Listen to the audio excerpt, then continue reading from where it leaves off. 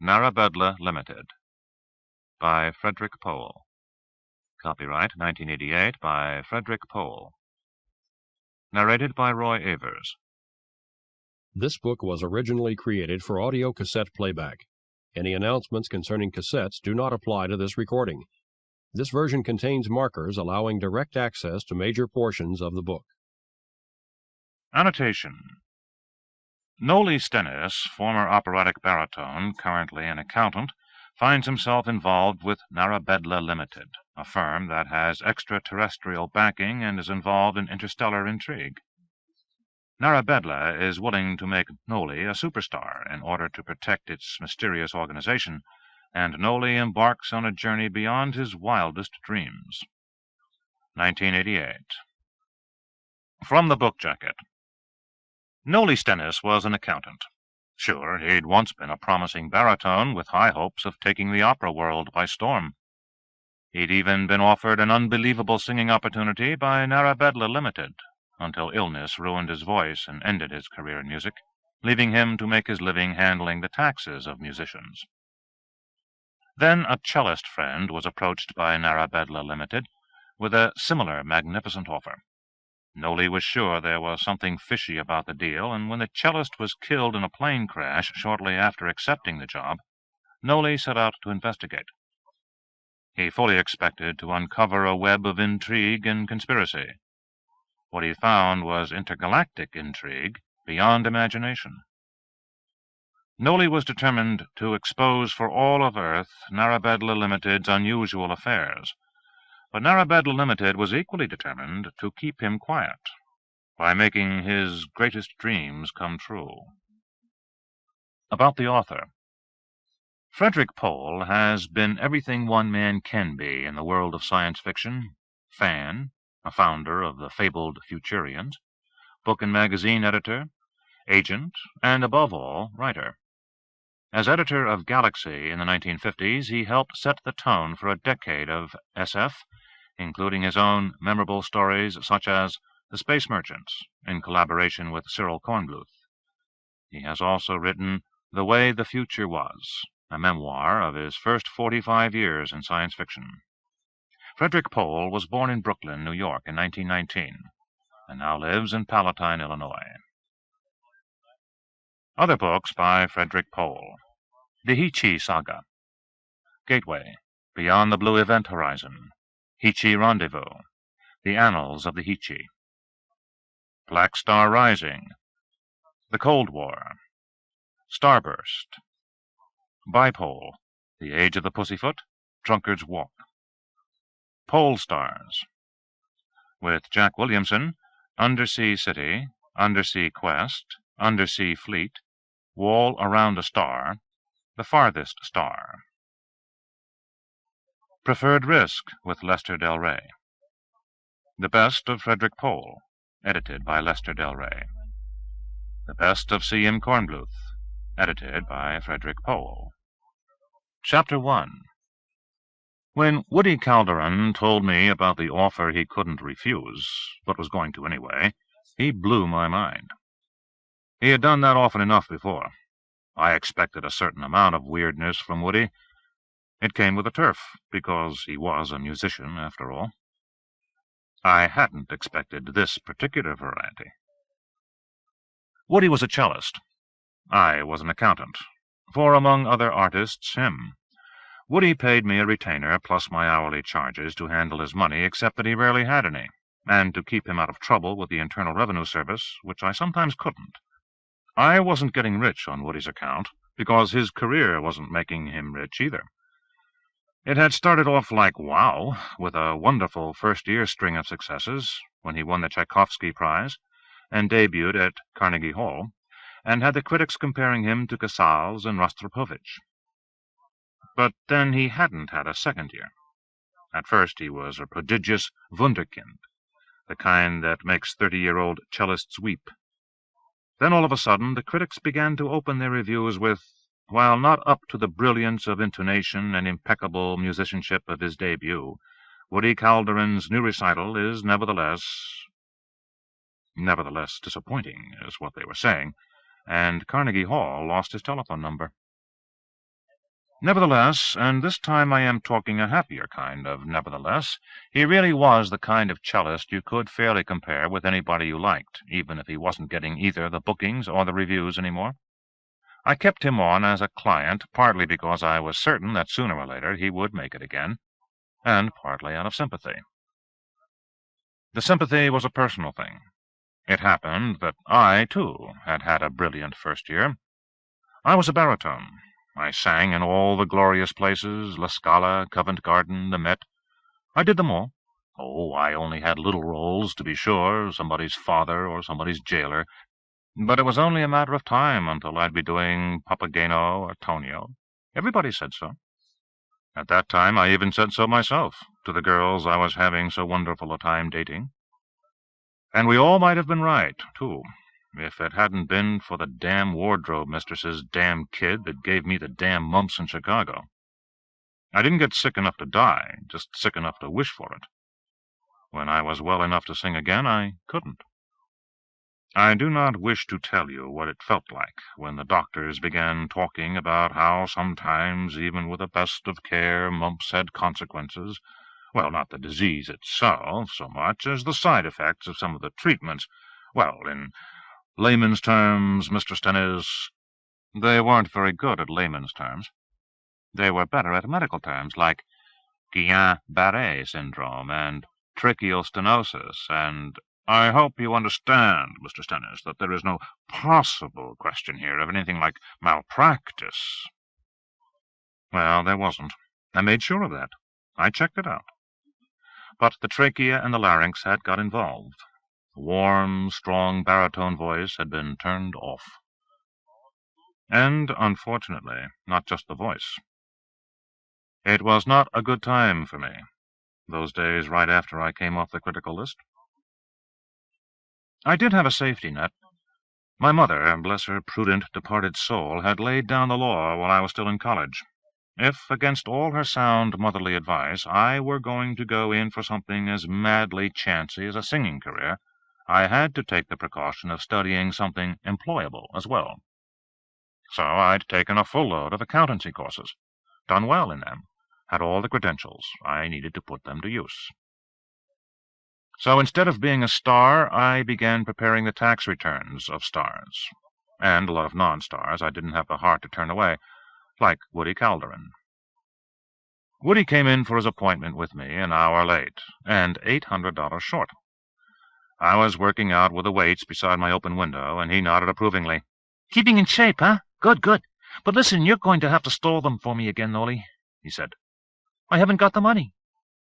Since the IRS had been threatening to attach his assets for the money, that didn't sound like good news to me. "I can't. They mean it this time. Next step is they file on you." "Yeah," he said, nodding vaguely. "Woody's name isn't Woody, it's Bruce. But he doesn't look like a Bruce. What he looks like more than anything else is Woody Allen, unsure, unfocused and all." "I was kind of afraid you might say that. Well, gee, I don't know, Nolly. Maybe I should take the offer from Henry Davidson Jones." That was when I sat up straight. "You didn't tell me about any offer from Henry Davidson Jones," I said. "Well, it just came up." I waited. Henry Davidson Jones was a name that mattered. For one thing, he was about as big a benefactor of the arts as the world possessed. He was CEO of a huge financial thing called Narabedla Ltd. But where he found time to run the business, I could not guess. He was always doing 6 things at once, and they always turned out to be raising money for chamber music groups and sponsoring ballet companies and generally doing all the things angels are supposed to do. Except that, as far as I knew, he wasn't sleeping with any members of the corps de ballet. Woody was looking tickled and apologetic both. I waited him out. "Matter of fact," he said, "I just came from his office. I got a call from his secretary. I thought maybe he was going to offer me a shot at some quartet or something." His voice was rising. Woody stands about 5 feet tall, tops, even with lifts in his shoes, and when he gets excited he chirps like a bird. "Only it wasn't that. He started out telling me how unfair the critics and the managers were, and how he really thought I deserved a break. Well, I sure agreed with him about that. And I mean, Nolly, he knew." Woody piped earnestly. "He's heard me. Probably even bought his own tickets, because I sure never knew he was ever in the audience. He told me how fine I was at those impossible chords and, like in those Paganini runs, when you're lucky if you just get all the notes in, and he said my intonation was flawless. It probably was, I said, because, as I've mentioned before, in my opinion, Woody really was some kind of a marvel. Other than intellectually, I mean. Could you get to the point? He offered me a job, Woody yelped. And you're thinking twice about whether to take it, for God's sake? With the IRS breathing down your neck? He said apologetically, Yeah, but it's kind of weird, Nolly. See, he started out by asking me all kinds of personal things. No, I'm a liar. He didn't ask anything at all. He was telling me all this stuff about myself. Like how Ivan and I broke up last year, and there hasn't really been anybody else since. Like how my family isn't really very close. All I have is a couple of cousins, really, and I've been chasing around so much trying to get a break that I've practically lost touch with all my friends. Well, I don't mean you, Nolly. I mean— I know what you mean, Woody. Get to it. This is beginning to get really bizarre. He looked at me worriedly through his Woody Allen glasses. He couldn't help seeing that I was suddenly very tense. In fact, I could see my hand shaking, and so could he. Davidson Jones said there was a little, like a syndicate, sort of, a bunch of people who had kind of a private concert circuit. And he offered you a contract to play for them. Right, Nolly. Long term, years anyway. And they'd pay me $150 a year plus traveling expenses, and because they were all foreigners, the whole net would go into a Swiss bank, no taxes in. I held up my hand. It had stopped shaking because I wasn't in any doubt any longer. I finished for him. And he said the only drawback was that you'd be completely out of circulation while you traveled and couldn't hope to keep in contact with the people you knew. Woody gave me a long, worried stare. You heard about this? He said they were Brazilian millionaires. I heard, I said, a long time ago, before I lost my voice. Henry Davidson Jones made me the same offer, only then they were Arab oil sheiks. We sat and stared at each other for a minute. Then Woody said, You didn't take it? Why not? I didn't get the chance. I had a date at the Chicago Lyric Opera 2 days later, and then I got the mumps. We had another session of staring at each other. Then Woody said, Listen, Nolly, that's interesting, but it doesn't help. What I want to know is, do you think I should do it? I couldn't answer right away because there were too many answers floating around in my head. They didn't agree. The first answer that suggested itself to me was that it surely was a way to keep the feds from attaching his cello. It was no Stradivarius, but it was a good $6,500 contemporary instrument that he would play hell trying to replace if he lost it to the IRS. The second answer that came to mind was that he certainly hadn't had any better offers lately. The third, however, was positively no. But I didn't have to say any of them, because Woody's head was moving in the same directions as my own. He straightened up, all 5 feet of him, and said sorrowfully, It's true that could square me with the Internal Revenue, and it's a long way the best offer I've had. But honest, Nolly, I don't like the sound of it. All I could do was agree. So we talked for a while about whether I could hope to keep the government from foreclosing on his fiddle for a while, and how he might be able to get some fill-in work with a New Jersey orchestra to eat on, and by he went away, looking dejected. And 3 days later, I got a letter containing a cashier's draft for $1,000, issued on a Pittsburgh bank and mailed from Baltimore, with a note that said, Pay the bastards off for me, Nolly, and credit the rest to what I owe you. I'll let you know how the tour goes after a while. Of course, there was only one tour he could have been talking about, so he had my curiosity turned up high. But it all sounded fine enough. What wasn't so fine was that the next day there was a little story in the Times Arts section that said Woody Calderon had been in a light plane that crashed 20 miles off the South Carolina coast. No bodies or survivors found. Everyone on board presumed dead. Chapter 2. The first few days of June aren't the ulcer season for accountants. That's early April, just before filing date. But June comes close. Early June is when I have to lash the clients with the 60-day deferments into getting it all together for June 15th. My clients being what they are, because it is quite true that concert musicians do not well comprehend the real world, means that I have enough on my plate at that time to keep my mind occupied. I did think about Woody as time permitted. I even mourned him. Not so much as a friend, of course, because he'd been right in saying that we weren't very close. But he was, by God, a cellist I loved to listen to, and he was missed. He wasn't just missed by me, either. Even the critics who had done him in were now regretting his loss, though I didn't notice any of them apologizing for shafting him while he was still around. After half a dozen 12-hour days, I had the last of the sluggards' W-2 forms and airline ticket stubs entered into the computer, and their checks to the state and the feds and everybody else made out and clipped to their returns, so that all they had to do was sign and mail. Then I closed my door and got on my exercise bike.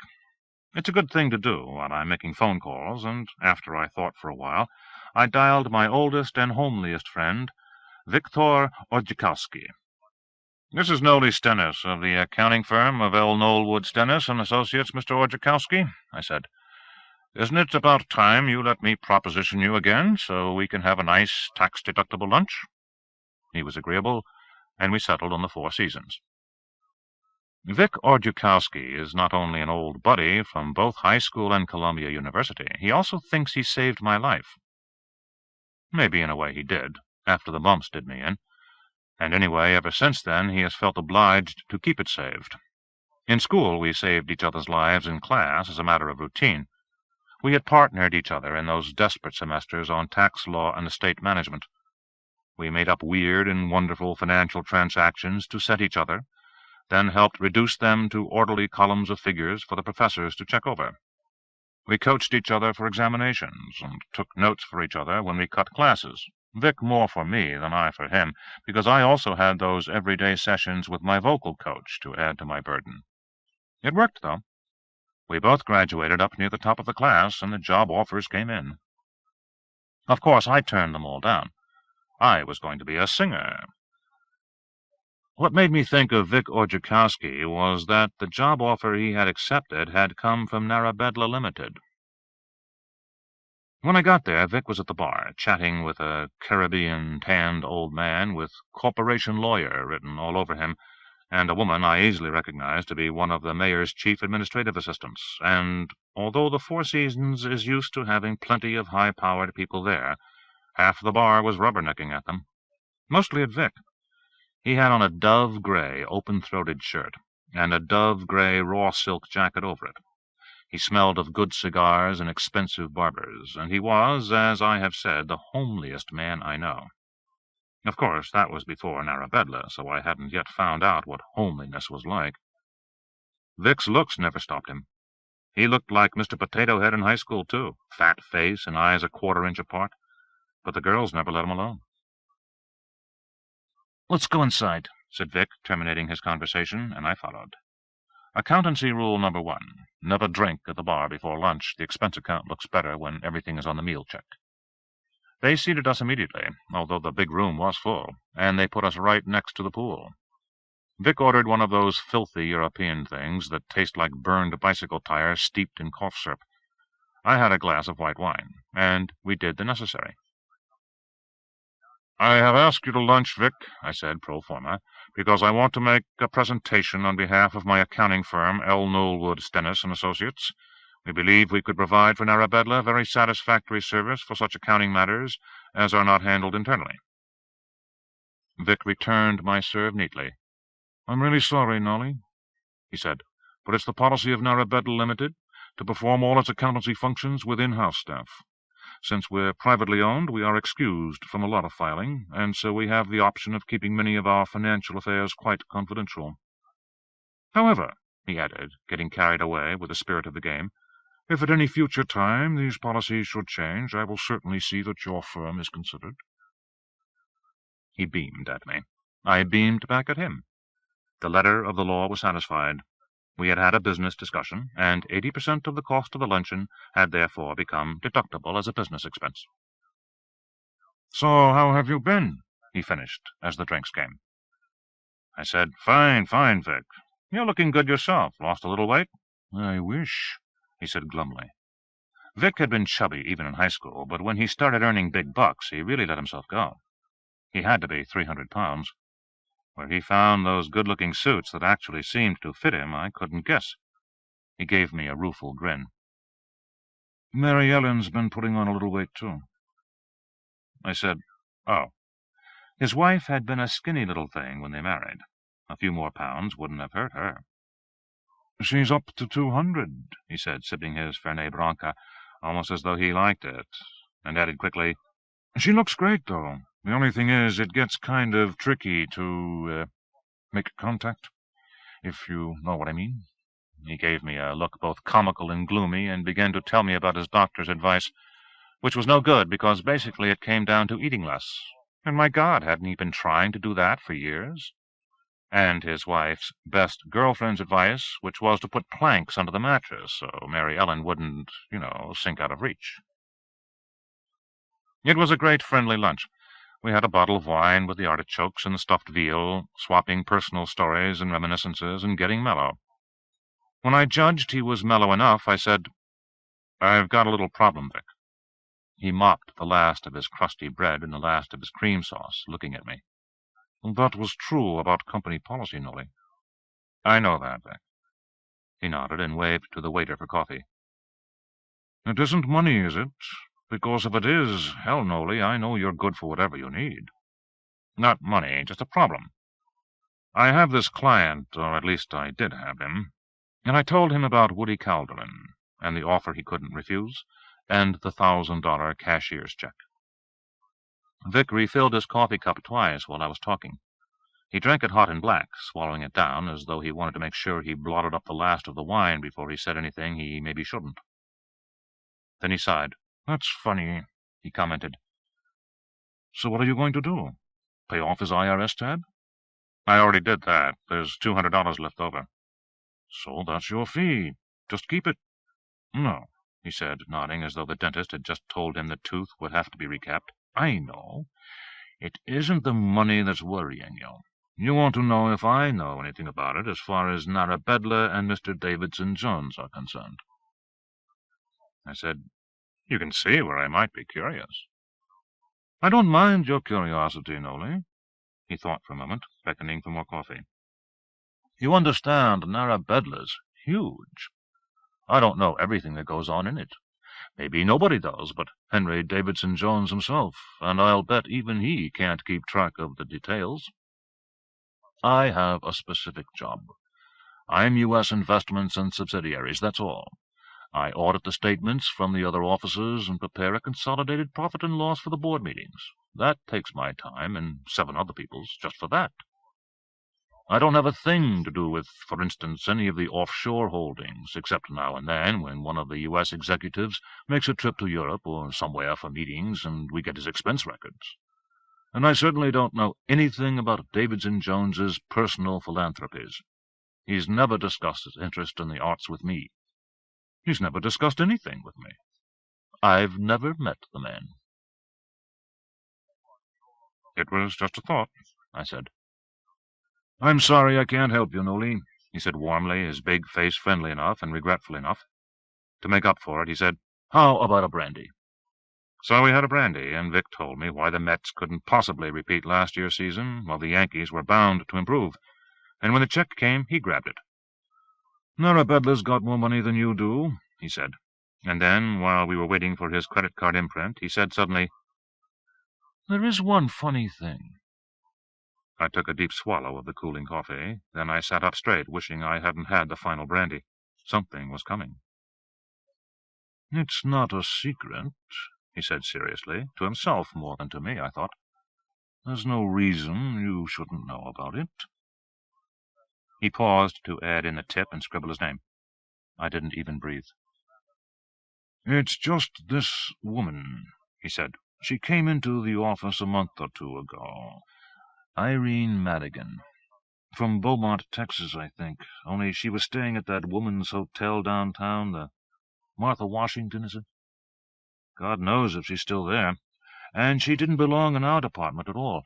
She just came in off the street, and somebody got rid of her by shooing her on to me." He paused to put the pen back in his pocket, then remembered it was Restaurant Associates' pen, and dropped it on the plate. He sighed. "This is just between us, Nolly?" "Promise." "The last thing I want to do is get the company into some embarrassing situation. Well, what it is, her cousin had some kind of deal with Mr. Davidson Jones, and the cousin disappeared, too." Chapter 3. There have been times when I missed my little old office with the kind of despairing passion a former Grand Duke might have held for the droshkis and white knights of old St. Petersburg. Whatever else it was sane, and, not counting such times as the 14th of April, never scary. The firm of Lolly Stennis and Associates comprised altogether 6 people, counting me and the receptionist. The other person who really mattered was Marlene Abramson. In ways I did not like to admit, she was more important to the firm than I was. When Marlene was 19 years old, she married a brilliant young medical student.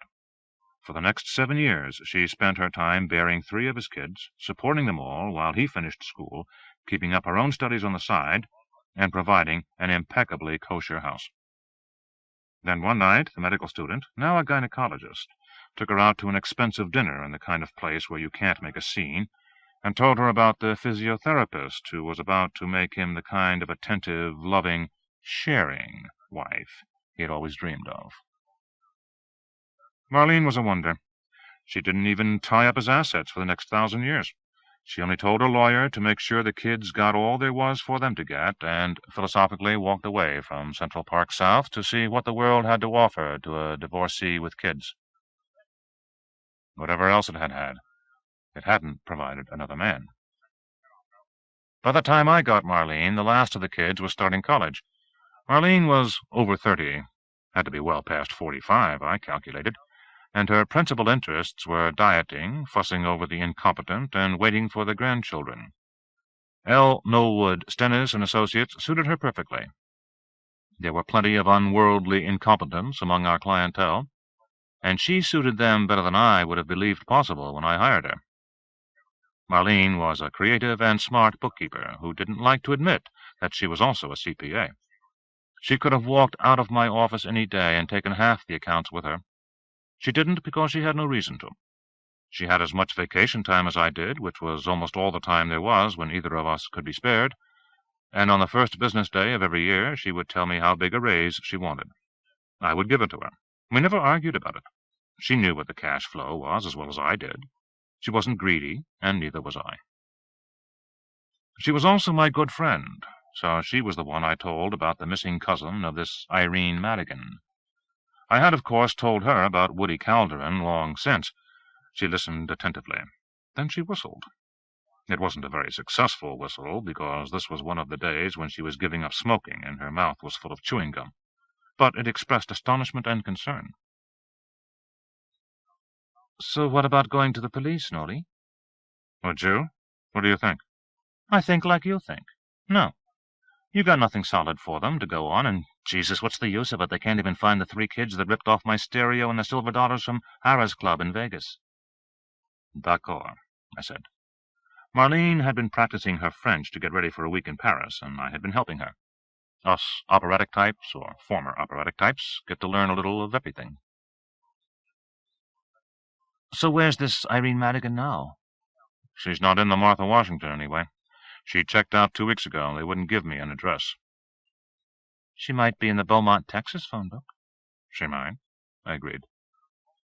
"So maybe you could call her," Marlene went on, thinking things through. "But if you did, what would you say to her?" I nodded, and Marlene nodded back, and then she stood up and bawled, "Sally! Bring us a little coffee, there's a darling." I waited for her program to run. Coffee is Marlene's prescription for everything, especially for getting started in the mornings you can't get started in. and even more for solving problems that don't have any solution, like justifying a client's $1,000 charitable contribution that he doesn't have receipts for. Or this one. After Sally popped in with the coffee, Marlene told me 2 long, irrelevant stories.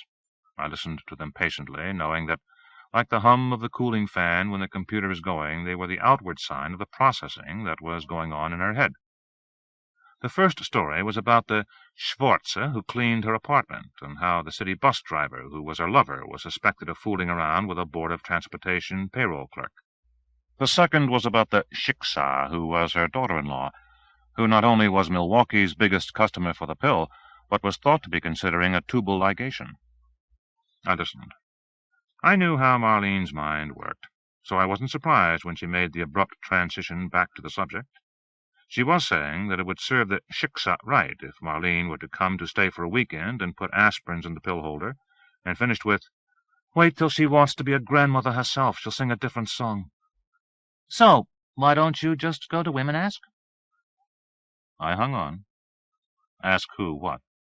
"Ask Mr. Henry Davidson Jones, if he can explain about Woody, of course. You know him already." "I don't know him. I met him once or twice, a long time ago." "He wouldn't remember you?"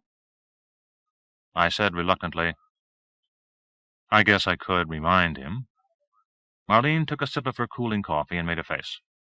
"Sally," she yelled over her shoulder, "the coffee's worse than ever even, sweetheart."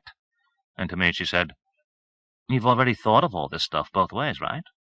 And what it is, you just don't want to do it." "Not a whole lot. I don't know if it's a good idea to ask a millionaire embarrassing questions." "And what's the reason you think it would be embarrassing? Have you got the idea Mr. Henry Davidson Jones has some weird habit of murdering musicians?" I looked at her squarely. "Do you?" "Nah. Who needs to kill musicians? Dope, booze, cigarettes, women. They're all busy killing themselves. Anyway, Nolly," she went on, "I tell you what. I'll write you a note you can put in your pocket. 'Dear Mr. Henry Davidson Jones, better not kill this man, because a friend knows exactly where he's going, and if he doesn't get back safe, the friend goes to the cops.'" I grinned at her. "Maybe I'll give it a try," I said. "That a boy. Only, Nolly, listen. If things start to look not so good, make sure they read the note. You don't know, Nolly. You're too trusting. You don't know the world. You've got no idea what kind of weird business you could be getting yourself into." And on that point she was righter than even Marlene herself could have guessed. Chapter 4. It is not my nature to go skulking around like Sam Spade. I don't have a talent for it. On the other hand, I was curious. Curiosity wasn't the only thing. I really was concerned about Woody Calderon. I didn't like his being dead. He was sort of a friend as well as a client. And besides, he was a hell of a fine cellist, no matter how many critics had decided not. All this being true, I am ashamed to admit that I was actually enjoying myself. An accountant's job is not unrewarding, but nobody ever called it thrilling. If I couldn't be an opera star, it was at least an interesting change to be a private detective for a while. So I did 20 push-ups to clear my head, and when I was good and aerobic, I went the whole distance. I sat down and wrote a note to Henry Davidson Jones. "Dear Mr. Davidson Jones, I don't know if you will remember me, but years ago you were good enough to offer me a tour as a singer. Unfortunately, illness damaged my voice. However, since then my voice has come back. I am contemplating trying to return to singing, and I would be honored to audition for you." Of course, that wasn't really true. The kindest thing you could say about my singing voice was that just a little bit of it was still there, maybe. Enough so that singing in the shower, with the water splashing on my head and the tiles of the shower stall bouncing the sound back to me, sometimes didn't sound bad at all. It was the kind of voice that people at a party might think pretty wonderful, when everybody was gathered around the piano, especially after a few drinks. It would never be a star's voice, but Henry Davidson Jones might not realize that. So a week later I was down in the World Trade Center, 80-odd stories up, talking to a woman who looked like a photographer's model, seated at a gilt table with a bud vase and a telephone and nothing else. I showed her my letter from Mr. William Purvis, secretary to Mr. Henry Davidson Jones, saying that Mr. Davidson Jones was willing to receive me. She took me right in. Mr. Davidson Jones's office was not a bit like my own. Mr. Davidson Jones's office was something like a private sitting room off the lobby of a really first-class hotel, and something like heaven.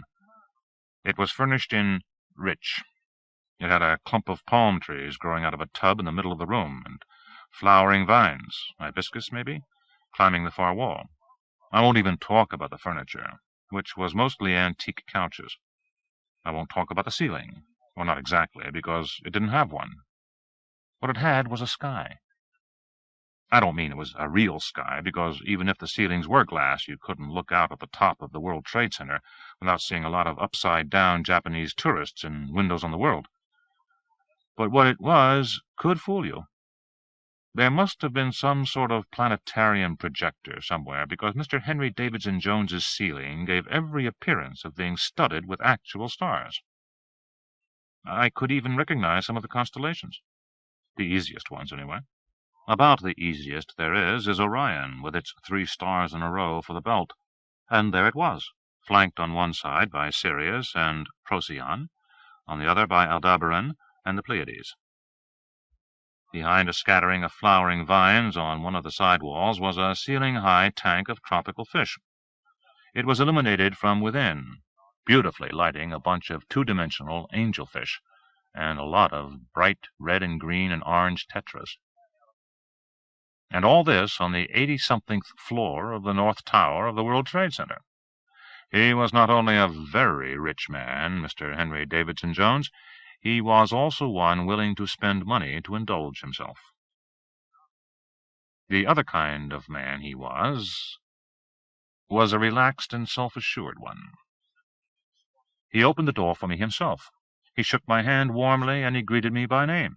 Actually, by my nickname, which showed either a grand memory or an even better filing system. "Nolly, my boy, what wonderful news about your voice! Come in, sit down. Would you like a drink?" You could feel the warmth and charm soaking into your pores. He was projecting that cordial intimacy that makes careers for actors and politicians, and con men. I let him lead me to a leather armchair that had a table next to it containing both a whiskey decanter and a silver coffee pot with a clean cup. I expected him to say, "Name your poison." He didn't say anything more, so after I had sat down and gazed around, I offered, "You've redecorated your office since the last time I was here." He allowed himself a smile of pleasure. "Crazy, isn't it? But I admit I love it. It was a present from the board for my 25th year with the company." It was not much of a challenge to my arithmetical powers to figure out that made him at least 50. He didn't look it. He didn't look any older than the last time I'd seen him, 40 who could pass for 35 in a nightclub and maybe 26 on a squash court. He had one of those expensive tans and no thin spots anywhere in his hair. Although he was no taller than I, he had a lot more presence. "Will you sing for me, please?" he asked, as though that were the thing he had been waiting for to make his day. I assured him I would.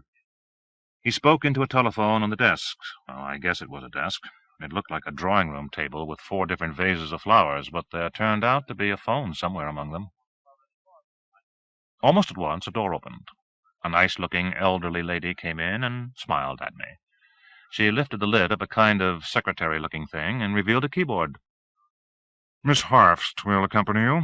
It's only electronic," Davidson Jones apologized. "But it has a good tone, I think."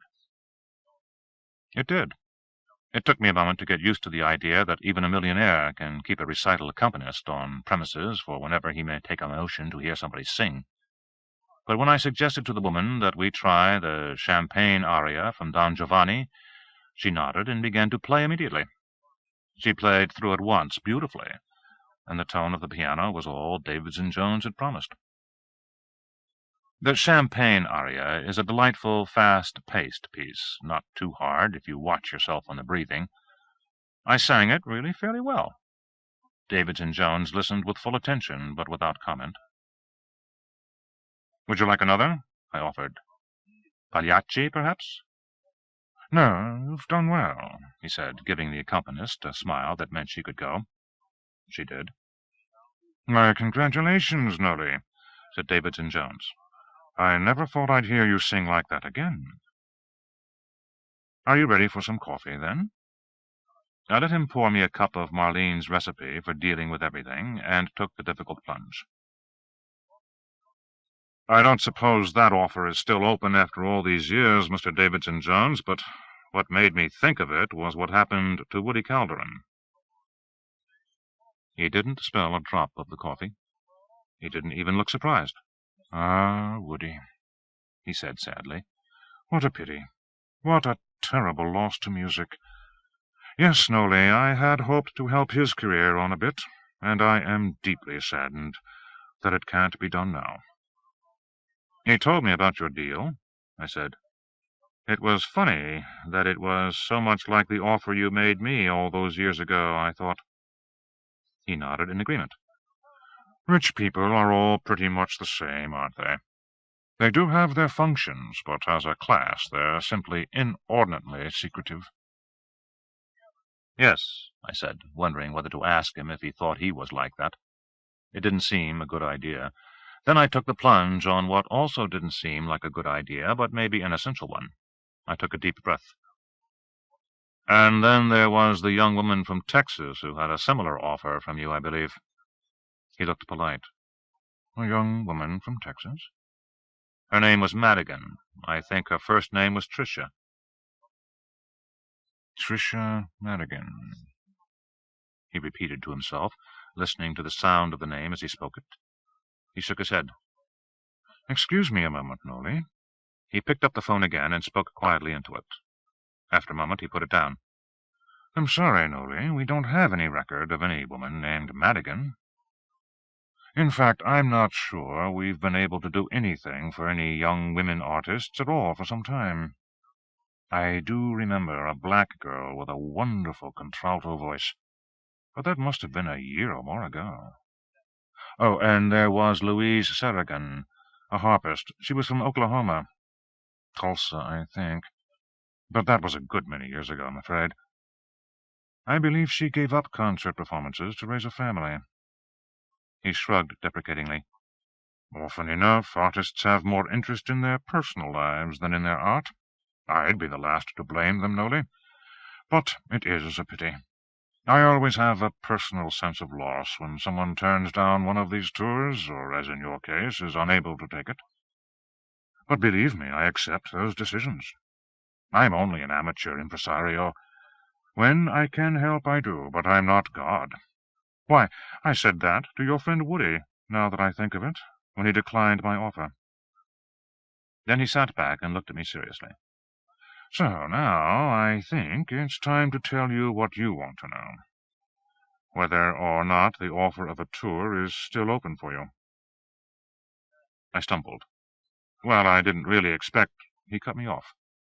The particular group who was interested in signing you is no longer available, of course, but I think I should be candid with you. You've established yourself in a good career, isn't that true? Money can't be a problem. You're grossing better than $500,000 a year, even though you overpay your staff.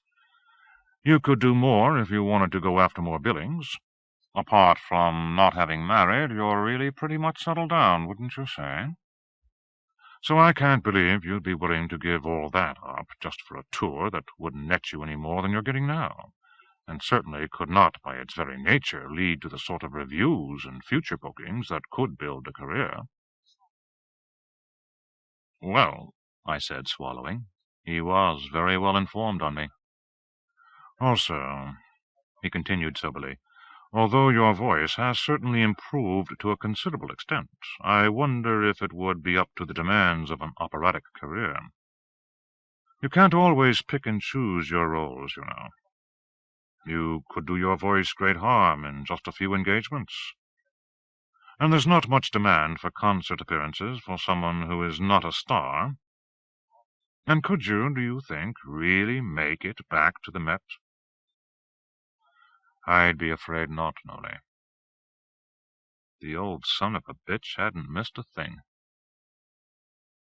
I said sullenly. Maybe not. Or maybe yes, he contradicted brightly, catching me thoroughly off guard.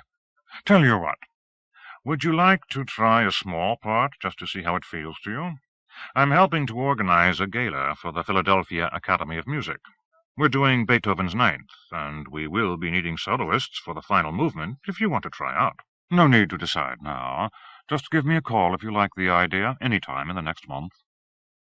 And thank you, Nolly. Thank you very much for coming in to see me. So, in the express elevator, dropping breathtakingly back to the real world, I was morose, worried, and wondering. Morose because in no time at all Davidson Jones had recognized and told me truths about my voice that I already knew, but had hoped an outside observer might not. Worried because he had lied to me about Woody Calderon. Calderon hadn't turned him down, I was sure of it. Woody might not have accepted, but if not, where did he get the $1,000? But he surely would not have refused. And wondering because something about Davidson Jones's office was sticking uncomfortably in my mind. I couldn't quite swallow it down, and I couldn't quite diagnose what it was. Perhaps it was, I thought, something about his starry ceiling. Certainly, that was a quaint and unusual thing for the chief executive officer of Narabedla Ltd. To have in his private office. I went back to my own place, discouraged and dubious. It's funny that it didn't ever occur to me to spell Narabedla backwards. Chapter 5. Well, time passed. You know how it is. You let things slide. You come to a block of some kind. Then you don't forget the things exactly. God knows I didn't forget either Woody or Henry Davidson Jones. But you put them aside for the moment, because it's really hard to see how to take the next step, even if they're important. Other things come up. The old ones sort of slide into that stack of things that you damn well know you have to get around to real soon now. Only you don't. I didn't get around to doing anything more about Woody's death because I ran out of ideas. And besides, it was vacation time. Once we get the 60-day deferments out of the way on June 15th, then it's pretty light work, until the sluggards with the 4-month deferments come due in August. There aren't many of them, either, because if you need 4 months, you probably need 6, which is the most the IRS will give you without much misery befalling, and so June and July are our best getaway times. I got away. Marlene and I each took a couple of weeks then, and my turn came first. I had airline tickets to Milan with a return from London Heathrow, and a Eurail pass to get me around between times. That's the best way to do it, I found.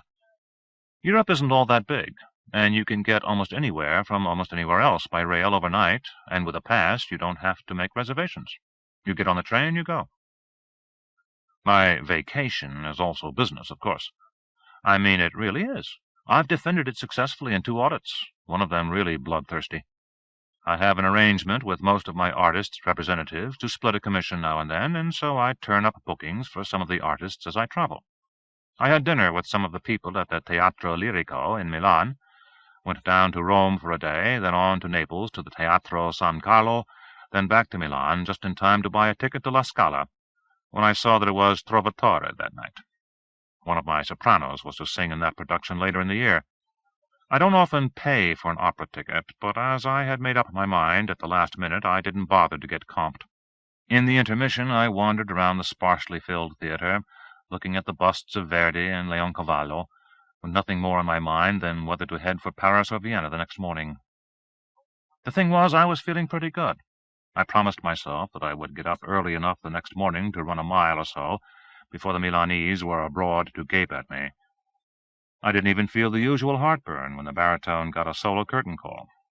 I had made up my mind I was past all that, as well as other things I once had enjoyed a whole lot, and the renunciation was bittersweet, but no longer painful. When I got back to my room in the Albergo Termini, I checked the time and called my office.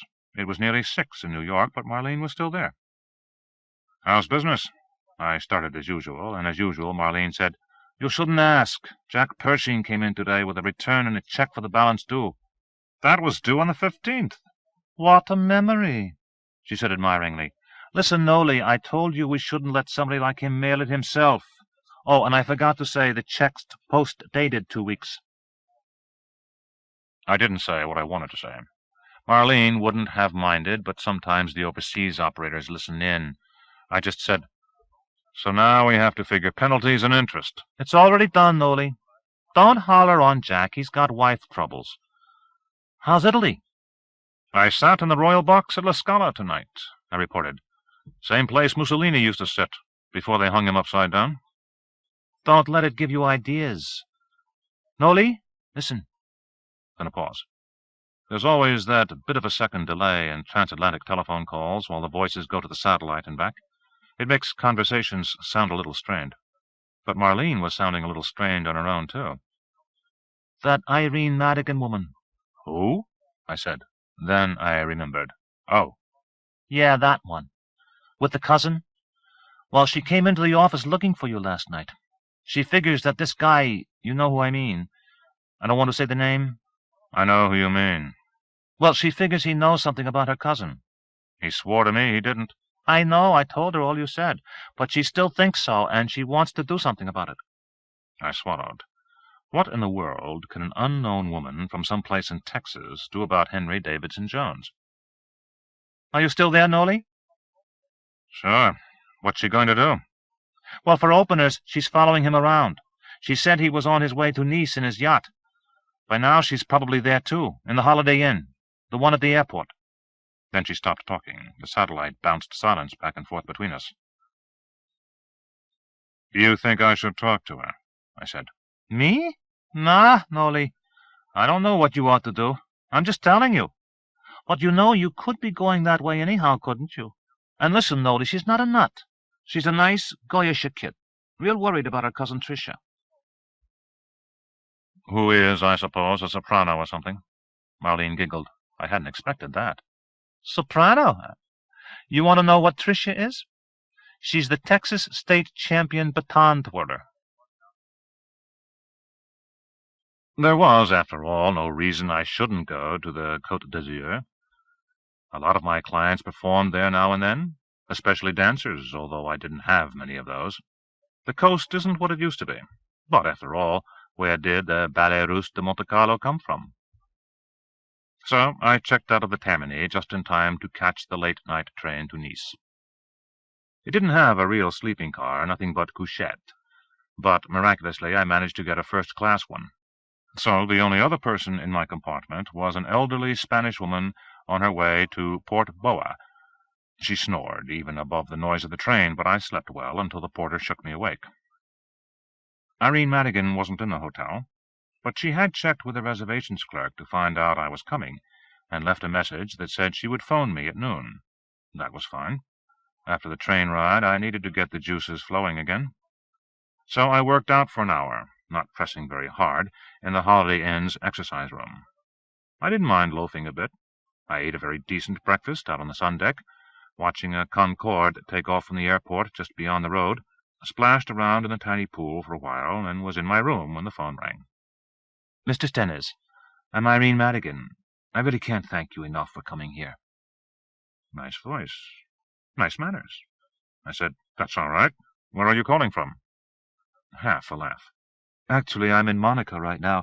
I'll be back at the hotel tonight. Rather late, I'm afraid. I was thinking, well, I don't suppose you'd like to come over here? In for a penny, in for a pound. I wasn't really sure I liked to, but I did it. I arranged to meet her at 4 o'clock in front of the Grand Casino. There was no problem about getting there. The Nice airport was a 5-minute walk away from the hotel, and there was a direct bus.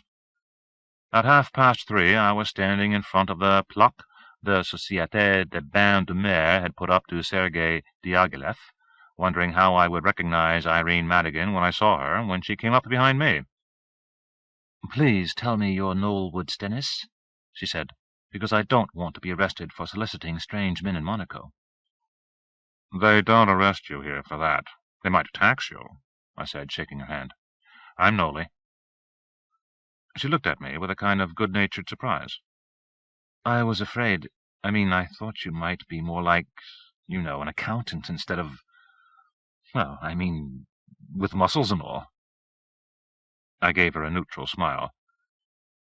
Or should I say a neuter smile, meaning let's don't go so fast into any boy-girl thing. I said, "Do you mind telling me what you're doing here?" The pretty smile left her face. What was left was stubbornness. That went with her hair, which was red, but the face was still pretty.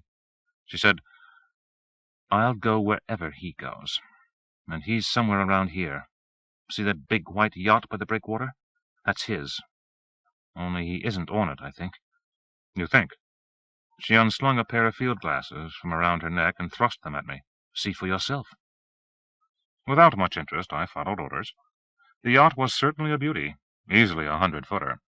A couple of small, oriental-looking sailors were touching up the varnish on the railings, but no one else was in sight. "How about your cousin?" I asked. "I haven't seen Tricia either. Don't you think I would have told you if I had? All I did see was— well, I don't know, but I think it was a little old man. He came on deck this morning. One of the crew came running over and made him go back below. He could have been another kidnap victim." "He could have been Henry Davidson Jones's father." "I don't think so, Nolly. He was an awfully ugly little old man. But," she said, resigning herself to my dogged skepticism, "you're right, he could have been anybody at all. There's only one way to find out." That had a sound I didn't like. I took time to think that over, looking at her. Irene Madigan was worth looking at. About my age, almost my height, wearing white slacks and a silk blouse. I observed that she had Côte d'Azur eyes that were almost the same color as the sea. "Why did you come here, Irene? Why didn't you just go to see Davidson Jones in New York?" "He won't see me in New York. Last time I tried, I was thrown right out of the World Trade Center," she said grimly, and then lightened. "Listen, I owe you. Can I buy you a drink or something? Maybe lunch? I'd actually rather lunch, if it's all the same to you, because I've been hanging around watching that yacht all day, and I haven't had anything to eat." So we found a place on top of that garish American hotel they've cut into the rock in front of the Grand Casino, and she told me the story of her life. Her missing cousin, Tricia, was from the poor side of the family. Still, they'd grown up close.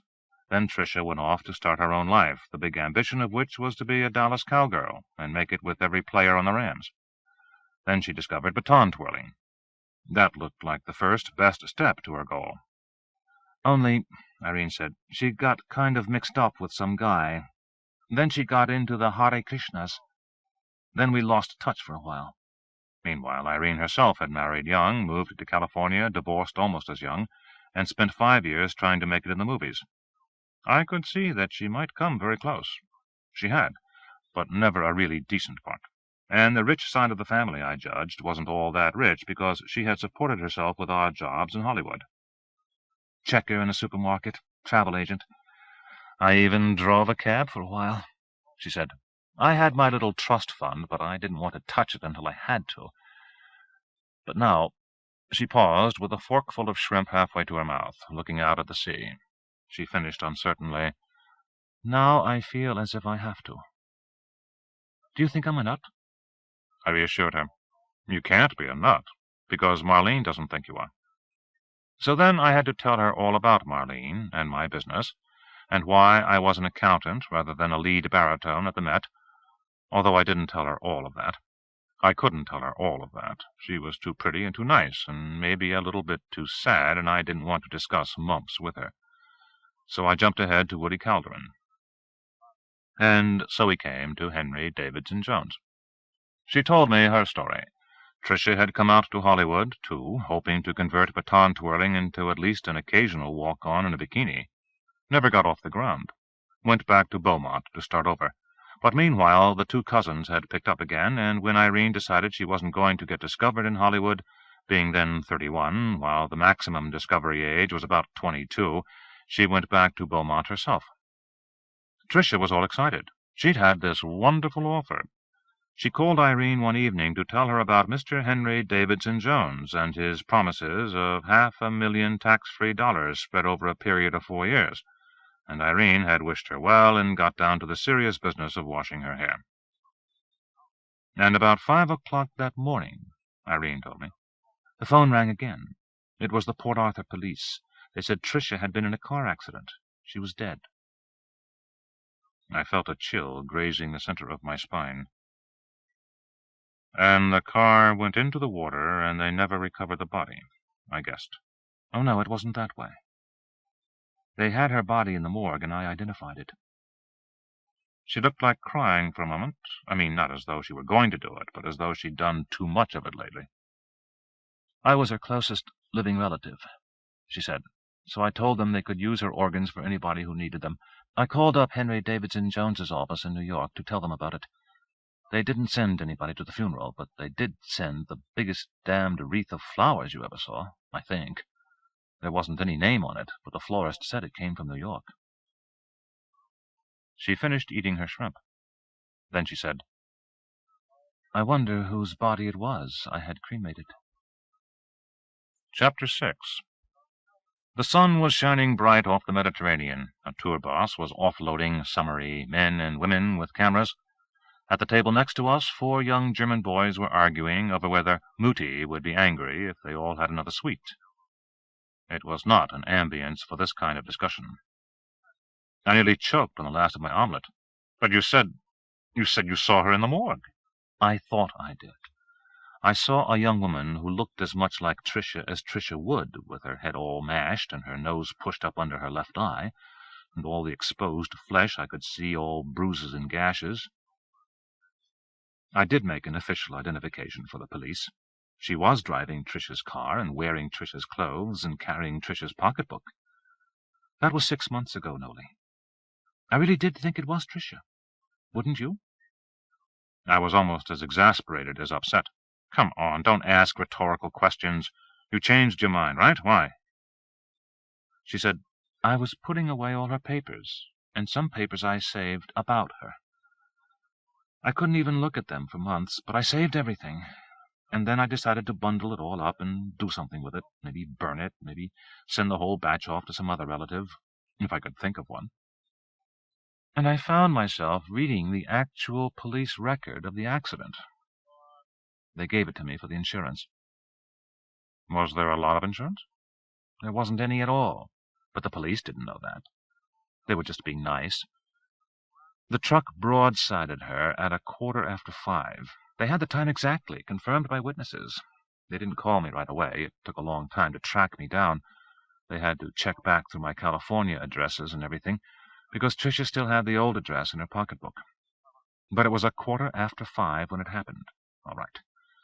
And when Tricia called me on the phone, it was a little after 6.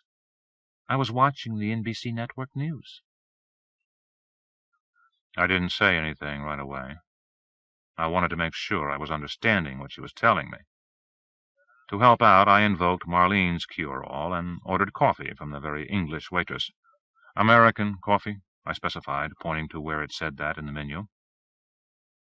It wasn't really going to be American coffee, of course, because all French people think that Americans really would put chicory in their coffee if they only knew how. But I was grateful for the distraction so I could think. Irene Madigan left me alone to do it. When the coffee was served and poured and tasted, and we had both made a face, I said tentatively, I suppose you're absolutely sure about the time? I thought you'd ask me about that. She said, I would, too, if I were you. But yes, I'm sure. The reason I'm sure— She hesitated, then shrugged. The reason I'm sure is that I had just started my period. I was flowing heavily, and I'd waited for the commercial to go to the bathroom, and Tricia's call caught me on the way to change my Tampax. So there's no doubt, I summed up. She called you around 6. Right. That was 3/4 of an hour after she was supposed to have been in the crash. Yes. So, I sighed reluctantly, it wasn't Tricia who was in the crash. You cremated somebody else. You've got it, Irene Madigan said, and began to cry. Sitting at a restaurant table with a crying woman is not my favorite thing. I avoid it when I can, usually successfully. The last time I'd been in that position was when one of my old girlfriends asked me straight out why I didn't try to make love to her any more, and I straight out told her what the mumps had done to me, which was a mistake. Actually, I should have been the one crying. But the reason doesn't matter. People look at you. They make up their own scenarios to account for why she's crying. He beats her. She's pregnant, and he won't marry her. Or maybe, in this particular setting, he lost all their money in the casino, and he doesn't have the decency to kill himself. It makes no difference if you're innocent of all charges. It doesn't even matter if, actually, you've been more of a louse than anyone looking on could possibly guess. And once or twice in the old days I was close enough to that. Whatever, they look at you, and you know damn well that if the crying woman should say exactly the right thing, one of the men in the restaurant would come over and punch your face out. This time I was certifiably as innocent as anyone could get. I looked back at the furtive glances and the hostile stares. Girls in bikinis, men in shorts, an elderly couple, she in a sort of lavender miniskirt, he with an ice cream suit and the worst toupee I've ever seen, fingering his cane dangerously as he glared at me. I tried to project innocence to them all and wished I could think of a way to stop Irene Madigan crying. Fortunately, she stopped herself. "Sorry," she sniffled, reaching for a dry Kleenex. I patted her hand. She smiled damply back at me, and a lot of the voltage began to go out of the stairs. "The thing is," she said, wiping her nose, "I'm so damn helpless. Who would believe me?" "I would. I do." "And who's going to believe you, Nolly?" She returned the hand pat to show she didn't mean to hurt my feelings. "If you had anything convincing to say, you would have been talking to the cops long ago, right?" "Well, but the two of us together—" She looked levelly at me, waiting for me to figure out the end of the sentence for myself. I did. I shrugged. She said simply, "Forget that." She rummaged in her handbag again. I thought it was for another Kleenex, but what came out was a couple of sheets of Xerox paper, stapled together and folded several times. She pulled one set of pages off and handed them to me. "Look at this, Nolly. I practically had to sleep with a guy from the Wall Street Journal to get it." I unfolded and glanced at the heading. Estimated balance sheet for Narabedla Ltd, unofficial. It was unofficial, all right. It was the Journal staff's best guesses about some very well-kept financial secrets. Vic had told me they didn't have to file very many reports. They certainly didn't volunteer any. Almost every line was marked estimated or provisional or projected from earlier data. But what it added up to was remarkable. I knew the huge empire called Narabedla Ltd was huge. I hadn't known about a shipbuilding firm in Taiwan or the Japanese computer company. I had no idea Narabedla held such large interests in 100 American firms. None of your standard blue chips. Better than the blue chips. The list included most of the biggest money spinners in the high-tech industries. Gene splitting, computers, industrial chemicals, pharmaceuticals, avionics. If a company was going somewhere fast in a growing market, Narabedla owned a piece of it, a big piece. This summary changed my idea of what big meant. By these figures, Ford, ITT, any of the companies of big oil, Narabedla was right up there with them, and could maybe have bought and sold some of them. Irene asked, "Did you read the part about the lawyers?" I had. I hadn't missed its significance. Not one, but 4 of the hottest, winningest firms in the country were on retainer to Narabedla, which meant to Henry Davidson Jones, which meant... I sighed and put the paper in my pocket. "Legal-wise," I said, "they could kill us."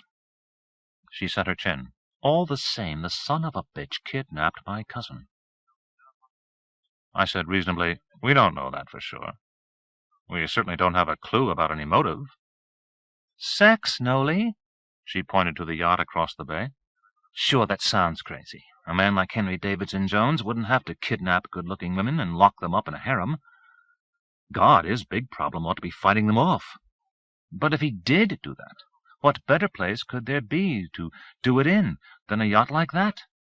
You could hide half an army. 40 or 50 screaming harem girls would be nothing." "Irene," I said soothingly, "that wouldn't account for cellists and baritones." "So maybe he's gay, too. Or maybe he likes music when he makes love." She scowled at me. I don't know why, I just know that. And if you've got a better theory, tell me what it is. I didn't have a better theory, of course. I only had a whole lot of doubt and confusion. I said, "It's the craziest thing I ever heard of."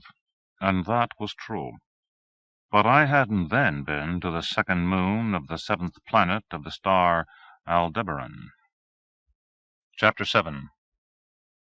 Things did start to get really crazy about then. I got pretty crazy myself. I found myself doing things that I was very sure Marlene would have defined as mashugana, and I wouldn't have had any right to disagree. We took the elevator down to the lobby of the hotel, way at the bottom of the casino's hill. I found a payphone, collected a stack of those dumb little French telephone tokens, and began calling every luxe hotel in the area. To each one I said the same thing in my best Berlioz French. I mean the opera composer, not the guy who runs the language school. "Bonjour, je voudrais parler avec Monsieur Henri Davidson-Jones." 8 times I tried it, working my way through Monaco, Menton, and Beaulieu, and when I started on Nice I hit pay dirt. "Moment, monsieur, s'il vous plaît," said the operator at the Negresco, and a moment later I heard a male voice saying, "This is Mr. Passerine, Mr. Davidson-Jones's secretary. Who is calling, please?" I didn't have an answer for that question, unfortunately. I am very good at planning up to a point. I had figured out a way to find out where Davidson-Jones was staying. It had worked. I just hadn't thought far enough ahead to have decided what to do when I found him. So I improvised. I said, "Mr. Passerine, please hold for Mr. Rumpf in Chicago," and I put my hand over the mouthpiece for a moment. Then I gently hung up. "Why'd you hang up? He's there, isn't he?" Irene demanded. "Right, he's there. Now tell me what we do about it." "We go and confront him." "You tried that in New York. He wouldn't see you." "We'll sit in the lobby until he comes out."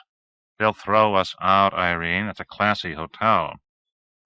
"They can't throw us off the sidewalk in front of it, can they?" "I wouldn't bet." Then I said firmly, "Anyway, I want to think this over before I do something foolish." And she said, "Oh, shit." She turned her back on me and walked away. I didn't follow. I didn't know what to say if I did. I just watched her as she walked into the lobby casino and began feeding coins into the 1-franc slots. I tried to think of what I ought to do next. No good ideas turned up, except that my feet were beginning to hurt. Monaco is an up-and-down place, and I jogged over from the bus stop on cobblestones. I decided to sit down while I thought. So I walked over to the bar and got myself a Campari soda, not because I had changed my mind about trendy European aperitifs, but because it seemed like the right thing for that place. And I sulked. That's candor. Sulked isn't the word I would prefer to use. It just happened to be the right one. I got into a debate with myself, for the lack of Irene Madigan to take the other side. I told myself that I owed her nothing, anyway, nothing but common courtesy, and I'd certainly given her more of that than she had given to me. It occurred to me that she was really on the edge over what had happened to somebody she loved. I should have been more understanding, I thought. I also thought that I probably seemed, well, excessively cautious to her, not to say chicken. That was understandable.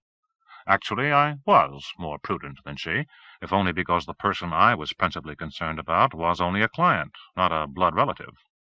Irene should have understood that, shouldn't she? She hadn't, though.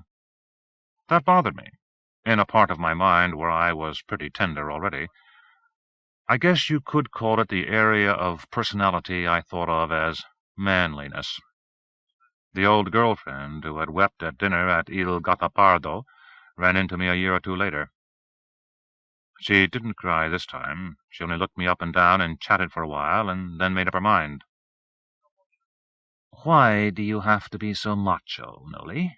she asked. "Hang gliding, muscle building, why don't you just relax and quit trying to be Rambo?" We didn't part real friendly that time either. She'd been through both Esalen and Est by then, and was, of course, absolutely sure of her diagnosis of me, acting ballsy to cover up the fact that I wasn't. So it meant something to me that Irene Madigan might be thinking of me as a coward. I wanted her to understand where I was coming from. But when I went looking for her among the slots to explain all that to her, she wasn't there. "There's something funny, all right," I had told the telephone, which told the satellite, which told Marlene back in New York. "But I don't know what I can do about it. I don't know where Irene went." "No names," Marlene scolded, half a second tardily. "All right, but I don't know where she went." "She just split on you?" I said fairly. "Well, I sort of walked away on her, too. We had a little disagreement, but I thought I knew where she was." Silence transported via satellite for a second. Then briskly, "So tell me, Nolly, what are you going to do now?" "I don't know," I said. That produced more of that expensive silence. After about 75 cents worth, I said, "I think I might as well catch the sleeper to Madrid. I was hoping to see some of the Spanish opera people tomorrow or the next day." "Oh." No inflection, just an "oh." "Maybe," I said, "when I get back to New York, I'll talk to the police, I think." "All right, Nolly," said Marlene, and I couldn't tell whether the tone was disapproving or just attenuated by distance. So I hung up. Then I had a drink. Then I had dinner, and all the time I was thinking about it, and right between the avocat vinaigrette and the baby lamb chops, I got on the house phone to seek a truce. No luck. Even bad luck. Irene Madigan had checked out. As far as I could see, that closed out the account. It didn't feel closed out, though. And then I remembered the Narabedla Ltd. Xeroxes Irene Madigan had given me. I fished them out of my pocket and glanced at them. Then I began to read in earnest. It was a shame to give those perfect little lamb chops only a part of my attention, but it was really fascinating. The more I looked at Narabedla's holdings and operations, the more awed I got. Nor was it just the money-spinning power that was impressive. What Narabedla did with the money was curious, too. Quite a lot of it they gave away. Political contributions, well, sure. Big companies keep the government as crooked as they can with gifts. Narabedla seemed to be paying off more than half the Congress, 310 separate contributions to congressional campaign funds, all for the legal maximum of $3,000 each. That was $1 million right there. I was a little startled to see that most of the names I recognized were likely to be liberal Democrats instead of the what's good for business is good for America types that usually got that kind of corporate dough. I was even more surprised to see what some of the other donations had gone for. Narabedla was angeling a large number of scientific and educational institutions, 150,000 to one university, 85,000 to another, nearly $250,000 to a foundation, all to finance research on AIDS. There were 25 or 30 grants for medical research on a dozen other ailments, ranging from salmonellosis to flu. 15,000 to the World Esperanto Association, 40,000 to an astronomical observatory to undertake an analytical catalogue of pulsars and related objects. Another 25,000 to the same place that was marked Supplementary Grant for the Study of Anomalous Novae. 65,000 to one university and 80,000 to another for grants for basic study of particle physics and Einstein-Rosen interactions.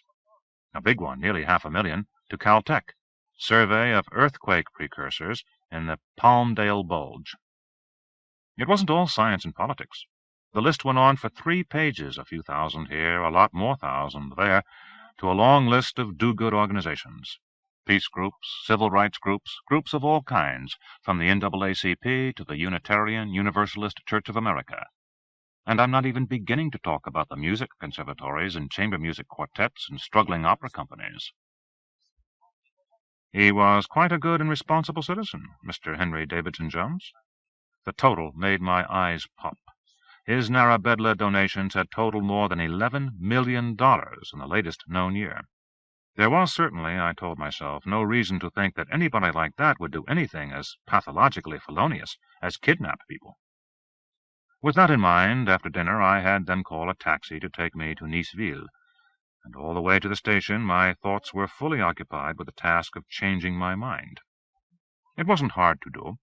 I got it done by the time we arrived at Niceville. Philanthropist or not, there were just too many questions about the man. So I checked my bags at the station and took a taxi back to the Promenade des Anglais, along the beach, and the Hotel Negresco. In the days when I was a budding opera star, I got a number of chances to live high on the hog. I took as many of them as I could afford. I sang in Nice once, and stayed at the Negresco. Once.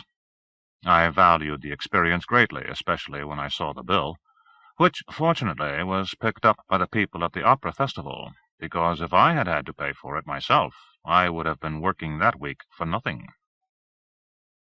It was not likely they would remember me at the Negresco, although beyond doubt there was a card file somewhere in the hotel's guest files with my name on it and the fact that I liked my bacon very crisp. But I remembered them very well. I played no games. I headed for a house phone, got the never-sleeping Mr. Passerine, and said, "This is Nolly Stennis. I want to see Mr. Davidson Jones, please." "Mr. Stennis," he said placidly, "it's nearly midnight. I certainly can't disturb Mr. Davidson Jones at this time." "Yes, you can," I said. Then I took a deep breath. "I want him to tell me what happened to Irene Madigan, not to mention her cousin Tricia and Woody Calderon." Smooth Mr. Passerine didn't turn a hair. "Whatever your reason is, Mr. Stennis," he said politely, reasonably politely, "there is no way I'm going to bother Mr. Davidson Jones now. If it is important, you can telephone in the morning, after 10. And he hung up on me. And I had run out of programming. The troublesome part of all that was that well-mannered Mr. Passerine had all reason on his side. No titan of finance wants to be bothered at midnight by somebody who wants to accuse him of implausible felonies, does he? I looked at my watch. I still had time to grab a cab from the stand outside and get back to the station in time for my train to Madrid, even if one stretched imagination as far as it could go and supposed it would be on time. I might even have a few minutes to spare. Time enough, perhaps, for a few discreet private-eye-type questions here and there. It was at least worth trying, so I summoned up all my discretion. It wasn't enough. I was not nearly discreet enough for the Negresco, which houses Arab oil zillionaires and German newspaper publishers, not to mention royalty. When I asked the reception clerk if she had happened to notice a good-looking, red-headed young woman with Côte d'Azur eyes who might have been asking for Mr. Davidson Jones, I didn't see her move a muscle to call anyone. She simply said, actually with a quite friendly smile, "I am sorry, sir, but we are not permitted to discuss our guests." And then, when I looked behind me, there was the doorman in his monkey suit, with a large, polite porter standing attentively beside him. I left with as good grace as I could manage. There was a taxi with a Senegalese-looking driver at the stand across the street. I waved him over. Then I hesitated. Even the best hotel may have somebody somewhere who will take a tip. If I could just find out from some such person which suite Davidson Jones was in, I could pound on the door until he let me in. Or until someone threw me out, whichever came first, but how bad could that be? So why not try it? What was the worst that could happen? I might miss my train, of course, but that would be only an annoyance, not a tragedy. No one was expecting me at any particular time in Madrid. I would very possibly get thrown out of the hotel. I might even get punched out by either the porter or the doorman in the organ-grinder hat. But the Negresco would probably prefer to avoid violence, and besides, in a pinch, I could ask them to look up that old card file to show that once, anyhow, I had been on their protected species list myself. What the hell? I said to myself courageously. So I pulled 2 100-franc notes and my business card out of my wallet and handed them to the Senegalese, patiently standing by the open door of his cab. In my very best French, I said, "I must go inside the hotel for 10 minutes. If I am not back by then, go to the police." It turned out I was in error, on at least 2 counts. The man I thought was Senegalese said in unaccented Harlem, "Shit, man, you just don't learn." And what he hit me with, I never found out. And that is how I came to travel to the second moon of the 7th planet of the star Aldebaran. When Irene Madigan said you could hide anything at all on a yacht the size of Henry Davidson Jones's, she was absolutely right. She just didn't go far enough. She hadn't imagined what the limits of anything might include. Chapter 8. I guess I'd better try to say what the second moon of the seventh planet of the star Aldebaran was.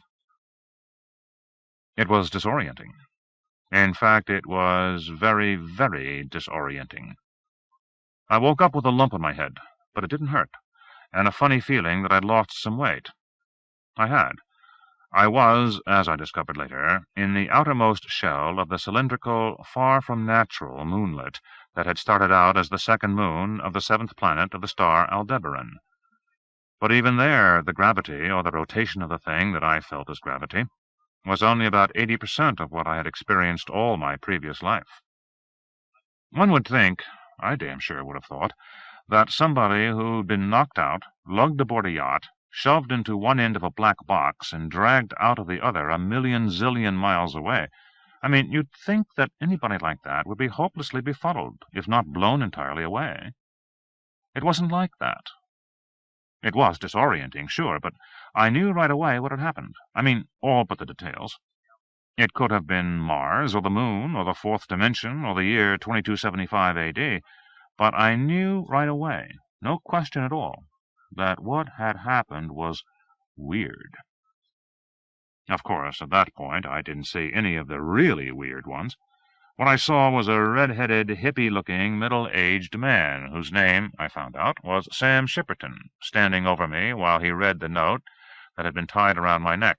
"Oh, shit," he moaned. "They're going crazy back there. What the hell am I supposed to do with you?" He did, after a while, figure that out. What Sam Shipperton decided to do with me was weird enough in itself. In my opera days, I knew a Canadian voice coach named Daisy, who had worked for British intelligence back in World War II.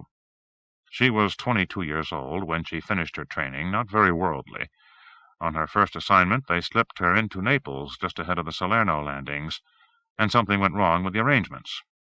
The safe house she was supposed to stay in wasn't safe anymore.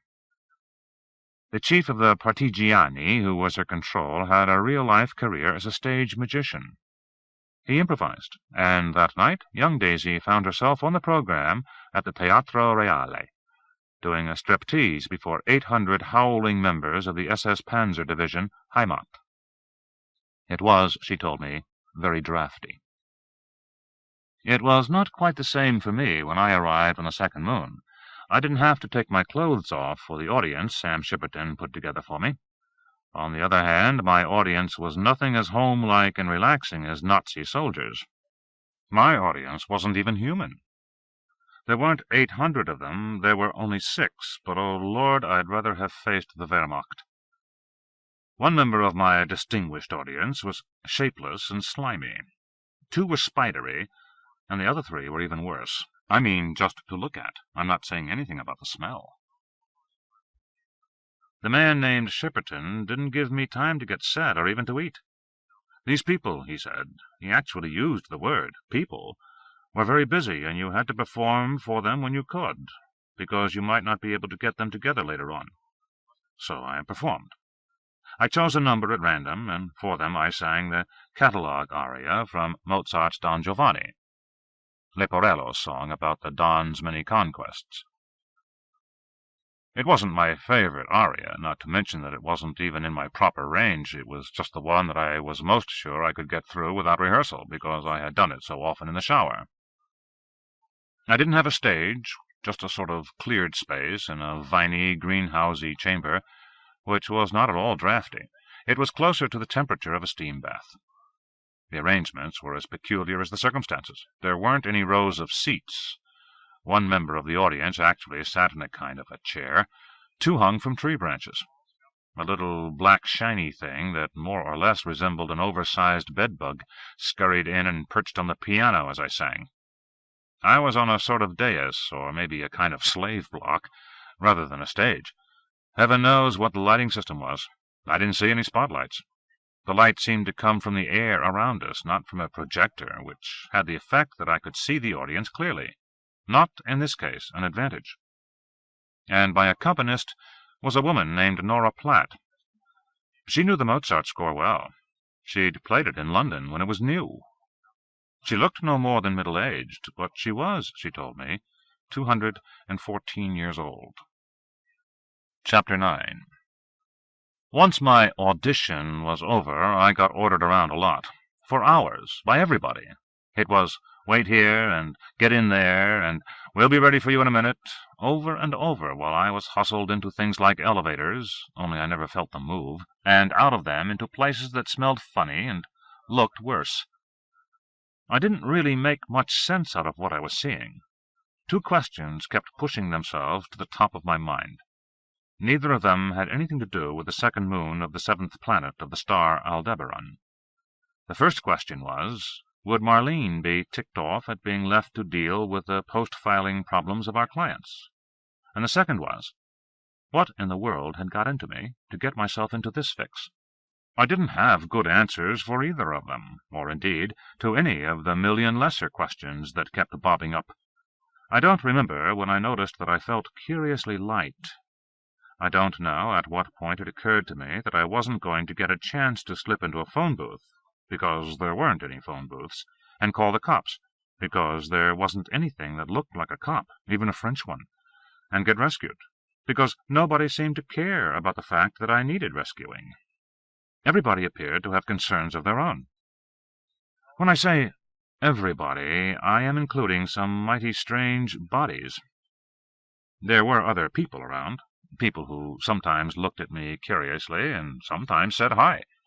But sometimes they weren't people at all, didn't even look like people, looked more than anything else like the kind of things you see on Saturday morning television. Of course, I wasn't in really good shape for any of this. I was still catching up from the little difficulty in front of the Hotel Negresco. My head hurt, and I was still dizzy. After you get coshed, you're unconscious all right, but being unconscious isn't at all the same as a good night's sleep. I was shaky with fatigue. Well, I was shaky anyway. Part of it was fatigue. Part of it was the dawning conviction that somehow or other Nolly Stennis had got himself into worse trouble than any tax audit. "Don't worry," said motherly Nora Platt. "It will all straighten itself out after a while." She had said it before, guiding me around from weirdness to weirdness. She kept on saying it. She was a tiny little woman, with a white bush of hair and a pink horsey face. She beamed up at me with bright blue eyes as she led me along a corridor, doing her best to be reassuring. "Are you really 200 and whatever it is years old?" I asked her. She sighed and smiled forgivingly. "Oh, Nolly. May I call you Nolly? You're so full of questions." "Yes, I am. But it's better if you let Sam Shepperton tell you all that sort of thing. I'm sure he will, as soon as he's ready to see you. In there, please." And when I went in there, it was a nearly bare room with a door ajar. "Sit there," said Nora, "and wait till Sam calls you." She bustled over to peek in the door. "He's here, Sam," she called. "Have you got his sandwiches?" "On the table," said a man's voice. It sounded impatient, and then it lowered volume as it returned to a rumbling and chirping conversation on the far side of the door. "Eat," said Nora, taking the lid off a covered dish to see what was under it. Sandwiches, wrapped in a white linen napkin. She approved. "Yes, these are fresh cut, and they look quite nice, don't they? You haven't eaten a thing, have you?" I ignored the sandwiches. I said, "Who's Sam Shepperton?" "But you've met him, dear. He's what you might describe as our booking agent. He's the one who arranged your audition. Poor dear man," she said sympathetically. "You're all confused, aren't you? And you haven't had any sleep, and I suppose you're quite confused by all this?" "You suppose exactly right." "Yes, well, it's always easier when you come as a volunteer. Still, once you make the adjustment, you'll find it's quite nice here." "Start with that. Where's here?"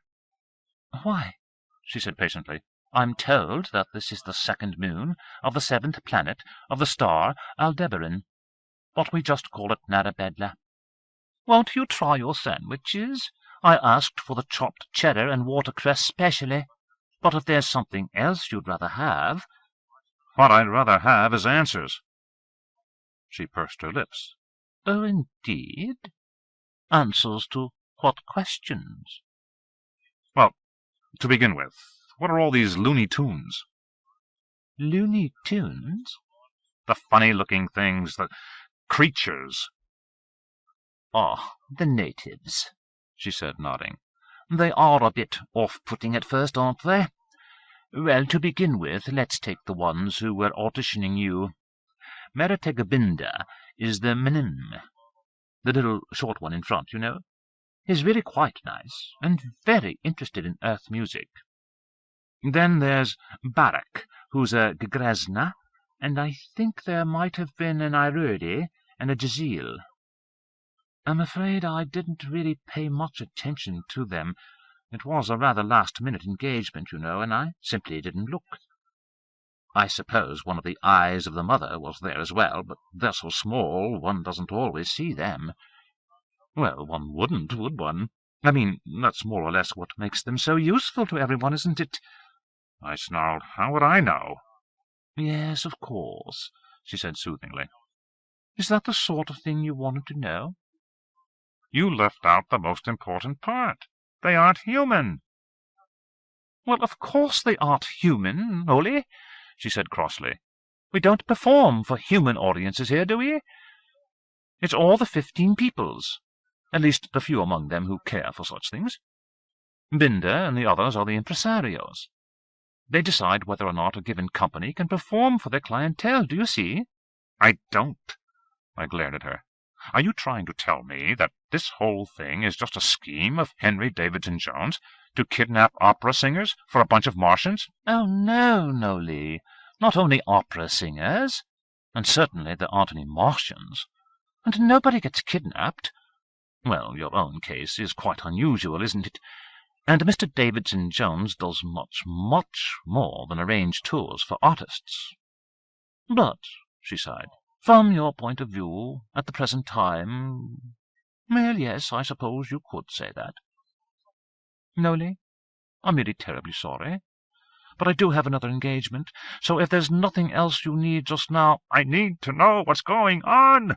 I yelled, but Nora just smiled serenely. "When you're as old as I am," she said, "you'll learn to take just one day at a time." I scowled at her. She didn't mind. She just said, "Sit down on that nice comfy puff, love. Eat something. You need your strength. Sam will call you when he's ready." And she left me there in that room with not even a chair, just a sort of warm, vibrating hassock that did its best to put me to sleep.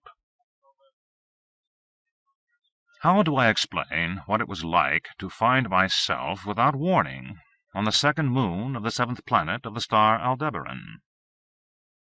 The answer is I don't. Not so anyone can really understand, anyway. I was like a chimpanzee suddenly snatched out of his African jungle home and dropped in the middle of Times Square. Nothing made sense. Everything was either scary or infuriating. I should have been better off than the chimp because I was better informed. After all, I was a pretty sophisticated, reasonably well-informed human being. I had traveled all over the world. I had heard all about the things people said about life on Mars, none there, and flying saucers, all unreal, and the far stars and the universe in general. I'd even watched Carl Sagan and Frank Drake and all those other somebody-must-be-out-there people on the Johnny Carson show, explaining how they were pretty sure that there probably were, almost certainly, some other intelligent races in the universe, most likely.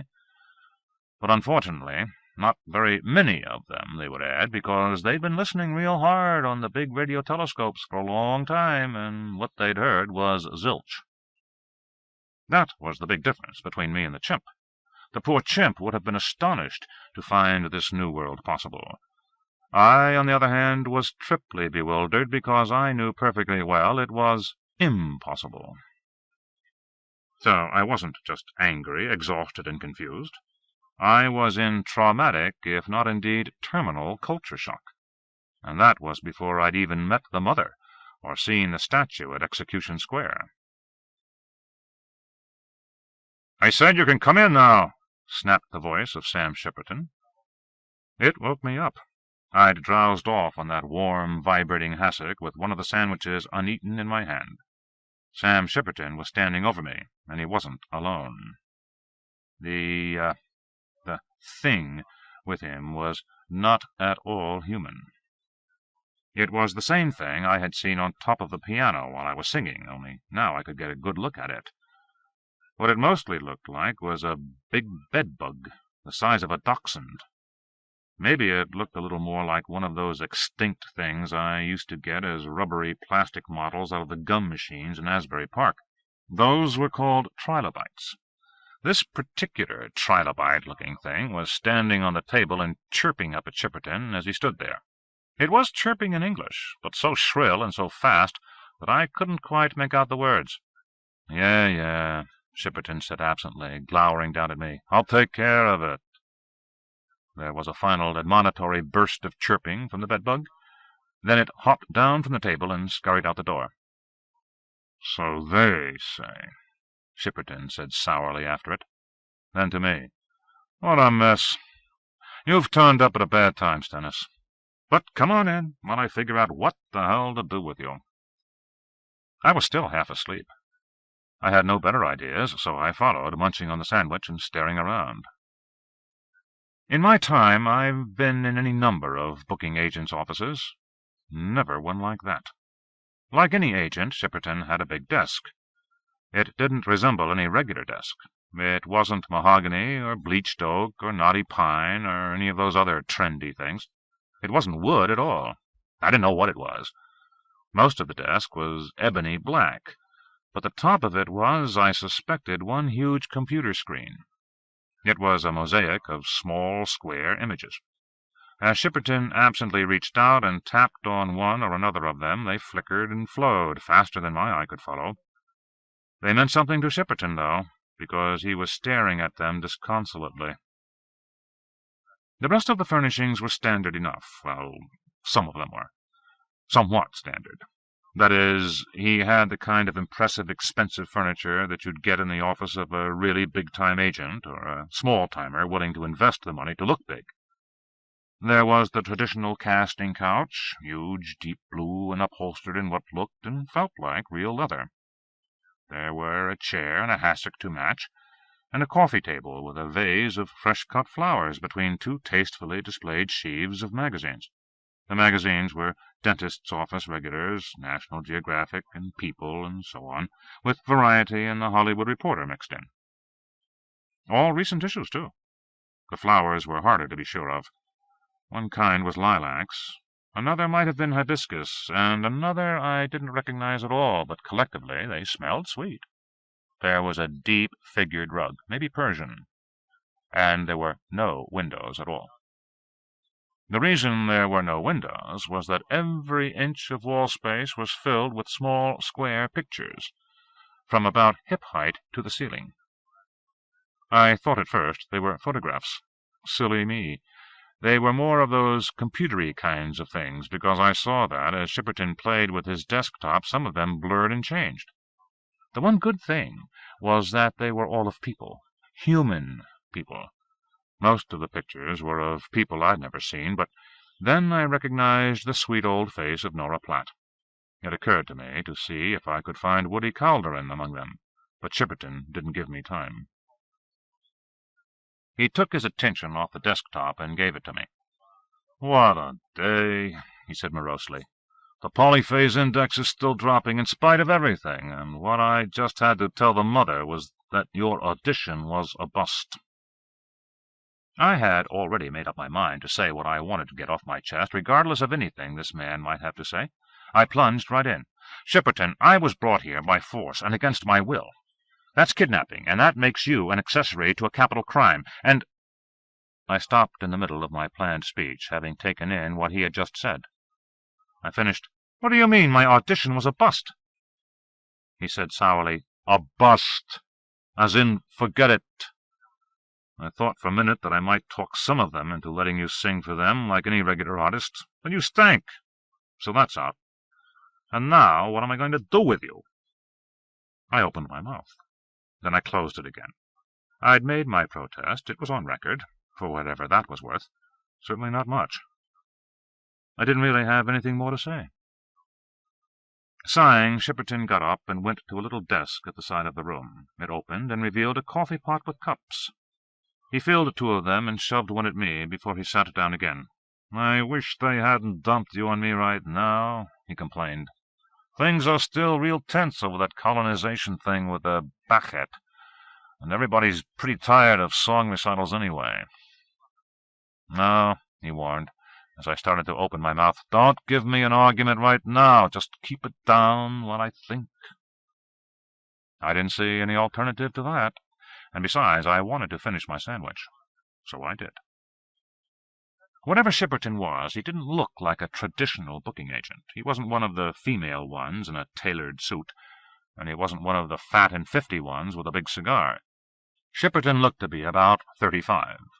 He was wearing a plaid lumberjack's shirt with the sleeves rolled halfway up his forearms, showing a blue tattoo of a peace sign. He had a strong, long nose and red sideburns to go with his red hair. The hair came down to his shoulders. He pulled restlessly at a strand of it as he said, "You can't tap dance or anything, can you?" I almost choked on the last of my sandwich. "No, I can't tap dance. Let's get to the point. I was knocked out and kidnapped, and I want to go home right away." "Forget that," he snapped. "That's just out, O-U-T, out. You know, I really hate it when I have to do orientation. They're supposed to take care of that on Earth." "On Earth" echoed awfully in my mind. So it was all true, then. "So just listen up. First, you can start out by forgetting about American kidnapping laws, Stennis. You're not in the United States now." I stuck to my guns, unloaded though they might be. "Henry Davidson Jones is. Sometimes, anyway. He'll have a lot to explain to the cops as soon as I swallowed the rest of Marlene's name. A little too late, maybe. "You were going to mention a name?" he asked politely. "Woody," I said promptly. "Woody Calderon. Where is he?" Shipperton looked puzzled, and I amplified. "He's a cellist. You snatched him maybe 3-4 months ago." "Oh, that guy." Shipperton nodded and reached for his desktop. "Let's see if I can scry him for you." When he touched things on the desktop, it turned into a mosaic of panels like the one on his walls. Each little square had an image, a piano, a woman's face straining in song, kettle drums. There were dozens of them. Shipperton put his finger on the one that displayed a cello. At once, nearly all the wall pictures disappeared. The few that remained expanded and turned into human faces with cryptic numbers and figures around them. Woody Calderon's sad, smiling, ineffectual face looked at me out of one of the pictures. As Shipperton did something else, the other pictures disappeared, and next to Calderon appeared a drawing of an alien. It was a sort of stick-like, praying mantis parody of a more or less human, or anyway biped, and erect figure. "Woody Calderon, right," Shipperton said. "He's fine. He's on tour with the Petrique right now. He ought to be back here in, let's see, well, maybe a week. It might be more than that. Depends on whether Barrack wants him for anything. Friend of yours?" "A very good friend," I said belligerently. "I was the one who reported him missing to the police." That was a stretch of the truth, but I thought worth putting in on the chance that it might worry Shipperton. It didn't at all. The word police didn't even register. He just said, "Well, your friend Calderon's doing all right for himself here. He's made a good adjustment.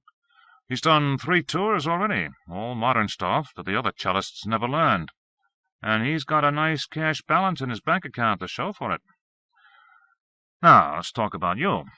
The only thing about me is I want to go home." "But we can't let you do that, Stennis," he said gently. "Get used to the idea, will you? You're on Narabedla for good. There's no sense in getting on my case about it. I don't have anything to say about it. I can't go home either." He didn't sound as though that bothered him. "Well, who can do something about it?" I demanded. "Nobody on Narabedla, that's for sure. Nobody human, anyway, and believe me, I promise you, none of the others cares." "But look," he said reasonably, "will you listen while I tell you the score? You're an extra. We didn't try to recruit you. We didn't want you. We're just stuck with you, and your tryout didn't impress those guys. As I see it, you've got no place here." "That's fine with me. Send me home." He just shook his head. In the clear, cool glow of hindsight, I can see that Sam Shipperton wasn't at all a bad man. He didn't even look like a villain. What he looked like was any Midwestern liquor store dealer, settling down to a career after having his fling with the counterculture, bothered by some unexpected business worry on his weekend off. His clothes were California casual. He had beige Adidas on his feet, and when he got up to refill his coffee cup, I could see the authentic leather label on the hip pocket of his Levi's. He put the cup down and sat on the edge of his desk, looking at me with wary cordiality. "What they suggested for a second choice," he said, "was that you be employed administratively." "Administratively, my ass! Sometimes they're real stupid back in the Home Office. I'm the only administration we've got here, not counting natives, and there isn't enough work to keep me busy, really, so—" "Hold it a minute," I ordered. "You're going a little fast there. If that was the second choice, what was the first?" "Oh, well," he said, sounding embarrassed, "we can forget that one. It really was not a good idea." "What was it?" He looked uncomfortable. "They suggested slow storage." I blinked at him, and he explained. "They slow you down, you know. Just keep you on ice, so to speak." "Oh, not real ice. You wouldn't feel a thing. It's just that if we woke you up 5 or 10 years later, you'd only think a couple of hours had gone by." "I don't like hearing that 'if' in there. What do you mean, 'if' you woke me up?" He said defensively, "Well, that's kind of the point, isn't it? What would be the use of waking you up? What would be different in 10 years? If we could find something for you to do then, we could find it now." He looked at me seriously. "But you should remember that slow storage is always an option, Stennis. So don't screw yourself up trying to do it to us, okay? Because you're the one that'll get screwed. Keep in mind that we're not running some white slave gang. Narabedla Ltd's a perfectly legitimate import and export business. Legitimate by local standards, anyway. And it really doesn't matter what it is by any others, does it? The 15 peoples get what they want. Narabedla Ltd gets what it wants. And the artists get really not so tacky a deal at all. There's money to be made, and there's fun to be had. You'll see. Of course, most of the people who come through volunteer for it, you know. They know what they're getting into. Well, they sort of do, anyway. Maybe we weren't all up front with them about the geography, like. They've got talents that they can sell here for a better price than at home. They get well paid. There's no problem, anyway," he clarified. "After the first shock, there isn't.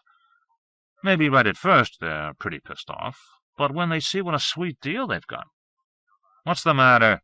he asked irritably, as I cut him off in the middle of his sales pitch. I reminded him, "You said I failed the audition." "Oh, yeah." He thought for a minute, brushing his hair out of his eyes to look at a Patek Philippe watch on his wrist. "Well," he said, coming down, "I'll have to see what I can do about that, won't I? All right. Get out of here and let me work. I'll talk to Binda again. Maybe he'll have some ideas. Right now, you probably ought to get some sleep. There's a vacant house you can use. I'll get a Keckety guy to take you over. And now what? No more complaints about being kidnapped, you hear me? Not about my being kidnapped. I just want to know what happened to the woman I was with. Is Irene Madigan here? No, you were the only one to come through lately. She isn't here. And Jesus, I hope it stays that way." Chapter 10. What Shipperton called a Keckety guide turned out to be a silent, slim little person who looked more than anything else like one of the deckhands from Henry Davidson Jones's yacht. He didn't speak. He just led me along some pleasant little streets with occasional pedestrians nodding to us as we passed. All very homelike, in an Andy Griffith kind of way, and all the time I was trying to get a handle on the terrible, crazy confusion that had replaced my dull, pleasant, normal life. I knew that I wasn't exactly unique. I knew that in the history of the human race, many, many millions of people have been snatched without warning out of their normal lives into some strange new captivity, college professors taken by terrorists in Beirut, farm girls abducted into the brothels of the big cities, Africans captured for the slave trade, Europeans shanghaied onto Moorish galleys. Well, sure, such things happened. But they didn't happen to me. Although I'd worried about a lot of things in my life, I'd never worried about the right one, because it had never occurred to me that I might someday become a simple export commodity with nothing to say about it. I still had plenty of worries. I worried about what had happened to Irene Madigan. I worried about what Marlene was going to do when I didn't show up. I worried about how my clients would survive without me. I worried a lot, too, about myself. I didn't want to become a member of Narabedla Ltd's large clientele of touring artists dedicated to presenting earthly performing arts to entertain the cognoscenti of the 15 alien peoples and their 22 inhabited planets. All the same, I didn't like having failed the audition. Before Shipperton sent me off with the Kickety guide, he let me run sketchily down the artists' list. It was formidable. Not counting Nora Platt, the ancient pianist, Woody Calderon, the cellist, and Irene Madigan's cousin Tricia, the baton-twirling one, there were 6 sopranos, 3 mezzos, 11 tenors, 4 other baritones or bass baritones, 2 basses, and a boyishly slight, pale-skinned castrato, all of whose pictures were on Shipperton's walls. That was just the singers. There were also violinists, pianists, harpists, percussionists, sitarists, harpsichordists, and a scrawny, ebony-black man who played the didgeridoo.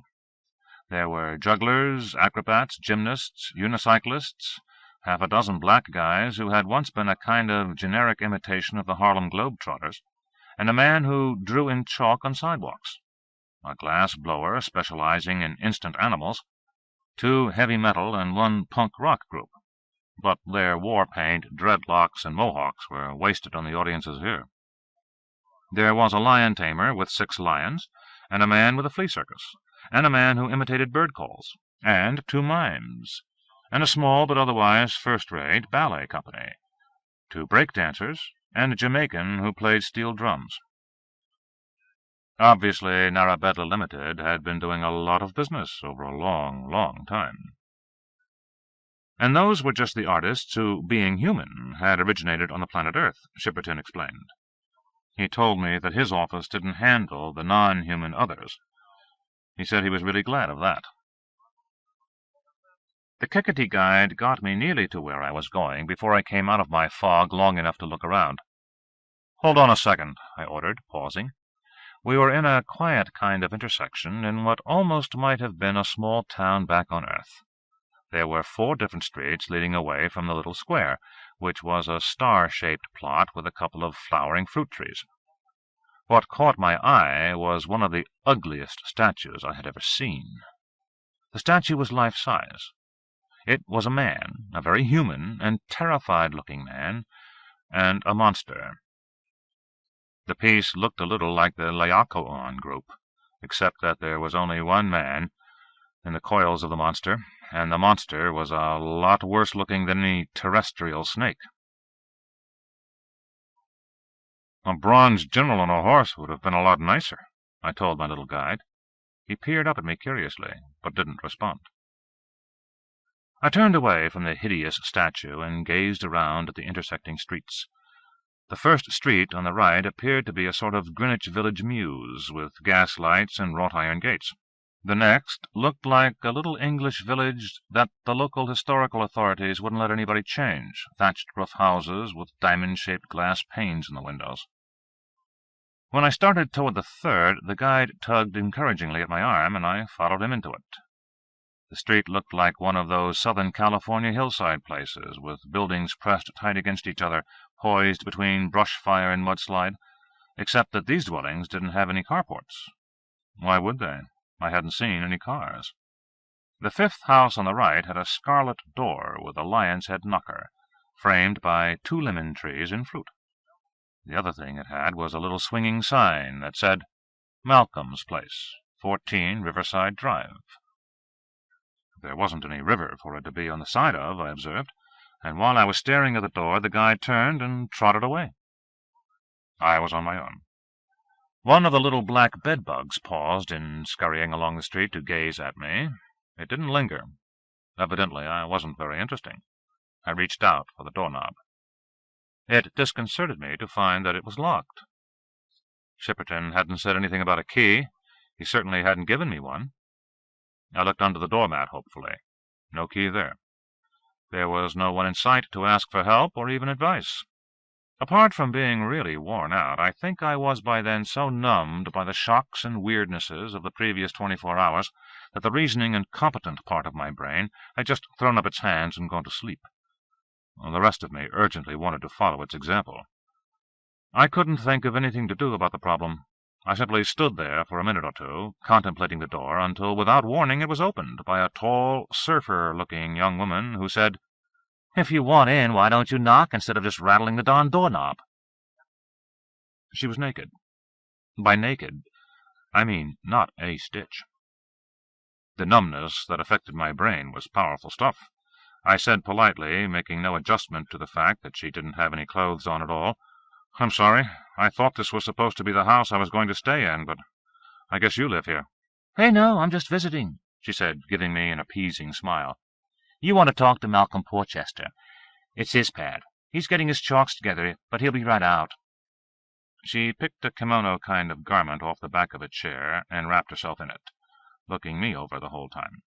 Then she brushed past me, with lots of touching, giving me another smile on the way. She closed the door behind her, leaving me alone in what did not now appear to be my house at all. Considered as a home, which was apparently not to be my own, it was rather attractive. There was a Chinese silk rug on the floor. There were comfortable leather armchairs on one side, and a table and a chair set on the other. The remains of a breakfast for two were on the table. They had had fruit, biscuits, and something that looked like it had been an omelette, and made me realize I was very hungry. More than hungry. I deeply regretted the sandwiches I had left uneaten. My tongue was moving restlessly around the inside of my lips. I was just making up my mind to steal one of the leftover biscuits when a big, stoop-shouldered man came through the door from the other room. He was 40-ish and stocky, and he wore a three-piece suit in gaudy crayon colors with tassels and brass buttons. "Oh, sorry, mate, didn't hear you come in," he said, voice soft but deep. "I was in the bog. Mind telling me who the hell you are?" "I'm Nolly Stennis. Shipperton said this house was vacant." He gave me a deep scowl. "Damn the man! I've told him it's my own digs and no bloody holiday effing in." "Why didn't he give you Jerry Harper's place?" "Still," he said, amiably enough, "that's not your fault, is it? In any case, I'm on my way to tour the Bukerkes for 2 weeks, so you're welcome to sack in here while I'm gone. Malcolm Porchester's the name. Happy to know you. Make yourself at home. Just don't drink the liquor, or borrow the books if you don't mind. And if my Fortnum and Mason parcels come in, they're private property, not issue." "Has Tricia left?" I said diplomatically, "A young lady did let me in, yes. Then she went out." "That's her, Tricia Madigan. Couldn't be bothered to say good-bye to me, could she? Well, give her a tickle for me when you run across her, and tell her I'll be back in a fortnight." And picking up a heavy squarish case with a strap on it, he shouldered it and was gone. Well, I thought, at least something was accomplished. If nothing else, I now knew for sure where Irene's cousin Tricia had gone. Chapter 11. I slept on top of the bedclothes, fully dressed. There was only the one bed. It smelled of Tricia Madigan's perfume and of faint private aromas, and I just did not choose to get in between those recently used sheets. I'd gobbled down the rest of the biscuits and fruit as soon as Malcolm Porchester was gone, and I might have slept longer if I hadn't heard rustlings in the other room. While I was waking up, making up my mind to investigate the sounds, I heard my name called. It was the voice of Nora Platt, my accompanist from the day, or was it the night, before. When I peeked through the bedroom door, I saw that she was standing primly in the front doorway, waiting to be invited inside, but there were 2 others present in the house who had not waited for an invitation.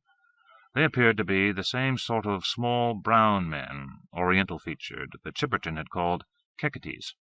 They had skinny, muscular legs sticking out of khaki shorts. They didn't bother to look at me. One of them was running a vacuum hose across the Persian carpet. The other was clattering dishes in the kitchen. The table had been cleared, and the room picked up, and as soon as I was out of the bedroom, both of the men ducked silently past me into it to begin stripping the bed. "Good morning, Mr. Stennis," Nora Platt said politely. "I hope I'm not intruding. I thought you might like some help settling in." "You never had a better thought," I told her.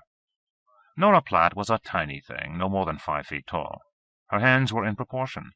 I wondered how she could span an octave on the keyboard, though she had seemed to have no trouble when she was accompanying me in my debut before the Weirdies. That time she had worn a high-collared, long-sleeved evening gown. This morning she was wearing a decorously knee-length pleated skirt and a less decorous halter top. She filled it quite well. Looking at her, it was hard to believe that this woman had been alive during the lifetime of George Washington. Apart from the fact that she was smoking a slim cigar, she looked like anyone's favorite staying young grandma. She acted like a grandmother, too. She began talking at once. She told me that she was aware I hadn't had much sleep and hated to wake me, but Mr. Shipperton had come up with an idea about what to do with me. No, she didn't know what it was, but he'd tell me all about it. As for settling in, she knew what kind of assistance I needed before I knew it myself. I certainly wouldn't have to make my own bed, because the Keketi folk would take care of all that. "You know," she said, waving toward the little brown people, "the servants. They're called Keketis. They come with the house. All Madkans, you know. No, they don't talk, but they'll understand when you give them orders. If you want something special, just tell them, or leave a note for them on the fridge. On the subject of clothes, I'll help you choose a wardrobe this afternoon, if you like. There's no dress code here. A lot of the men just wear shorts, or less. On the subject of food, I'll make a basic list of supplies for you to give the Keketi folk. Do you cook? So many men do now. There are quantities of ready-cooked things available, if you order them, and the Keketis will do you a meal if you like. They're not bad on anything in the standard cookbooks. I think it's nicer to make my own. Of course," she added apologetically, "it's not like home, is it? If there's something in particular you fancy, a particular brand, perhaps, you'll have to order it, and that can take weeks. Also, you've got to pay for it out of your earnings, and of course at present— well, I'm sure you'll have plenty of earnings once you get started. I mean, if you do get started. Can you eat kippers?" I perceived that it was not an irrelevant question. The servant in the kitchen had not just been doing dishes. Food smells were coming from it, and one of the little men padded silently past us to deal with them. "I supposed you would want breakfast," Nora apologized, "so I took the liberty of instructing them to make you something. There wasn't all that much to choose from in Malcolm's larder. I hope it's what you can eat." It was, actually, very little like anything I would have ordered for myself. There was a very large pitcher of what tasted exactly like fresh-squeezed orange juice. That was the good part. But there was an equally large thermos pitcher of what I hoped would be coffee, but turned out to be strong, dark tea. There was a rack of thinly sliced toast, quite suitably, Englishly, cold, and something that Nora said regretfully, "Isn't a real kipper, but it's not bad, actually. I eat the things myself when I can't get the authentic article from home." It was close enough to a real kipper to fool me. I've never liked the things enough to have much practice with them. I managed to get some of it down, and filled up on cold toast and orange juice, while Nora consented to accept a cup of tea, talking away as I ate. When I dawdled over the last of the cold toast, she got up, wincing a little, and courteously took a seat on the couch before lighting up another cigar. She shifted position 2 or 3 times before she found one she liked on the couch. "It's the damp," she said, trying to settle herself comfortably. "Old bones, you know." I had already noticed that the air was distinctly soggy. They kept the humidity that way, she explained, for the convenience of some of the natives. Poor Barrack, for instance, he does dry out so, and some of the others rather need to stay in water all the time. And there's more oxygen in the air here, they tell me, though I've long since got so accustomed to it I don't notice things like that. You do understand what Narabedla is like? I mean, physically." I didn't. She tried to tell me. "It looks rather like a soup tin, one might say, or a series of tins, one within the other. We're in almost the outermost shell. There are 2 shelves that are principally for artists like ourselves, when we're not on tour, and then there are 5 or 6 others for natives. Some of them do require such special conditions, poor dears." "Oh, yes," I said, "the poor dears. But look, that sounds more like a spaceship than a moon." "It does, doesn't it? They say it used to be a moon, though, and then somebody, I think it was the Ierde, but it might have been one of the others, rebuilt it. Oh, not for us, but then they didn't need it for whatever it was meant to be in the first place, and now they let us have it. Well, part of it. But I mustn't keep on jabbering away. You're to be in Mr. Shipperton's office in half an hour, so I won't make a real visit of it this time, but I'm at 15 Crescent, and I'd be delighted to offer you dinner tonight. Perhaps a few friends might join us. There are some very nice people here, although not usually," she added with a disdainful little smile, "on this particular street. Nolly, if you'd rather not come to dinner—" I realized I'd been staring into my teacup. Nora must have thought I was trying to think of a good way out of accepting her invitation. "Oh, sorry, Nora. I was just thinking about—" "Of course," she said with sympathy. "One is always, what shall I say, pensive a bit just at first. But usually one isn't brought here if there's a wife and kiddies or anything of that sort."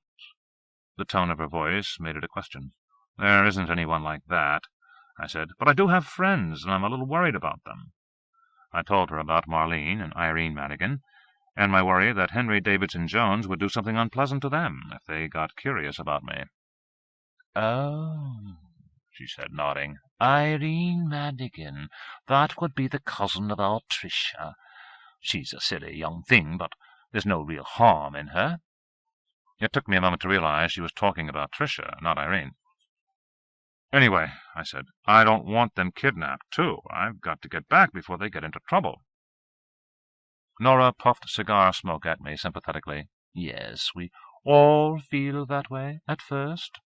I said forcefully, "I'll go right on feeling that way. These people have no right to abduct human beings or trick them into coming here.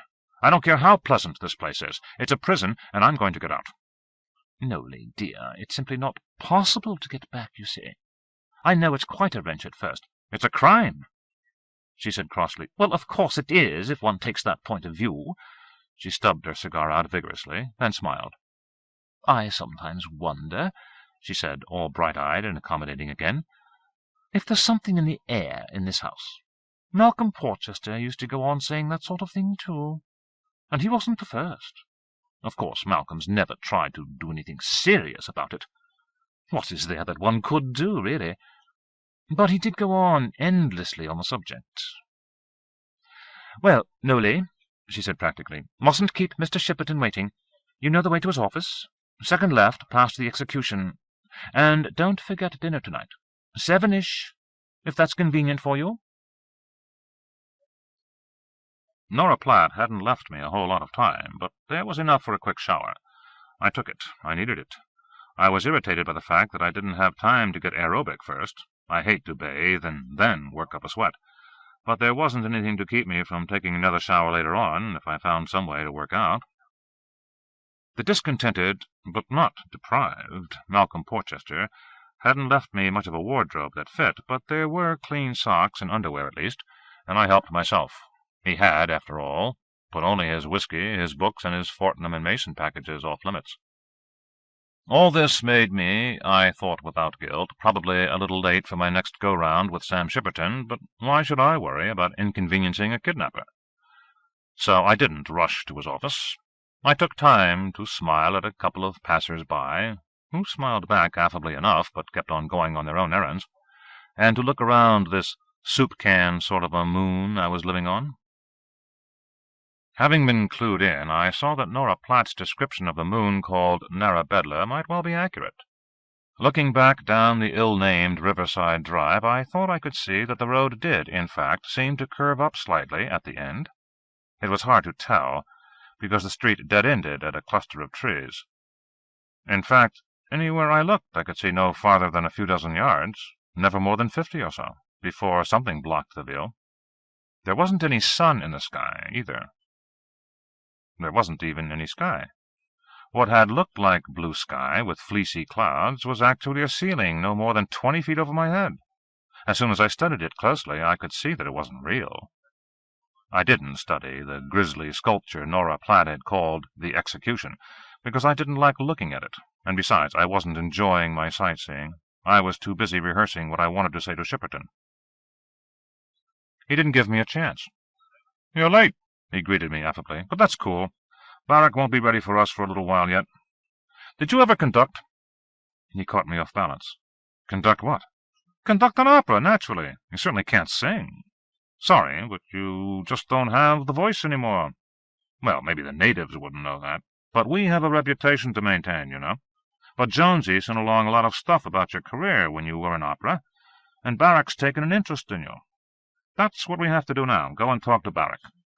Then, if he's still interested, and if Meretikabinda and the mother go along, you might fit in, somehow. Not singing, naturally. What I thought of was conducting, maybe, but there's always the chance that Binda'll want to do that himself." "That would be out then, of course, but there must be something you could do. I hear they have prompters that don't sing at all, just keep the real singers going." "Hold it," I said. "What are you talking about?" "What do you mean, prompter? Isn't that what you call them? I mean, some little job you could do. You must know something about opera." "Shipperton," I said, nettled. "I know a lot about opera, but you're going too fast for me. Back up." "Who are these people you're talking about?" "What people?" "Well, this mother, to start with." "Not this mother. The mother. The Tlata mother, to be exact. And Barrack and Meretikabinda. They're the bookers. Who else? And the tour managers and the impresarios. Even Niriairi." "Who?" He repeated it slowly and more distinctly. It sounded like a 5-syllable whinny. "Niriairi. He's one of the ones you sang for. He said he might be interested in an opera company. He's Airdi. I don't guess you know what that means, but they've got 3 whole planets, not counting colonies, so there'd be a whole tour right there, if Niriairi says yes." That diverted me from my purpose for a moment. "He liked my voice?" "He thought your voice sucked," Shipperton said patiently. "But you don't have to sing, do you? There's never been a whole human opera company here, and Binda's been talking about wanting one for a long time. Of course, it isn't up to him, but if Barrack gets behind it, and the mother doesn't object— Hell, let's take one thing at a time. Now, don't interrupt for a while, okay? Here's what we have to do." "Shipperton," I said, "it's no use telling me not to interrupt, because I'm not going to do anything until I get some answers. Are you telling me that Davidson Jones makes his money out of what in effect is white slavery?" Shipperton stared at me. "Boy, you're some kind of a weirdo, aren't you? Listen, Nolly, don't even mention that. Most of the 15 peoples would throw up at the thought of having sex with a human being. I don't mean that kind of white slavery. I know what you mean. Jesus, pal, get off this kick. Narabedla doesn't do anything terrible. Nobody's a slave. Oh, sure, when they sign a contract, they maybe think they're going to Buenos Aires or Saudi Arabia instead of here. But they sign up to do a job, and they do it, and they get the pay. What's wrong with that? Davy can't put an ad in Variety to say what he's doing, you know. He's not allowed to let people on the Earth know about the other civilizations." "What do you mean, allowed?" "I mean by the terms of his trade franchise contract. Not just the artists. There's all the commodity stuff, and that's a lot bigger. The 15 peoples are real strict about that contract. They don't want people on Earth to know about them. So he has to comply with the terms of the deal, same as you artists." "I didn't make any deal." "Well, if you want to be technical, no, you didn't," he conceded. "On the other hand, if you'd come along in the regular way, you probably wouldn't have had any contract to sign, because they probably wouldn't have accepted you. You just aren't good enough. You're just a wimp that got in the way, understand? You're stuck here." "That's your opinion. It isn't mine. I'm not staying here, Shipperton, and when I get back I'm going to clean this whole stinking mess out," I said grimly. "Oh, shit," said Shipperton, shaking his head. "I was wrong. You're not just a wimp. You're a wimp that wants to be a hero." The reflexes of my mouth started opening it to respond to that, but then my forebrain took over. I closed my mouth again. I didn't like what he said. But I had heard things like that before. The macho things I'd spent so much time doing, the hang gliding, the muscle building, the jogging, the marathon runs. For that matter, the recent half-witted attempt to break in on Henry Davidson Jones in his hotel. I was acting out some kind of Clint Eastwood make-my-day fantasy. So Marlene had told me very kindly, and others less so. And what they were saying was that I was overcompensating for my unfortunate inability to prong the pretty ladies any more. So I didn't answer him. I just scowled. I didn't pursue the subject, and he didn't care about the scowl. "That's better," he said again, and his face fell. "Oh, hell," he said. "Now what?" I said, almost apologetically, "I just can't believe all this." My tone must have struck him as plaintive rather than belligerent, because he asked, quite tolerantly, "What can't you believe?" "I can't believe that all these trillions of, people, all these incredibly advanced alien interstellar races spend all their time watching some human being play piano. Oh, grow up, Nolly. Most of them never heard of us. Most of the ones that have don't care. Look, back home you had a nice little business handling taxes, right? But how many people ever heard of you? Well, it's the same thing here, proportionately. Narabedla's just another nice little business, and the word to remember is little. There are 3 or 4 other undeveloped planets like the Earth that provide entertainers and commodities and things. We're tiny." "All right," I said unwillingly. "But why entertainers? Who else would be worth bringing in?" "I don't know. Scientists? Human scientists?" "Stennis," he said sorrowfully, "you just haven't grasped the picture, have you? We don't have any scientists by their standards. Maybe in another 100 years." He closed his mouth on the end of the sentence. I pressed. "What were you saying?" "Just that maybe in 100 years," he said reluctantly. "Could be 1,000. Maybe we'll grow up enough so we can join. Maybe not, too. They've had some bad experiences. Anyway, I don't expect to live to see it, and the way you're going, you won't even come close. Now, do you want to hear what's going to happen or not? There's always the alternative of slow down, if you'd rather." "I'll listen," I said glumly. "Thought you would. So, first, we have to talk to Barrick. Who knows, it might work out. And it'd be better for you than trying to find some other way for you to pay your way here. We already have plenty of singers." "And an orchestra?" "Oh, yeah," he said, grinning. "You want to know about the orchestra? I keep forgetting you're new here. Come on, we'll take a go-box to Barrick's place, and we'll meet the orchestra there." It turned out that a go-box was one of those things that looked on the inside like a little elevator, and on the outside like a comfort station in a public park. When the door closed behind us, Shipperton said, "Barrick," and turned to me. "The go-boxes go anywhere on Narabedla, but you have to have authorization to go to the alien parts. You don't have it. The thing's got a record of every human voice on Narabedla, so it'll know who you are. It just won't accept an unauthorized command from you. Barrick's part of Narabedla's off-limits for you, except when you're escorted. Like with me now. You follow? You get in the go-box, you say where you want to go. You can go all over the human quarters on Narabedla, nobody will bother you. But that's all. You know what Narabedla is?" "Somebody said it was the second moon of the 7th planet of the star Aldebaran." "Yeah, but it's been remodeled a lot. It's your home base. There's 400 human artists, all based here. Didn't Nora Platt tell you all this?" "Some of it." "Well, the rest you'll pick up as you go along. We're here. Don't worry if some of the natives look, funny. They won't hurt you.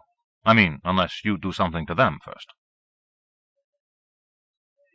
I didn't get a chance to see how funny the natives looked right away, because Barrick's house was only a step from the go-box entrance, and we didn't run into any natives. What I did find funny was how I felt. I'd been aware that my step had been springier than usual all morning, but now it was positively buoyant. I felt as though I'd lost 50 pounds in 30 seconds. When I said something to Shipperton, he said, "You have. We're 4 levels up. A lot less gravity here. Come on, here's the place." Barrick's house wasn't a house like any of the ones I'd seen in the human quarter. None of the structures on this level looked even a little bit normal. The thing Barrack lived in was a featureless, floor-to-ceiling prism of milky green glass. You couldn't see inside it, but a section of the angle split open when Shipperton stopped in front of it and pronounced Barrack's name again. There was a sound of piano music from inside. I hesitated. Not long. Shipperton grabbed my arm to hustle me in, just in time because the green glass doors clicked shut about 2 inches behind my feet. It was a pity that they closed so fast. They cut us off from the outside air, and, oh my God, Barrack's place stank. Years ago, I dated a woman who kept 5 cats and lived in a 1.5-room apartment. The aroma that came from Barrack's room took me right back to the last time she'd failed to change the kitty litter. That was the first thing that threatened to turn my stomach. The second was Barrack himself. Barrack was the source of both the music and the smell. He sat on a plump pillow in the middle of a sort of diamond-shaped room that was surrounded on all 4 walls by heavy, lustrous drapes. There were pillows scattered around a glassy tile floor, and a fountain was playing. The sound of the fountain was nice, and so was the piano that tinkled behind it, but they didn't help the stink. Barrack himself was about the size of a collie, if you can imagine a collie shaped more or less like a starfish. 2 of his arms were picking out a tune on a piano keyboard by his pillow, the music lover at home, whiling away the moments as he waited for his guests to arrive, and 4 or 5 of his eyes swiveled toward us as we came in. Shipperton had seriously understated the case. Barrack didn't look just funny. He looked really, truly, bizarrely weird. Come in, he said in a voice that burped out the words like a series of farts, and lifted his body off the pillow on the other 4 of his legs so I could get a good look at him. I think he did that on purpose. I think Barrack was vain of the way he looked. It takes all kinds to make up a universe. Maybe if I'd been Barrack, or a female of Barrack's species, I would have thought him pretty handsome too. I wasn't. I didn't. I thought he looked awful. More than anything else, he resembled a 6-legged starfish who had been chrome-plated. All the arms, or legs, Barrack didn't seem to make any distinction, ended in little clusters of pulpy digits. Those were what he had been playing the showier parts of Chopin's Fantasy Impromptu with. The bottom part of the body wasn't shiny, it was hairy and not at all well kept. In fact, it was where most of the smell seemed to come from. It struck me that that was the bodily part that civilized people, or even beings, generally kept covered up. Barrack didn't, and it didn't seem to bother him any more than the smell did. "Sit down," he belched invitingly. Shipperton picked a pillow for himself and pointed one out to me. There was something familiar about the way Barrack spoke, and after a moment I figured out what it was. I'd had a voice coach who'd suffered from cancer of the larynx. As long as it was just bad, he still managed to croak out scales and show me intonation. Then he had the whole larynx out. When I saw him after that, he'd given up coaching. He had to. He'd had to learn to talk all over again, sort of burping out words in clusters. It was not a pleasing sound. Neither was Barrack's voice when he introduced himself. "Nolly Stennis," he coughed. "My name is Barrack. You once were Barrack too. Is that correct?" I started to deny it, since I didn't have any idea what he was talking about, but Shipperton hissed, "Say yes, I think he's talking about some role in an opera." Light dawned.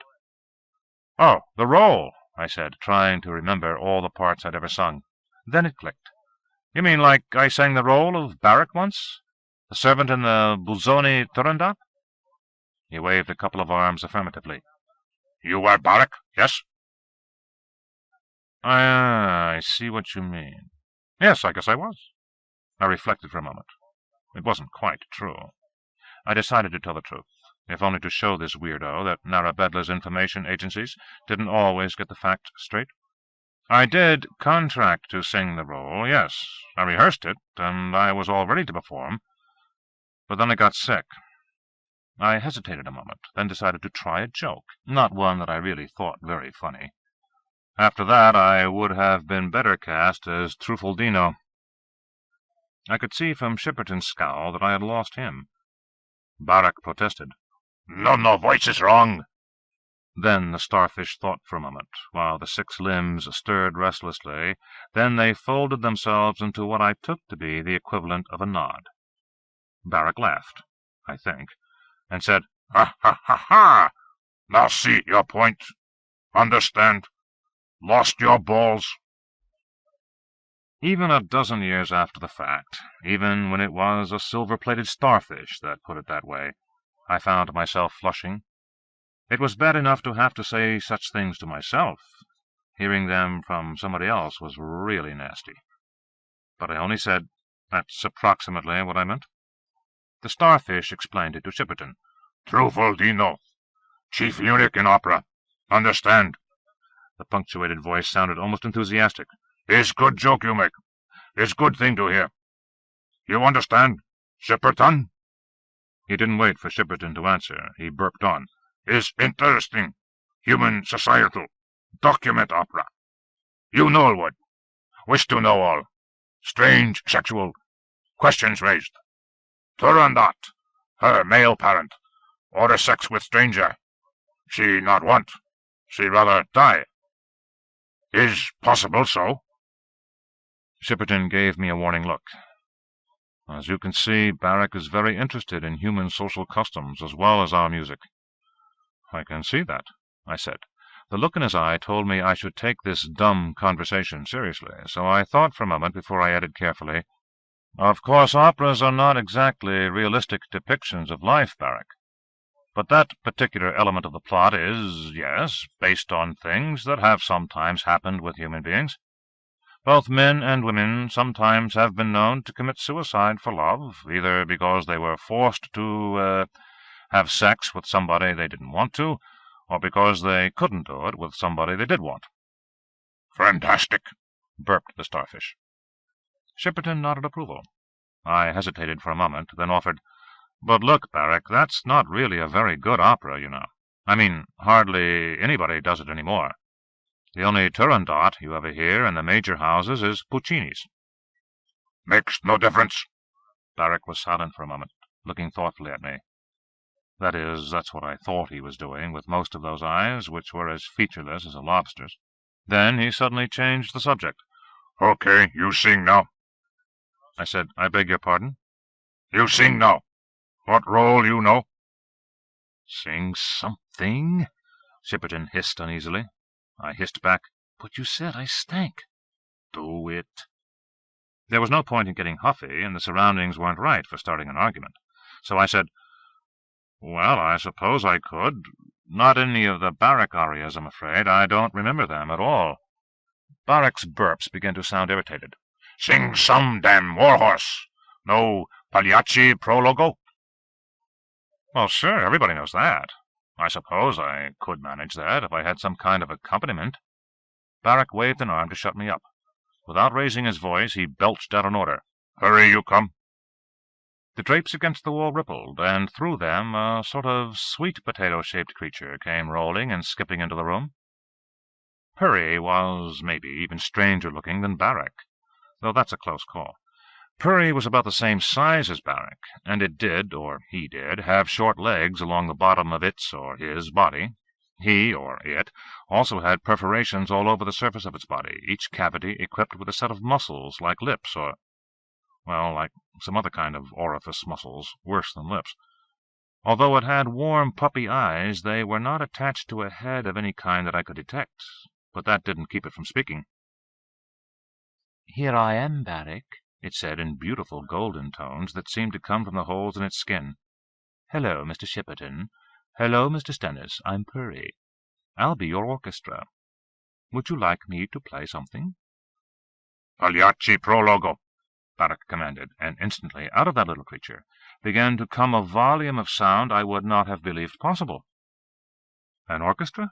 You bet Purry was an orchestra. Not just your skimpy 30-piece opera bunch, either, but what sounded like the Chicago Symphony or the New York Philharmonic, with all the seats in the pit filled, all ready for Mahler. It began dum-de-dum-dum, deedle-deedle-deedle-dee. It was the opening notes of the introduction to the Pagliacci prologue. as fine as I'd ever heard it played. I could make out every instrument, all from that one ocarina-shaped body that pulsed and swelled as it puffed air through all its holes. Thank heaven there are several bars of the introduction before the baritone has to come in. It gave me a chance to get my wits together, if not my voice. So when my cue came, I was right there. There was a bad moment when I took a deep breath for the opening and almost strangled on that Parisian pissoir stink that had hit me when I first entered the room, but I recovered and sang out, "Si può, signori, signore, scusatemi se solo mi presento," and so on right to the end of the aria.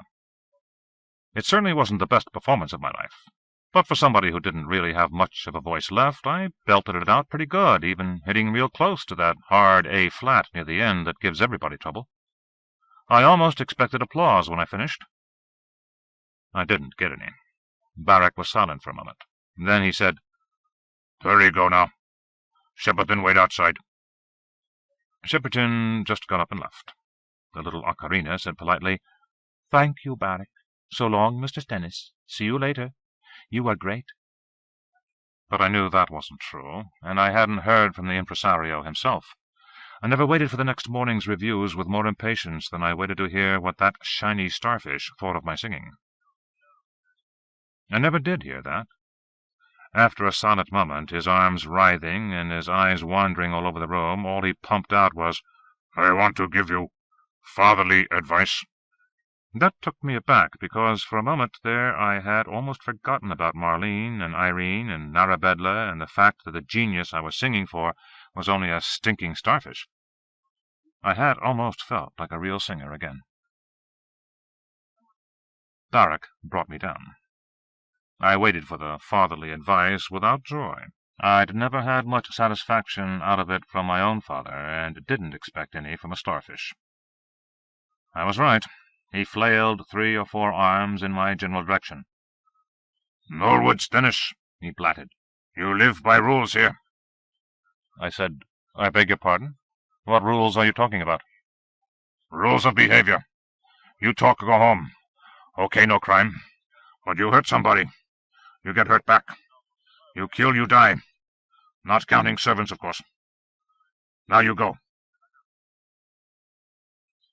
Chapter 12. When I was 12 years old, some foreign traveler landed at Kennedy Airport from Pakistan or Bolivia or somewhere and changed my life. The man got as far as the immigration's desk, then he keeled over in a faint. He turned out to have smallpox, and the whole city panicked. My mother was the most panicky of all, not for herself, for me. She was not about to let these diseased foreigners kill her kid with their nasty epidemics. So she not only got me vaccinated that very day, she packed me off the next week, sore arm and all, to a place called Camp Fireplace Lodge for the rest of the summer. Remember, I was 12. I'd never been away from home before. It was already August. I didn't know a single boy in the camp, whereas all the boys there had already had a month and a half to get to know each other. So they weren't just other kids to me, they were a single, monolithic mass called the Campers. And for the first teary 48 hours of my stay at Camp Fireplace Lodge, I saw them as only interchangeable units of camperishness. Narabedla was not much different. Forget about the aliens. Of course, they were a whole separate problem, and completely indecipherable at first, but that wasn't surprising. Unfortunately, it wasn't just the aliens. Even the human people all blurred into each other. I could identify a few individuals. Nora Platt was my first accompanist. Sam Shepperton was the guy who ordered me around. Malcolm Porchester was Tricia Madigan's lover, and Tricia, of course, was Tricia. These 4 had traits I could hold on to and recognize, but all the rest were basically the Narabedlans. I did run into a few of them as I moved about. A few actually spoke to me in passing. But which, who looked how, and had said what, was beyond my powers of retention. It stood to reason, I told myself, that all these people were still people, individuals. Some would be as content to stay here as Sam Shepperton. Others wouldn't. Others might even be allies. and if I were ever going to get out of here, allies were what I would need. I would have to start making friends. So I kept my dinner date with Nora Platt eagerly. It was indeed a home-cooked meal, more's the pity, and she had indeed invited a few people she thought it would be helpful for me to meet. Helpful to whom, she had not said.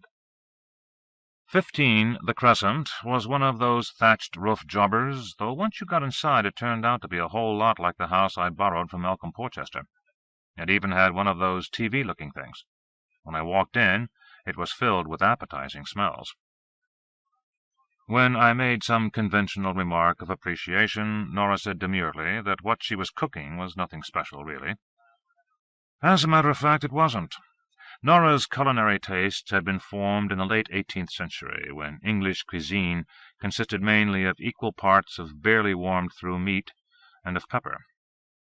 As to her friends, there were two of them. Both were male, and although they weren't quite as old as she was, they were still plenty old enough to suit me. The older of the two was a tiny little Italian fellow, not much bigger than Nora herself.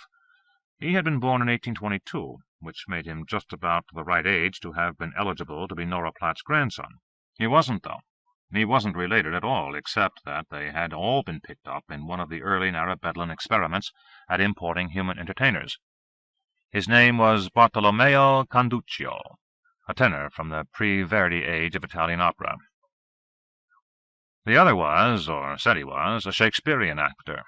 He was a mere youth of 150 or so.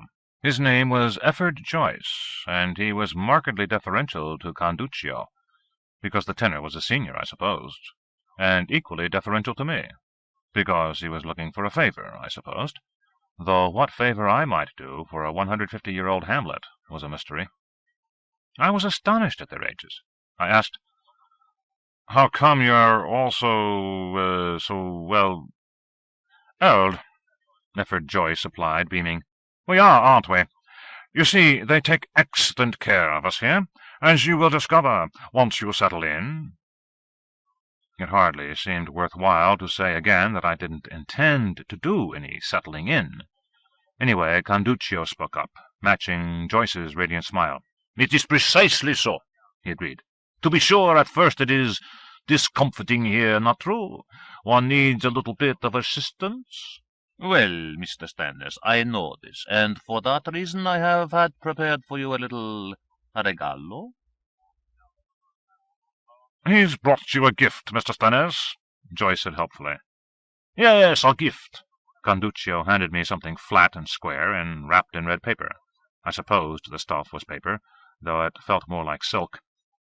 Nora urged, "Open it, my dear boy." So I did. It was a book.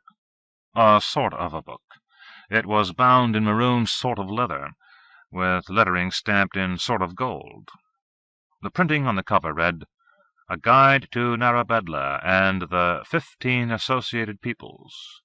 The property of Mr. L. Nolwood Stennis, Esquire." "Do you like it?" Canduccio asked anxiously. "I had it made up especially for you, what is called hard copy from the To Talk and To See machine." "He means the scry," Joyce explained, pointing to the thing that looked like a television set. "Haven't you been told what it is for?" "Ah, then let me explain. You can use the machine to secure information, and dear Signore Canduccio has made some of the useful information into a little book for you. Do you see? It will be very helpful to you in getting settled in." These people were hot on getting me settled in. It was getting on my nerves. Nora had brought in a tray of crystal glasses and a decanter, and while she was handing around an extremely sweet sherry, I said politely, "Thank you very much," and turned to the thick, heavy pages. It was a picture book. The pictures were in full color, and believe me, they were grotesque. The Guide to Narabedla and the 15 Associated Peoples was a kind of atlas of weirdos. The first page I turned to showed a thing like a stretched-out gorilla, twice as tall and half as thick, with bright pink feathers instead of fur. The next was a sort of combination of polar bear and hippopotamus that lay in shallow water with its eyes half in and half out. Oh, and it had a trunk like an elephant. The third— "Why, that's Barak," I said, and Nora leaned over my shoulder to see. "Well, not Barak himself," she said encouragingly, "but yes, that's what the Gegresna look like. They're very nice, apart from the fact that they do smell a bit doggy. Mr. Conduccio's book tells you all about them, do you see?" I did see. For every one of these 15 associated peoples there was a sort of gazetteer text. It told me that Barak's Gegresna came from a planet called Gegrez, and according to the book, the Gegresna were one of the senior members of the 15 associated peoples. The piece didn't say just how senior was, but when I turned a page to a race called the Minims, ugly little things with snaky limbs and evil-looking mouths, I thought I'd seen one of them at my audition. I saw that the Minims had joined up, it said, on what the human calendar would have called the 11th of June, A.D. 1327. A.D. 1327. More than 600 years ago. It's funny, but with all the wonders and startlements I had been exposed to, that historical date stuck largest in my mind. 600 years ago, when on Earth most sea-going ships still had oars, and land transportation was basically by ox cart, these people had been flying around between the stars. It was not easy for me to put my mind on dinner-table conversation. I tried. Everybody would like to be a good guest, and I wanted to go through the polite motions for Nora Platt. However, I also wanted a lot more to curl up with that book. My wants were in conflict, not to mention the wants of the other people in the room. Conduccio clearly wanted to be thanked profusely for his thoughtful regalo, and then to move on casually to whatever it was he wanted from me. Joyce wanted something, but I didn't yet know what. What Nora Platt wanted seemed to be mostly to show off her crystal goblets and damask dinner napkins in their yellowed ivory rings. "Will you light the candles, please, Knollwood?" she asked, beaming at me. Reluctantly, I put the book down, and we took our places at the table. "Efford Joyce," said Grace. I appreciated that. It gave me a chance to think about what it would be like if I could escape and get back to home base on Earth, and bring that book with me, and maybe bring along a few other things, like the secret of the go-box and whatever other information the scry thing might have to offer. That sounded like a really good way to spend a slow evening on Narabedla, and I hardly heard Joyce finish his fairly long invitation to God to bless our dinners until Nora repeated a question to me. "I asked if you were a churchgoer, Knollwood." I blinked at her. "Oh, not as a regular thing, anyway," I said. She sighed. "I do miss those nice long Sunday services," she said, handing around a platter of roast something. "There's nothing like that here, of course. Oh, Floyd Morcher has his own kind of services, but they're, what would one say, a bit intense. You haven't met Floyd? You probably will. He has quite a nice tenor voice, too, though not really up to dear Bartolomeo's. Still, every opera company must have at least 2 tenors, don't you think?" I sawed gamely through my very tough slice of whatever it was, beginning to relax. Of course. What dear Bartolomeo wanted from me was a chance to sing in the opera company Shibberton was organizing. "I don't suppose I have much to say about that," I said. "Oh, but I'm sure you do, Nolly. Barak's taken an interest in you, you know. A word from you could quite make the difference." "He didn't act as though he liked me much," I pointed out, remembering my interview with him. "Oh, well," she said philosophically, "he's Gegresna, after all. They don't generally like us much. Human beings, I mean. Or, for that matter, much of anyone. They tend to be a bit standoffish. Not at all like, for instance, the Minim, who are quite affectionate." I changed the subject. I looked across at Efford Joyce. "Do you sing, too?" I asked. "Good God, no!"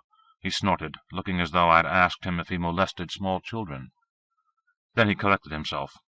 He really loved opera, he explained, though of course the exigencies of one's own career kept one from really seeing very many of them. We do have many tapes and films, though," Nora put in. Joyce's own training had been theatrical, but really they all amounted to the same thing, didn't they? If you knew how to hold an audience, you could do it in any medium. To my surprise, Joyce turned out to be American, though at least a century before my time. Even more surprising, he had played Polonius to the Hamlet of John Wilkes Booth. That's right, that John Wilkes Booth.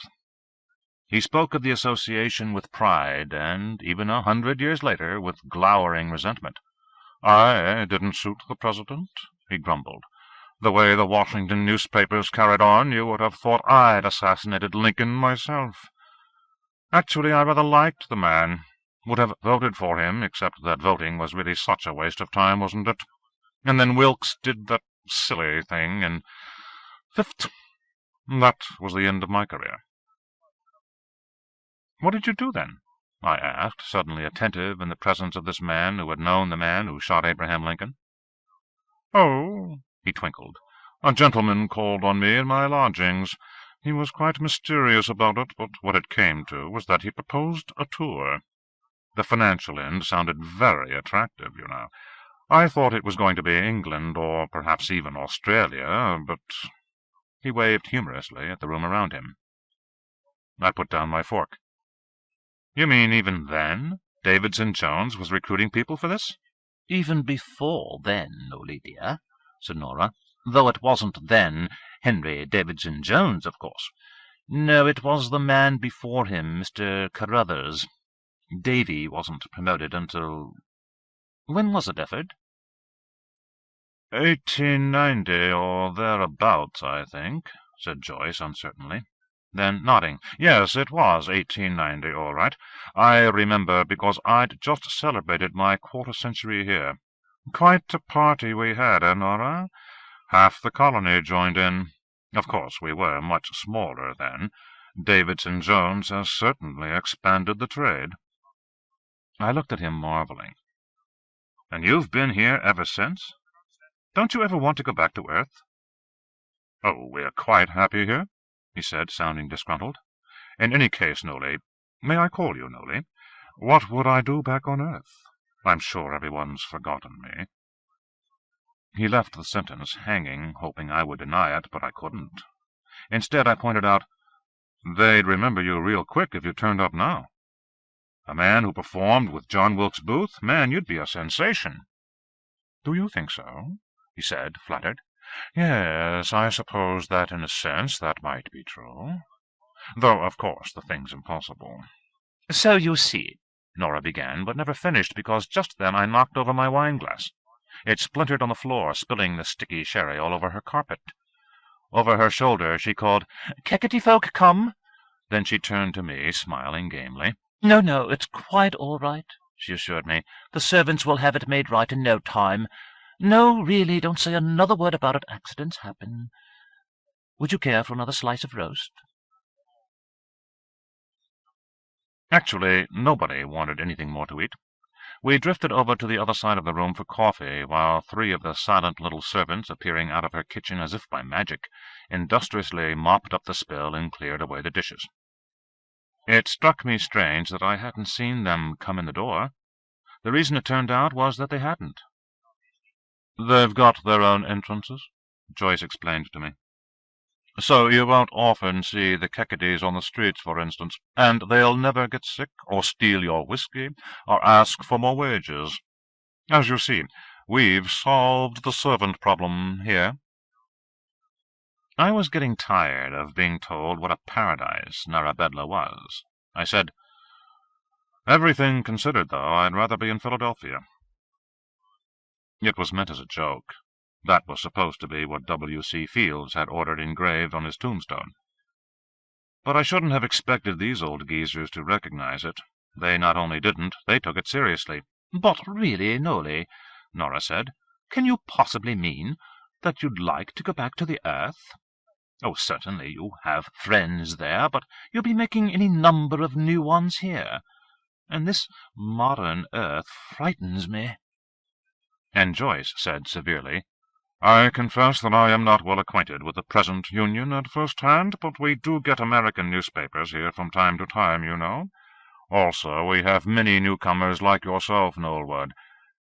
To me, the earth seems quite frightful. Such weapons of devastation. In my time, we thought Shiloh and Antietam were so awful that no one would dare wage a war again, but now you have bombs that can destroy an entire city. I shudder to think of living under such conditions. I'll wager that if Mr. Davidson Jones should withdraw his protection, it would be only a matter of weeks until Armageddon. I put my coffee cup down very carefully. What are you talking about? What protection? Didn't you know? Caroled Nora Platt, limping over to the sideboard to fetch a brandy bottle. Mr. Davidson Jones does not simply recruit artists like ourselves. He has vast interests on Earth, and not simply in America. He uses his influence to keep you ferocious Americans and those barbaric Russians. Though I must say Dmitri Arkashvili is quite nice, isn't he? From destroying the planet with those terrible weapons of yours. I already had my mouth open to ask for more information about Davidson Jones the peacekeeper when Nora's last remark caught me, and I wanted to point out that they certainly were not my weapons. The delay cost me my chance. Conduccio, nose buried in his brandy glass, lifted it to say ominously, "Anyway, it's wrong. Cannot return to the earth, never, for because if one disobeys Mr. Davidson Jones or those who represent him is very serious. Forget not Jerry Harper." "Jerry Harper was something quite different," Joyce protested. "He wasn't simply a malcontent. He actually—" "Oh, please," Nora begged. "Let's not talk about poor Jerry Harper. We're all friends here. We don't have to think about troublemakers like Jerry or that foolish young black man or Malcolm Porchester." "Persone cattivi," snarled Conduccio. "Similati Ugo Malatesta."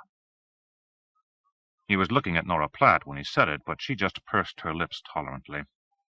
Joyce replied for her. "Oh, not at all, my dear Bartolomeo," Joyce argued. "Malatesta's an odd one, no doubt about it, but he's not a revolutionary." "What's wrong with Malcolm Porchester?" I asked. Nora said unhappily, "Oh, dear, I did want this to be a pleasant dinner. Do we have to talk about unpleasant subjects? Efford, why don't you tell Nolly about your wonderful inspiration of playing mime roles in his opera company?" So the hook was planted, and for the next little while I had to listen to Efford Joyce's explanation of how the alien audiences just didn't seem to want an evening of Shakespearean soliloquies or human poetry reading any more. And did I think I might want my opera company, to do perhaps something adventurous? "What kind of adventurous?" I asked. It was Conduccio who replied. "We have seen many of your new works on the To Talk and To See machine, eh? It's very interesting, this one, The Medium. It's by Giancarlo Menotti, who is, of course, Italian." "I had hoped," Nora sighed, "that we could give it here sometime. It has only 4 singing parts." "And no chorus," Conduccio added, and Joyce explained his own thinking on the subject. It seemed to him, he said, that it might be an interesting challenge for him to play the non-singing role of the mute boy. When I told him that neither Shipperton nor Barrack had shown much interest in 20th-century music, it was Conduccio's turn to explain modestly how his tenor was particularly appropriate for Mozart or any of the early Italians, and he certainly hoped we might work together on something like Idomeneo, with, of course, a real tenor, not one of those wretched castrati like his much-loathed neighbor Ugolino Malatesta. I can't say I paid close attention. I had managed to open my book in my lap, and between encouraging smiles at whoever was speaking to go on doing so, I was sneaking glances at the bizarre nightmare figures called the 15 Associated Peoples. Nora caught me at it. To get my attention, she asked, "Cigar, Nolly?" offering them around out of a tiny silver humidor. I declined. So did Conduccio. Not surprisingly, tenors don't like to rasp their vocal cords any more than they have to, but effort Joyce lighted up along with Nora, and as she rose to bring over a little china ashtray, Joyce watched her walk. "My dear Nora, you're limping again," he said accusingly. "I'm sorry. One tires in the evening. The doctors do wonderful things here, but—" She gave a pretty shrug and changed the subject. "Nolly, did I give you enough to eat? I'm afraid it wasn't Scottish lamb. It's something local, but actually it was quite nice, didn't you think?" "It was lovely," I said, exaggerating only slightly. It would have been good enough, if only cooked a bit more. "Are you sure you're all right?" "Oh, quite all right." Then she added with a deprecating shrug, "Dr. Baradukti has promised to do me again as soon as he's free." The others nodded judiciously. "He'll have me right again in no time, once I make up my mind to it. But one puts it off as long as one can, doesn't one? I mean, one never knows what they might find. Meanwhile, it's simply a nuisance." "It's for all of us a difficult time," sighed Conduccio. "This affair with the Exini and the Menim, who knows when it will be settled?" "What affair?" I asked, perking up. Nora explained. "Oh, it's been quite a turly-burly. The Exini and the Menim have a claim to some planet which they could solve easily enough, except that the Bachet want it. Well, one feels sympathy for the Bachet, after all. Poor things, they don't have a planet of their own any more. But there are only about 1 million of them, and the Menim are really terribly overcrowded. Marateka Binder's a Menim, you know, the little one who was at your audition, and he's had to go home to do something about the negotiations. I expect he'll be back soon, but it's created quite a stir, I assure you. It's sent the polyphase index into a real spin." Sam Shipperton had used that term. "I don't know what that means," I said. "Oh, heavens, I don't think I can explain the polyphase index to you," she said. "It's something like the stock exchange," Joyce offered. "It's more like the budget debate in the House of Lords, I think," Nora said doubtfully. "Ask Mr. Shipperton next time you see him. It just means that money, it's not really money, but it comes to the same thing, is becoming harder for Narabedla to get." "This business of 15 people is an actuality," Conduccio offered with a shrug. "Like the peacekeepers and the Andromeda thing and all that," effort Joyce amplified. I put the wine glass down in order to concentrate. "Peacekeepers? You mean they've got people on Earth to keep the peace?" "No, Nolly," Nora said crossly, rubbing her hip. She winced slightly as she got up to refill Conduccio's glass. "What do they care what happens on Earth? The peacekeepers are basically the plotters. The eyes of the mother, mostly. Surely you've seen them. They're the way the 15 peoples have of keeping tabs on each other, so they won't have a war. A very good thing, too, believe me." "Like on-site inspection," I hazarded, but Nora had never heard of on-site inspection. "You see," she said, "the 15 peoples have very strict rules about what they can do. Travel between planets, for instance. They don't really trust each other all that much, do you see? Narabedla here doesn't count. It's like what your people call a free fire zone. But no one can go on to anyone else's planet without I guess you'd call it a visa. It has to spell out exactly who they are and what they're there for. Especially us. No contract, no tour. So you'll really have to sign with Sam Shipperton before you go anywhere, you know." I was tired of saying that the only where I wanted to go was home. "And what's the Andromeda thing you mentioned?"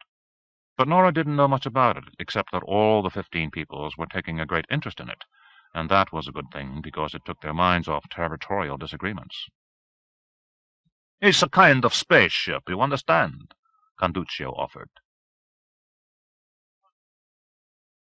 "Heaven knows they have plenty of those," said Nora.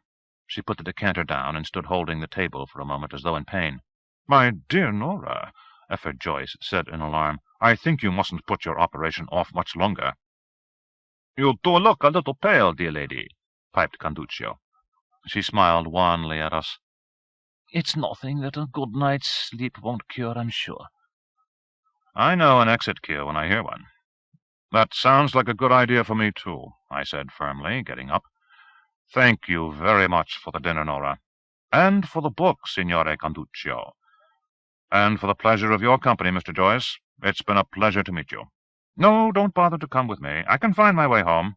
"Well, if you're sure," sighed Nora, and Conduccio said, "Buona notte," and Efford Joyce, escorting me to the door, patted my shoulder and said, "And don't forget about the mime pots, old man." Chapter 13. It occurred to me on the way home that I had made a mistake at Nora's house. I should have followed up on their talk about Malcolm Porchester and the other dissidents. How was I going to make allies if I didn't find out who the prospective allies might be? You can't do everything at once, I told myself. First, find out what this place is like. Then figure out how to get out of it. So when I came to the corner with a ghastly statue, I detoured to stroll along some of the other streets. There was no one in sight, though there were lights in some of the little houses. They seemed to keep a normal, earthly day and night clock on Narabedla. The bright blue sky was gone.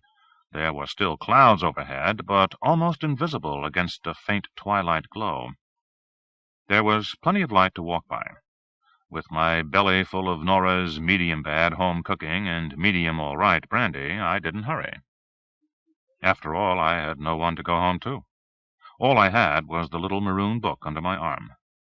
I was looking forward to that, but it could wait while I sorted out the sensations and concerns whirling around in my head.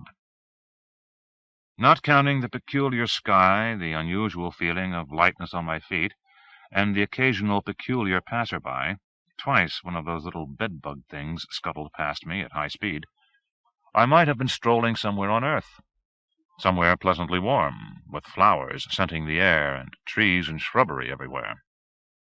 The place was seductive. Everybody said so. Still, if this was heaven, then I was Lucifer, the angel who couldn't get along in heaven and wanted out. I wanted out, too, in spite of the fact that the more I saw and heard of this moonlet called Narabedla, the more heavenly features it seemed to have. For one, there were, as I had been told, some 100 other human artists to share Narabedla with. Nearly all of them were obviously well-traveled, cosmopolitan, sophisticated.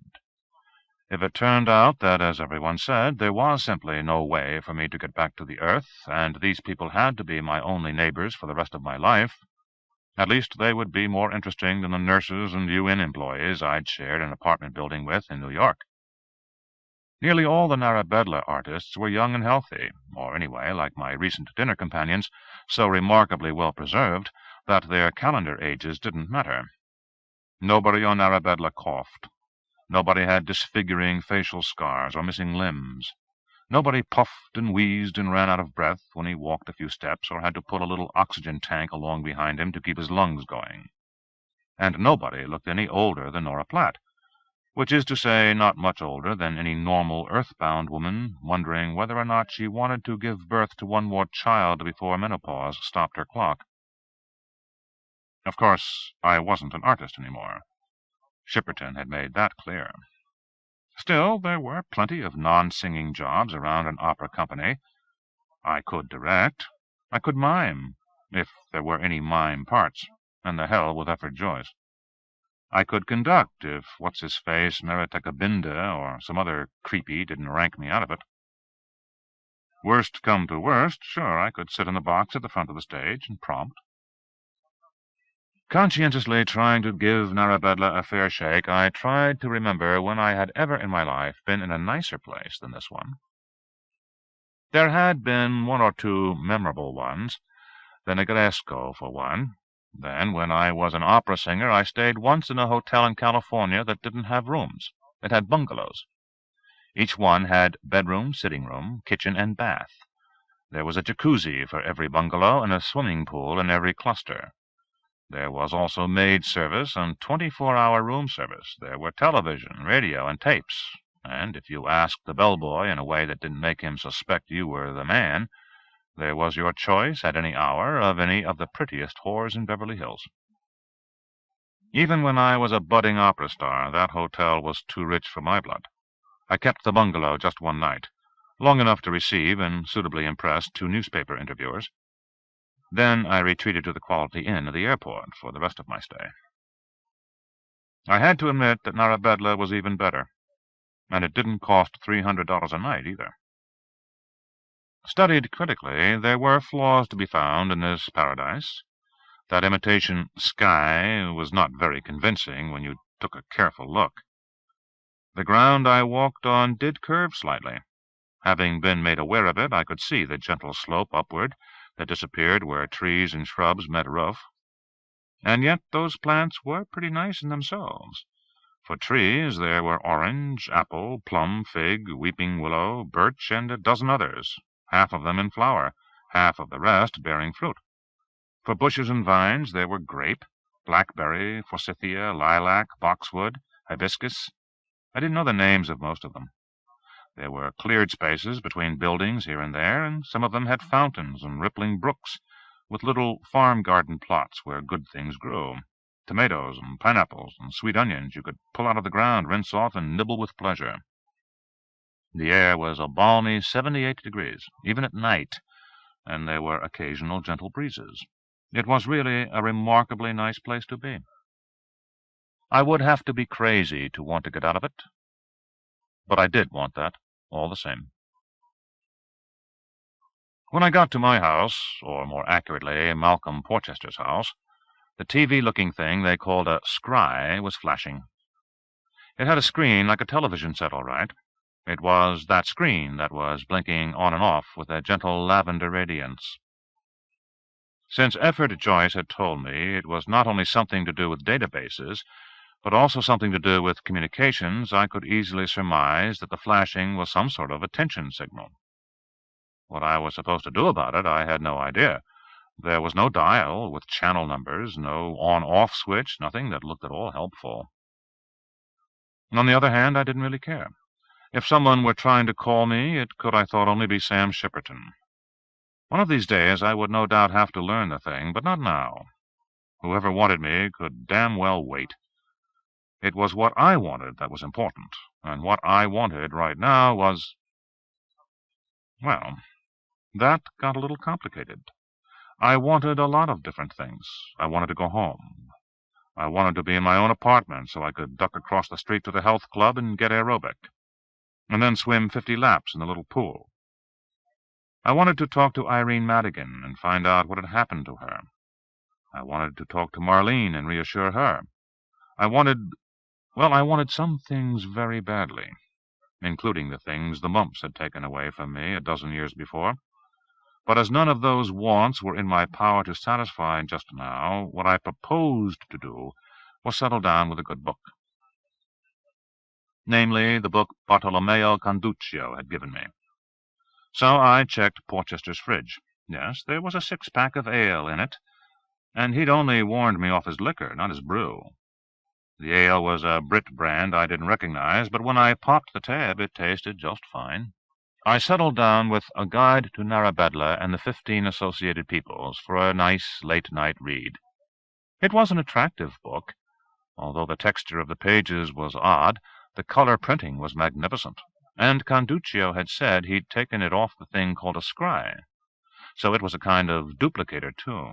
I wondered if Henry Davidson Jones had had anything to do with the new full-color copiers Marlene had been after me to get for the office. A can and a half later, I had discovered that the 15 Associated Peoples were all exceedingly non-human, not to say often disgusting-looking. There were really more than 15 of them. There was an appendix for non-associated races, but it was the big 15 who mattered. They were the major powers, each of them an alien race that had agreed to enter some sort of joint compact. The only thing that I could see that they had in common was that they were all extraordinarily homely. There were the Gegresna, like Barak, whom I'd already met. There were the Menim, with 3-cornered mouths, no noses, and rubbery limbs. There were creatures that looked like shrimps, only with transparent shells, so the innards showed through, and creatures that looked like pterodactyls. According to the specifications in the text, most of them were more or less human size, well, within a couple of feet anyway, but the only ones that looked anything like people were the ones they called the jazili. What they looked like were baboons with scales like pine needles instead of fur. They averaged about 14 feet tall, with compound eyes and a sort of mohawk of those needly scales across the top of their heads, and generally weighed, the text said, the equivalent of 60 earthly pounds. The text about the Jazili said they were originally from the planet of Jazil, small hot planet around a small orange-colored star.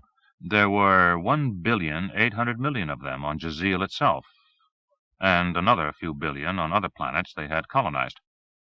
It didn't say what I found out later, that they smelled like a mixture of cinnamon and catbox, and the only earthly entertainment they cared much about was hymns, marching songs, and musical comedy numbers. According to the brief history of the 15 associated peoples in the book, the whole shebang had got started something over 3,200 years ago, when a race called the Bakhet and a race called the Duntadons had been fighting a sort of slow, long-range war with conventional spaceships over interstellar distances. Their two stars were only about a light-year apart, but they must have been really mad at each other to go to that trouble. Then they were visited by the Gagresna, who had a sort of interstellar go-box that made things go a lot faster. Well, the history ran 20 pages. I put it aside for later. Besides the 15, there were a dozen or more other non-human beasties who were less important. It didn't say why. Some of them, like the Kekiti folk, weren't important at all. They were just around for the convenience of the others. One of the unimportant species described was the human race. When I came to that part, I set the book down and worked on the ale for a while. I was offended. I mean, the human race had a lot of faults, sure, but it had done some pretty terrific things. Skyscrapers, jet planes, atomic power plants, heart transplants. Yes, and books and plays and the Mona Lisa, and Beethoven's Ninth, for that matter. I didn't like seeing it brushed off by a bunch of things that looked like they'd come from the bottoms of cereal boxes. "Screw you and all your tentacles, wings, and creepy legs," I said out loud. Which had an unexpected effect. The scry thing stopped flashing. The screen lighted with a steady, gentle lavender, and a sweet, sexless voice said, "Welcome home, Mr. Stennis. Tricia Madigan called. She would like you to call her back." It seemed my voice had turned the damn thing on. "Tricia Madigan?" I said out loud, and that did it too. "One moment," said the genderless voice. The screen paled. A moment later I heard Tricia's voice say, "What is it?" and at the same time an image took form on the screen. I was looking at Tricia Madigan again. She wasn't quite naked this time. She had a towel around her body and another around her hair, and she looked as though she'd been doing her nails. "Oh, sorry," I said. She grinned at me, unsurprised. "I didn't think you'd call back," she said. "Well, anyway, I thought after those old farts bored you to death you might like to have me give you the quick $2 tour of Narabedla." "Tour?" I said. "Right," she said, nodding. "Just give me a minute to dry my hair and throw something on. Meet you at the square by the execution in 10 minutes, 'kay? See you there." And the screen went to no color at all. She had said 10 minutes, but actually I was there in 5. Of course, Tricia Madigan wasn't. I told myself that it was silly for me to leave my nice, borrowed house in the middle of the night to meet this rather uninhibited woman, everything considered, and I mean everything. On the other hand, I told myself it wasn't really all that late, and I did want to talk to her about her cousin, and it couldn't hurt to get a tour. And she really was a great-looking lady, with silvery blonde hair. Well, it was, I was sure, whatever color Tricia Madigan wanted it to be, and the kind of body you'd expect on a Texas baton twirler. And what was wrong with looking, even if I couldn't usefully touch? So I strolled around the square, taking the environment in. A youngish couple passed, arm in arm, arguing with each other earnestly in low voices, barely responding to my nod as they went by. I looked around the square, not at the repellent, monster-murdering man centerpiece of it, just trying to make sense of what I saw. Each of the streets that radiated from the square was a different style and period of architecture.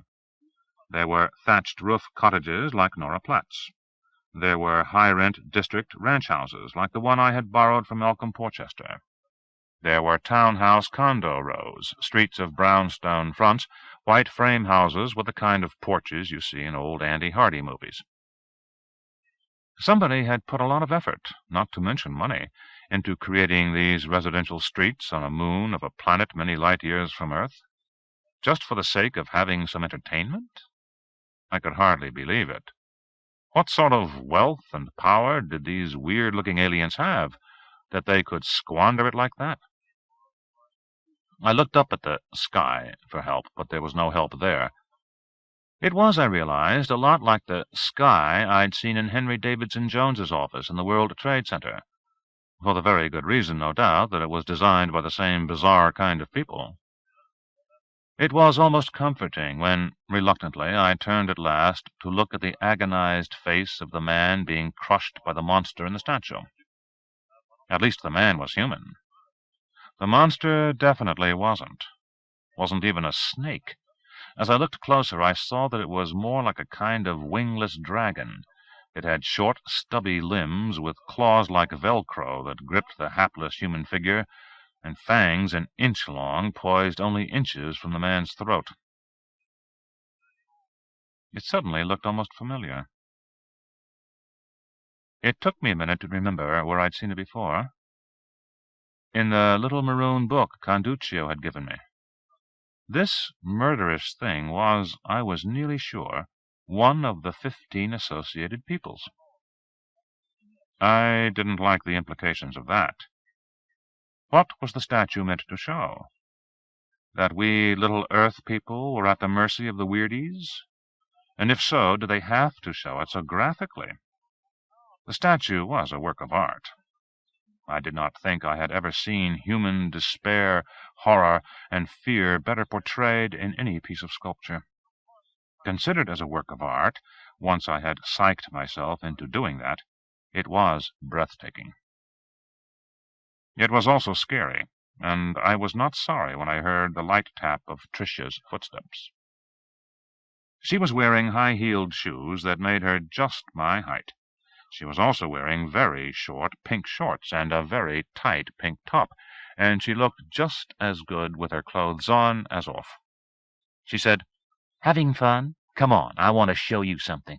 If we go now, we'll get there while we're darkside, so you can take a look before the sun gets around." She did not wait to see if I understood her. That was well enough, since I didn't. She just took my arm cozily into hers and led me toward that little go-box structure that looked like a comfort station. As we were entering, she looked back at the statue and said, "Poor Jerry." I stumbled. It wasn't that I tripped going into the cab. I stumbled over my own feet. I lurched against Tricia as she was starting to speak to the go-box control. She felt nice and warm, and she smelled even better, and she didn't pull away. But my mind was on something else. "Wait a minute," I said, making a connection. "Jerry? Is that thing back there? Is that Jerry Harper?" She nodded sympathetically. To the cab, she said politely, "Take us to the lookout, please." I swallowed. No wonder they called it Execution Square. And what kind of a place was I in, if they executed people by letting them get eaten by monsters, and then put up statues to commemorate it? What did he do to deserve that? "Oh," said Tricia, thinking it over and biting her lip to help the process along, "I guess you could say he really did deserve it. I mean, he killed 4 people. "Killed? 4?" She nodded sadly. "He went kind of crazy, you know. In a way, the whole thing was Jonesy's fault. He should have checked Jerry out a little more carefully. He wasn't married, all right, but, hey, what he didn't tell Jonesy was that he was having the heck of a hot secret affair with his ex-music teacher's wife, you know what I'm saying? And after he got out of Slow Time—" "He was in Slow Time?" Well, but when he wound up here on Narabedla, he wanted to get back to her. Blew his stack when he found out he couldn't. He wrecked the whole theater on Miri Airi's planet.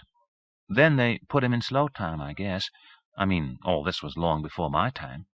So when he got out, he found out 10 years had passed, and she probably didn't even remember his name anymore, you know.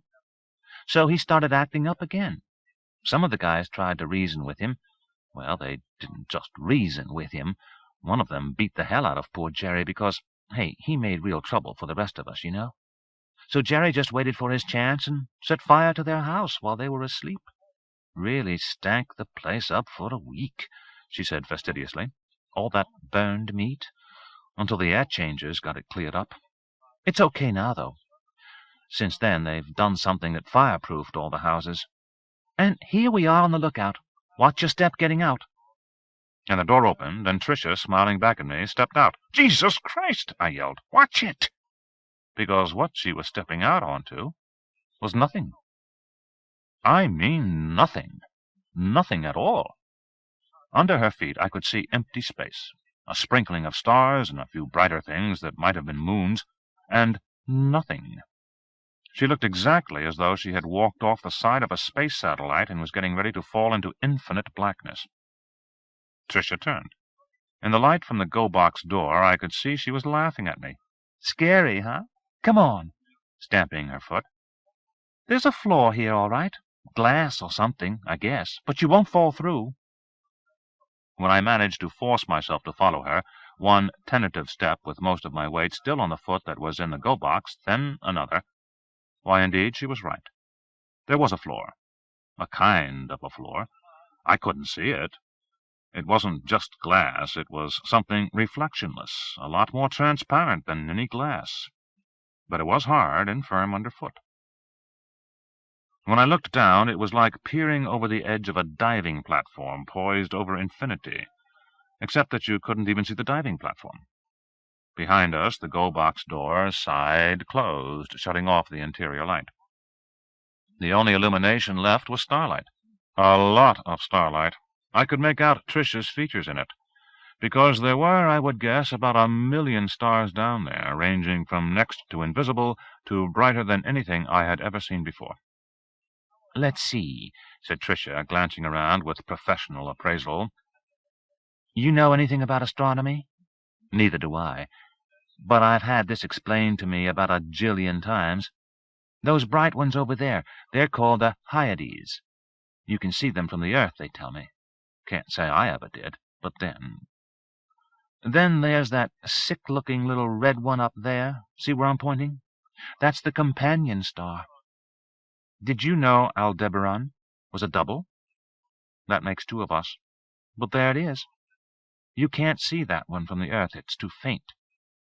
Then we've got, let's see, 1, 2... Yeah, we've got 3 planets showing right now. Can't see our own planet itself. It must be toward the star. I'm no expert on the planets, but that big one is Elizabeth, I'm pretty sure. And the one next to it ought to be Anne. The other one might be Maud. Or maybe Caroline. You know who named them? Nora Platt. She couldn't pronounce the names the locals gave them, so she named them after some of the queens of England. Wouldn't you know? How do you like it? I just said, Jesus. I couldn't honestly say I liked it. It was too huge and too awe-inspiring to like. But it certainly reached right down into the place where I kept my little soul and opened it up to the drafty winds of the universe. There were some cobwebby things that glinted starlight now and then. "What are those?" I asked. "They're solar power collectors," she explained. "How do they work? Oh, hey, Nolly, how would I know that? They get like sunlight, only I guess you'd call it starlight. It comes from Aldebaran, and they turn it into electricity, and that's what they run Narabedla on." I squinted past them at something else that glinted, tiny and far away. "And that thing?" "That's some other thing they've got. This place used to be for space probes, you know. I mean, this was where the people lived. That other thing is like another moon. It's where the probes launched from. That's what Conjure says, anyway." I gazed around. Which of the 15 peoples comes from Aldebaran? Oh, none of them. This was just a kind of neutral territory they used. She paused, looking me over appraisingly in the starlight. Nolly, you know you've got pretty good pecs for a singer. I'm really an accountant. Whatever. You know what? I guess I kind of like you. I noticed that my hand was holding hers. There are a lot worse things in this world, or whatever other world you may happen to find yourself on, than being told by a pretty girl in the starlight that she likes you. It brightens the air. It makes the senses tingle. It causes you to feel warm all over. Unless you've got your mind full of a million other things, including the particularly savage murder of a fellow human being, even if he was a killer himself, by a particularly gruesome monster, which event some bizarre creatures from another planet have erected a statue to commemorate. And unless you're filled with anger and confusion over your recent kidnapping to a place that a week earlier you wouldn't have believed could possibly exist.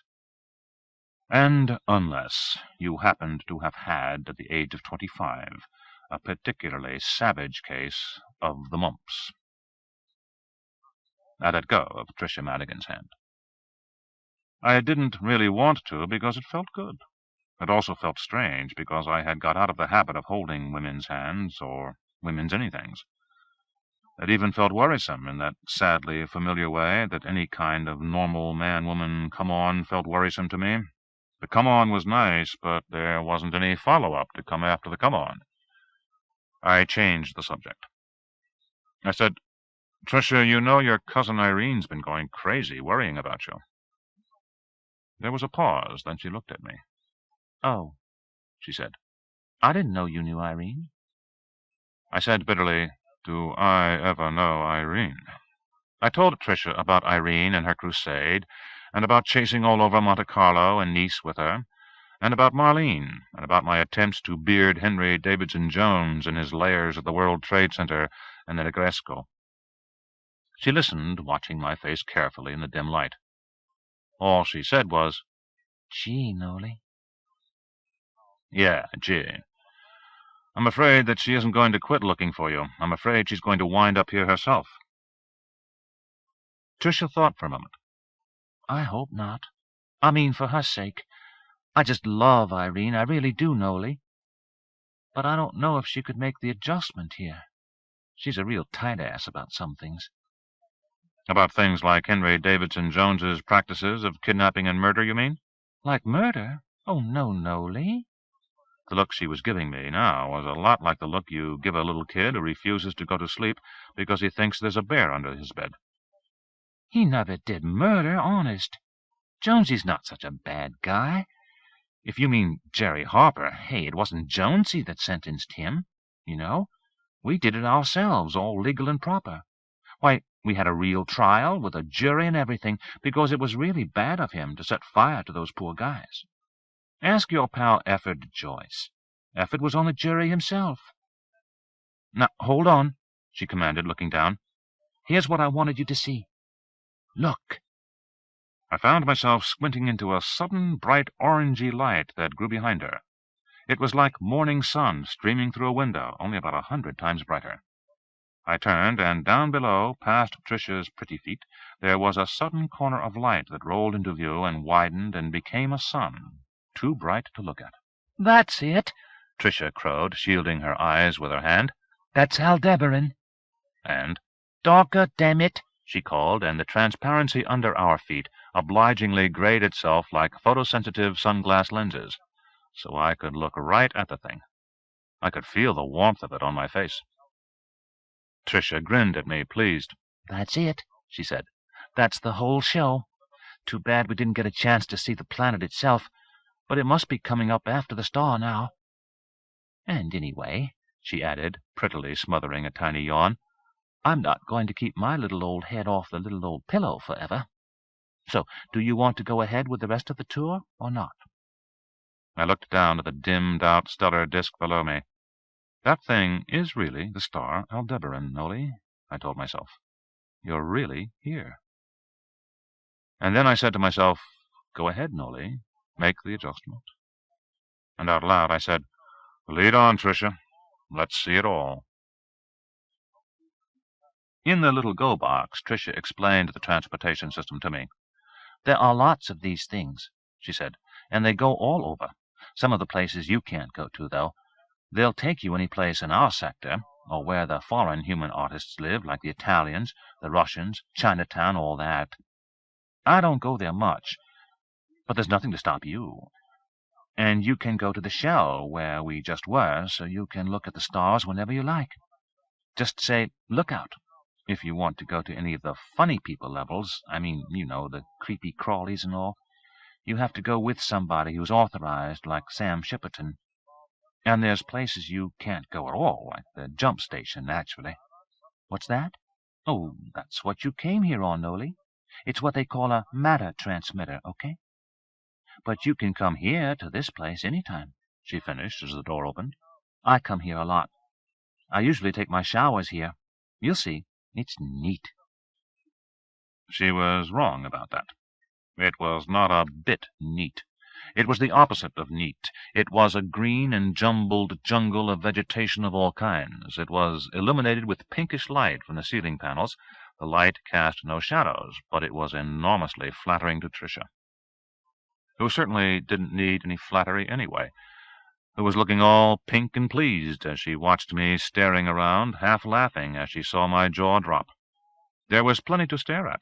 Stubby trees whose crowns spread against the roof panels, vines that swung from the trees, bushes, flowers, purple moss that had little scarlet blossoms in it, hedge-like shrubs that were full of pretty white and yellow berries.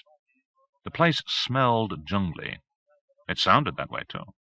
There were chirpings and whickerings and soft, sobby moans, and distant yowls that made me glad they were distant.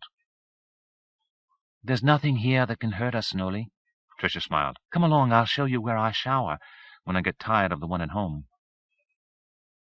It wasn't really untamed jungle, after all. There were paths in it. I followed Tricia's prettily waving hips down one of them, while she chattered over her shoulder. She named a dozen kinds of edible fruits and berries. Half of them I'd never heard of, which was reasonable enough because the things with those names didn't grow on Earth. I didn't retain them, anyway. I was listening to a sound, a watery sound, like a forest creek running fast over rocks, that I hadn't heard at first because my attention was all on pretty Tricia. The sound got louder. The path opened up into a glade. A few yards in front of us was a pond. At the far end of the pond, seeming to come out of the ceiling itself, was a waterfall. That was the sound I heard, but it didn't sound exactly like any waterfall I'd ever encountered before. It sounded somehow gentler and slower, and the reason for that was that it was gentler and slower. I understood that. Even at this level, I felt a little lighter than I'd been accustomed to back home on Earth, and so did the water. It fell in a leisurely, comfortable way and splashed only gently when it hit the surface of the pond. Pretty? Tricia asked, smilingly sure of the answer. I obliged her. It's very pretty. I have to admit that Narabedla's about the prettiest and nicest place I've ever been, anyway, in terms of amenities. I mean, there was this hotel in Beverly Hills, and I told her about what had been my previous high-water mark for luxury, and added, the only thing we don't seem to have here is the whores. Tricia said demurely, On the other hand, why would you need them? I found that we were holding hands again. I didn't remember how that had happened. More than that, she'd loosened a button or two in her blouse, and very visible was much of Tricia. I backpedaled. Fast. I said, I was just joking, Tricia. She listened attentively, absently stroking my arm. I mean, I explained, really there's a lot missing here. Freedom, for instance. She squeezed my elbow in affectionate disagreement. Oh, no, Nolly, you're wrong about that. Believe me, you've never been so free. You can do anything you like here. Well, hey, not hurt anybody. You wouldn't want to be like Jerry Harper, would you? You can't kill anybody or rape anybody. You could get in a fight, maybe, if both you and the other guy wanted it, because that happens, you know. but not anything like deliberate or mean. I mean, what would be the point? Whatever consenting adults, want to do. I'm talking about being free. Free to go home, damn it. She shook her head regretfully. Oh, shit, Nolly, she sighed. I started to amplify, but she got in ahead of me. Forget about going home, Nolly, she advised. Look on the bright side, for heaven's sake. What did you have back home? Did you have anything half as good as you've got here? You're never going to get real sick, You're going to live a heck of a long time. Look at people like Efford Joyce and that witch Nora Platt. Of course, she went on reasonably, it isn't all free, exactly. You have to earn it. You have to do your thing for the cash customers if you want any special privileges or charge cards or anything. But what the hey, that's what artists like to do anyway, isn't that true? They like to perform. Why else would anybody be a performer? And you've got real good friends here, or anyway you will have as soon as you get over this tight-ass stuff. She gazed at me for a moment. Tell you what, she said, you ought to put all this stuff on hold till you can talk to Jonesy himself next time he's here. Just sit down with him and... He comes here? Well, of course he comes here, for gosh sake. What did you think? Every couple months, anyway. So now lighten up, will you? But... Buttings for bulls, she said kindly, opening the rest of the buttons on her blouse. Come on, let's have fun. I'm going to get under the shower. So she did. She threw the blouse in one direction and the skimpy shorts in another. I hadn't thought there would be anything under them but Tricia herself, and there wasn't. She dived into the pool, swam a dozen strokes, and came up under the waterfall. Come on, kidlet, she gasped, mouthful of water. It's nice and warm, just what you need to chase the collywobbles away. It would have taken a real trained-from-childhood eunuch, not a well-remembering one like me, to say no to Tricia Madigan. I took off my clothes, my own tired ones and the ones I'd borrowed from Malcolm Porchester's wardrobe, and I dived in after her. I was dimly aware that I was laying up a larger store of humiliation and regret for later, but I firmly turned off the voice inside my head that was trying to tell me so. The pool and the waterfall were everything she'd promised. The splash of water on my head was not only gentle, it was tepidly warm. It didn't beat down on me, it caressed me. Tricia was laughing as she splashed perfectly superfluous handfuls of water at me, and in a minute I was laughing too, up to when we began touching each other. She took hold of me, smiling sweetly.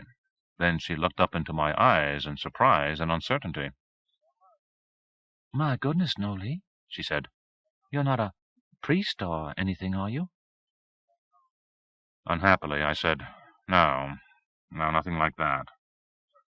Or maybe you've got a secret pash back home that you're carrying a torch for, like Jerry Harper? I shook my head. Then I backed away a little, wiped the water out of my eyes, and said, There's something I ought to tell you about. Do you know anything about the kinds of things that happen if you catch mumps when you're a grown-up man? And, oh, well, that was about the end of that. Tricia was perfectly cheerful and friendly as we went back to our own level, but she went to her house and I went to mine. And it was a while before I saw Tricia Madigan again. Chapter 14. I didn't have Tricia's company, but I wasn't without feminine companionship. I had Nora Platt. Right after breakfast the next morning she was waiting decorously behind the closed door of my bedroom while I, stripped naked, was exercising, sitting, standing, doing sit-ups and jump-ups, jogging in place, turning, bending, in front of my scry. From tiny projectors over the screen, rays of bright blue light stretched out to fasten on shoulders, neck, knees, wrists, ankles, and elbows, marking the positions of all my joints and extremities as I moved. I wasn't doing it just for the exercise. I was being fitted for a new wardrobe, and when the machine politely thanked me and turned its lasers off and I was dressed again, Nora came out to help me pick out the kind of clothes I wanted.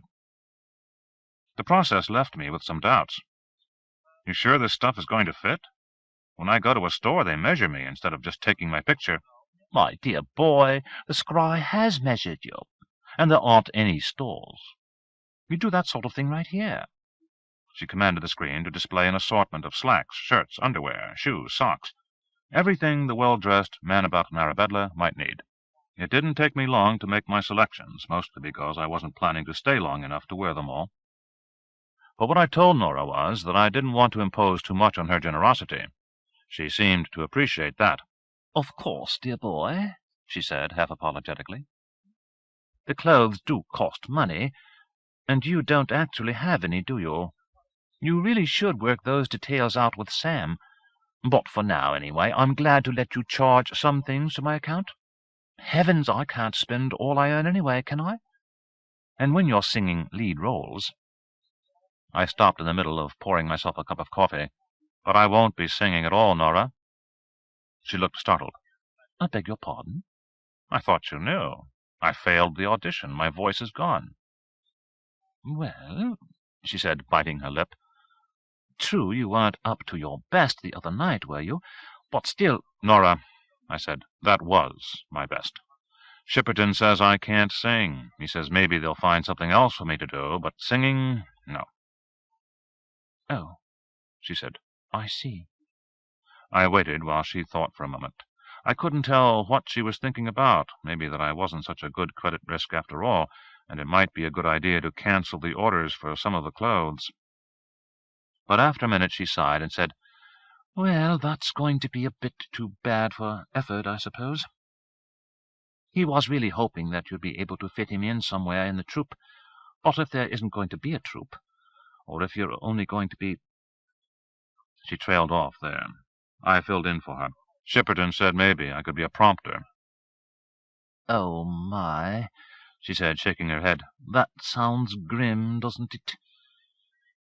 "You see, Nolly," she explained, "most of us are artists. There isn't really much for anybody who isn't, well, talented to do." "Not even sweeping the streets?" "Of course not, Nolly. The Keckettys do that sort of thing, don't they? Of course, now and then one of the artists just doesn't seem to draw the audiences any more, like poor Efford.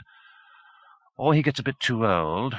The dancers, for instance. But that doesn't happen very often, of course." "Then what do they do?" "Oh," she said vaguely, "different things." "Like slow time?" She jumped.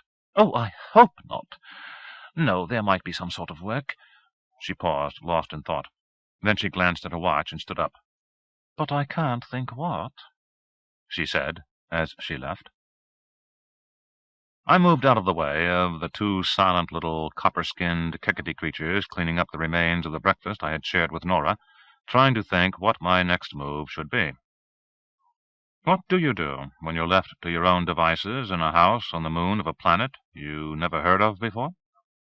Sure, the most important thing is obvious. You try to figure out how to get home.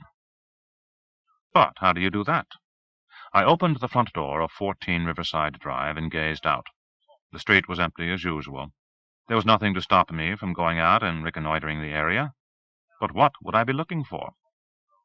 What I needed to begin with was information. Know your enemy. That was the right prescription for the situation, and there was no better place to acquire that knowledge than in the book Bartolomeo Conduccio had given me. I went back to where I had been when Tricia Madigan interrupted my studies. It was hard work.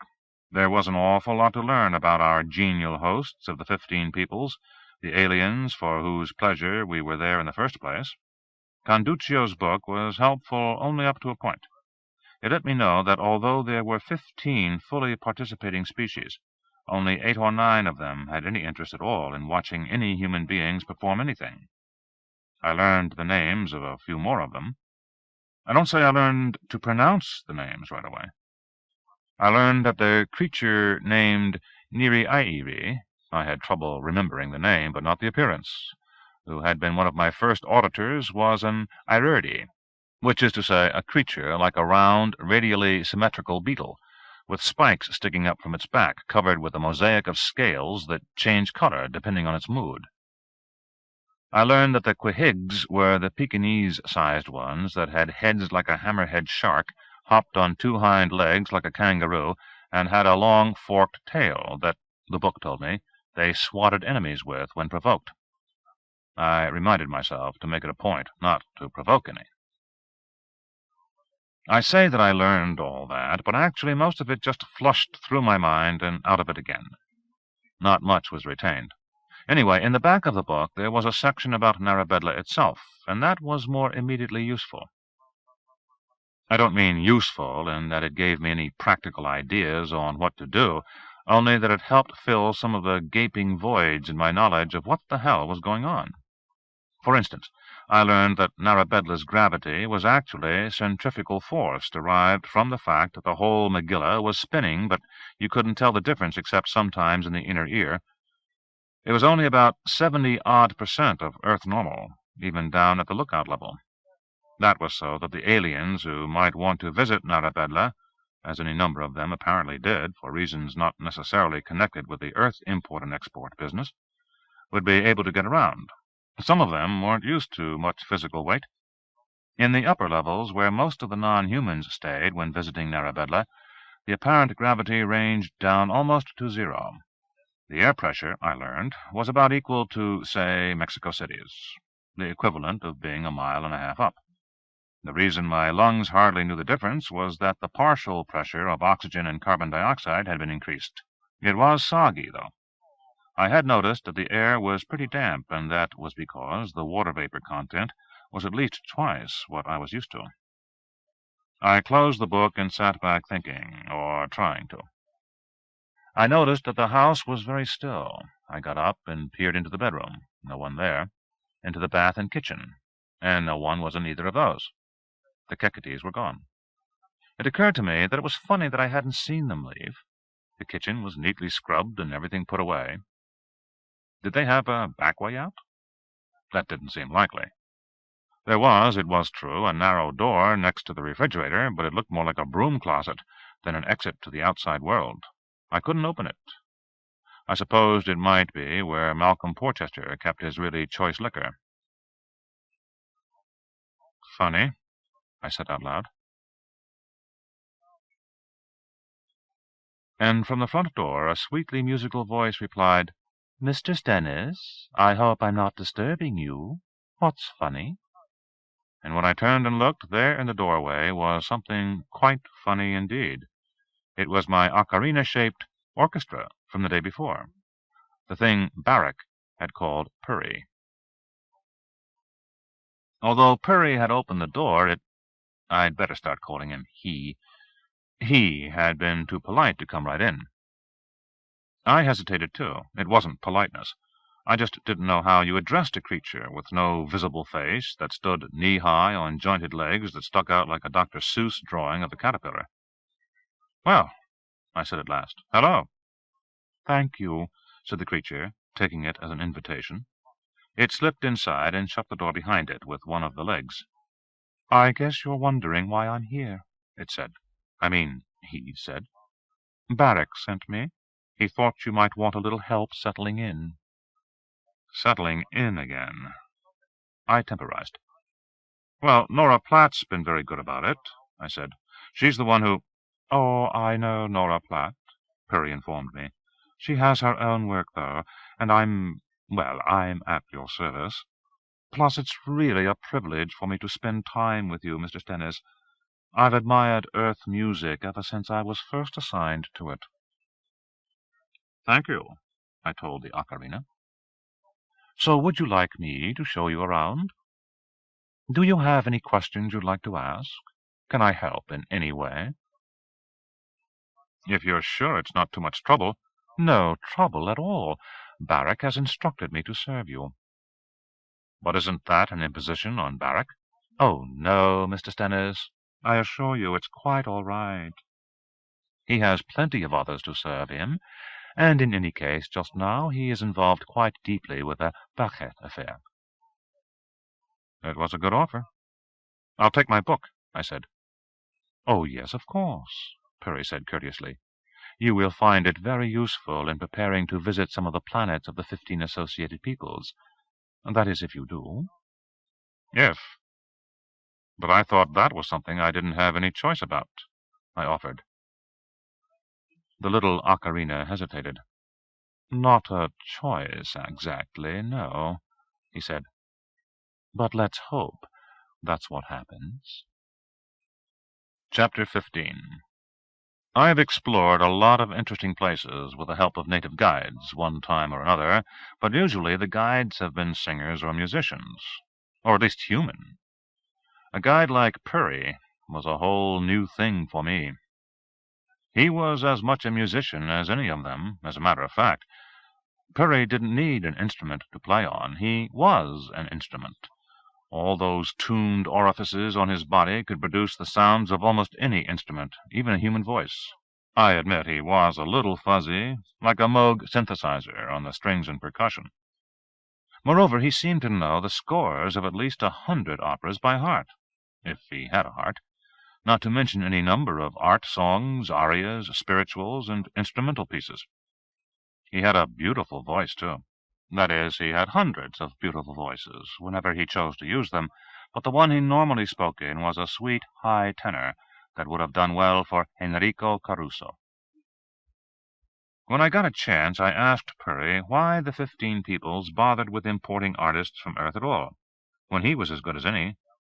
"Oh, but that wouldn't be real, Mr. Stennis," he piped, shocked. "No, none of the Peoples would settle for an imitation. Well, except perhaps the Osps. Anyway," he went on, "the sound frequencies weren't the whole of a performance, were they? Weren't they?" "Oh, certainly not," he declared, trotting along beside me on his stilty little legs. "The sound was only a part. It was the totality, the gestalt, that mattered, especially for some of the 15 Peoples, whose senses were not necessarily the same as those of humans. Much more sensitive in some areas, he told me. And how could a mere reproducer like himself match not only the sounds, but the sight, the body temperature, the very smells of human performers? Not to mention that when he played an overture, say, he played it exactly as written, while us humans all put our own little spin of interpretation on it. And wasn't that really what art was all about? Ocarina or not, I liked the guy. The first thing he did was ask me what on Narabedla I wanted to see. I couldn't answer that. I didn't know what that was. I only hoped I'd recognize it when I came across it, so I told him to shoot the works, and he did. We started out by walking the streets of the local human community. There were a couple dozen of them, all interlocking, none of them more than a couple of 100 yards long. It wasn't just houses. There was a library, with a lot of your Earth newspapers and magazines, Mr. Stennis, although, of course, you can get them on your scry without going out of your house. There was a sort of restaurant, bar, soda shop. We peered into it, and Purry introduced me to a couple of people sitting there, but they were a man and a woman busy on a conversation of their own, and they didn't seem interested in talking to me. There were little parks and a pleasant, though oddly curved, pond. There were go-box stations at half a dozen of the intersections, so no one needed to walk very far except for the fun of it. And when Purry shepherded me into one of them, I found myself again on the lowest level, the one they called Lookout. Although I'd already been there, it looked different. There was something big in that immensity of empty sky beneath our feet that hadn't been there before, and Purry told me that it was that 7th planet that we were on the second moon of. It was a huge one. It looked a lot like pictures I'd seen of Jupiter, a great, bright, swirly, cloudy thing with no detectable surface. "And nobody lives there?" I asked, just checking. Purry hesitated. "Well, Mr. Stennis," he said playfully, "that depends on what you mean by a body, doesn't it? None of the 15 Peoples do, certainly. They'd die. It's all poison gases and very high pressure. Still, there are living things there, of some sort, I believe, quite primitive ones. There are in most places. We could check it out on the scry, if you like." I shook my head, watching the big thing follow its star down under the side of our moonlet. When they had both set, I said, "There's an awful lot I need to check out on the scry. Maybe we should go back to my place." "Oh? But really, Mr. Stennis, we can find a scry almost anywhere." "We can't find food just anywhere," I pointed out. "I'm beginning to get hungry." "Oh? He sounded puzzled as he looked up at me. "But there are places where food can be bought. If you remember, I showed you one, the refreshment place." "But I thought you said you didn't want anything." "It wasn't so much I didn't want anything as that I couldn't pay for anything," I explained. "I don't have any money." "I see," he said doubtfully. Then he made a sort of faint puffing sound out of several of his orifices, like the dying gasps of a pipe organ when the pump has been turned off. I took it to be a sigh. "No, I don't see," he confessed. "What is money?" By the time we got that threshed out, we were back in my place, and I was getting really ravenous. Money, as a medium of exchange for normal goods and services, meant nothing to Perry. You did what you were supposed to do. You used what commodities you needed, and that was that. Nobody kept books. When I mentioned Nora Platt's fondness for imported kippers, Perry saw the distinction at once. "Oh, yes, to be sure," he agreed. "For off-planet things, yes, of course, there is a medium of exchange. That is basically determined by the polyphase index in transactions among the 15 associated peoples. That is to say, by what you would call barter. But for you Earth artists, there are special arrangements as set out in your contract for services." "But I don't have a contract for services, Perry." "Yes," he conceded. "The situation is unusual in that way. It doesn't affect food, drink, and lodging, however. Shall we go to the refreshment place?" But I wasn't ready for that. We wound up back at my place, where I discovered that the scry was flashing its gentle lavender attention signal again. Perry commanded, "Mr. Stennis's messages, please." There turned out to be 3 of them. A quick word from Sam Shipperton to say that Meretekabinda was expected back in the morning, though why he was telling me that I wasn't sure. The scry's own sweet, sexless voice to tell me that the garments I had ordered were completed and already in my bedroom closet. And a message from Bartolomeo Canduccio to let me know that several of his recitals were in the scry's data stores, and if I would like to hear how he sang, I had but to order them up. "There," I said, "is a man who doesn't know that I'm unemployed." "I beg your pardon?" said Perry, looking uncertainly up at me. "Never mind," I said. "Let's get to the food and drink. We can hear the man sing while we're eating." So Perry did what was necessary to get the recordings going. Actually, Canduccio wasn't half bad, if you like Mozart, and I drifted into the kitchen to see what was in the refrigerator. "But don't you want something made for you?" asked Perry in surprise. He didn't wait for an answer. "Kekety folk, dinner for Mr. Stennis," he ordered. And almost at once the little door that I'd thought was a broom closet opened, and one of the silent little men came out. "And what would you like, Mr. Stennis?" asked Perry. "Something quick. There are pre-made meals in slow storage. I know that Mr. Shipperton always likes the what he calls macaroni and cheese casserole." "Fine," I said. "Get something for yourself, too." "Oh, no," Perry said, sounding surprised.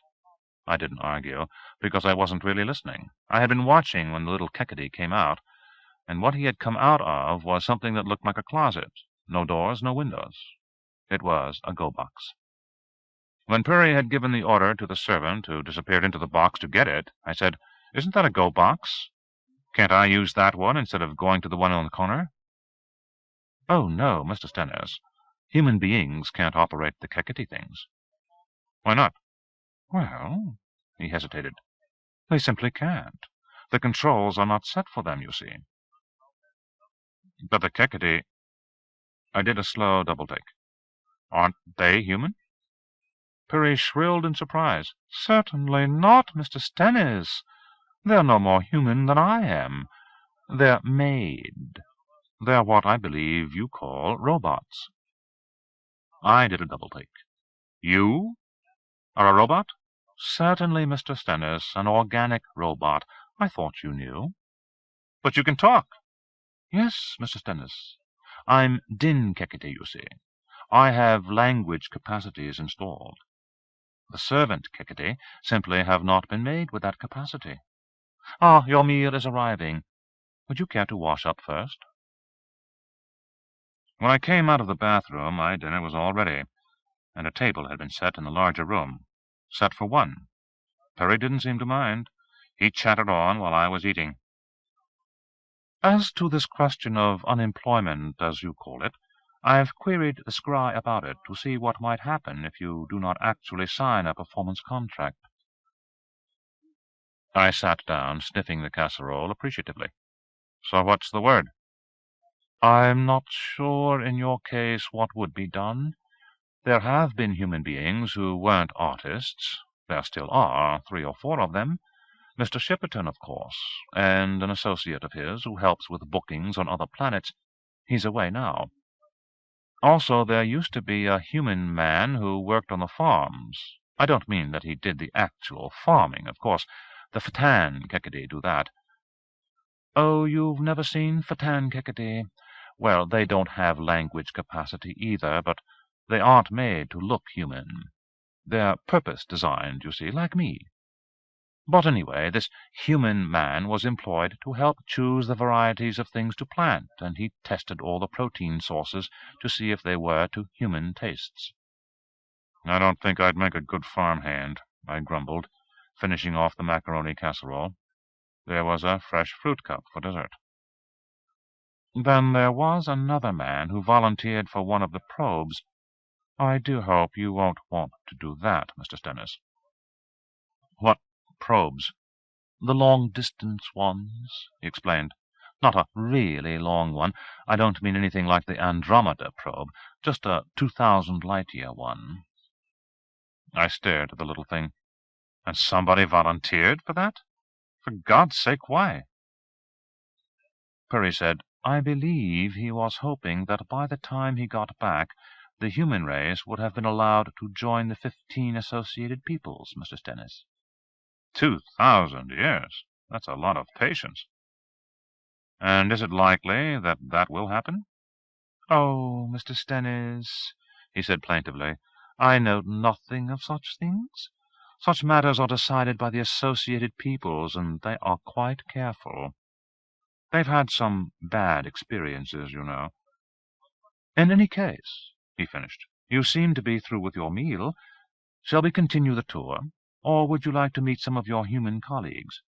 There should be a number in one of the refreshment places." So we started a good old-fashioned pub crawl, me and my little pet ocarina. No one asked for payment, just as Perry had promised. I started with a beer or two, and began to feel the effects fast.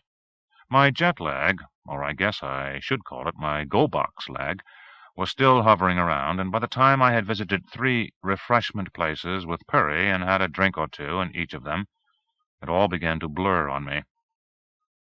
I did get to meet a lot of my human colleagues, though. Perry introduced me to a dozen, and most of that dozen introduced me to others.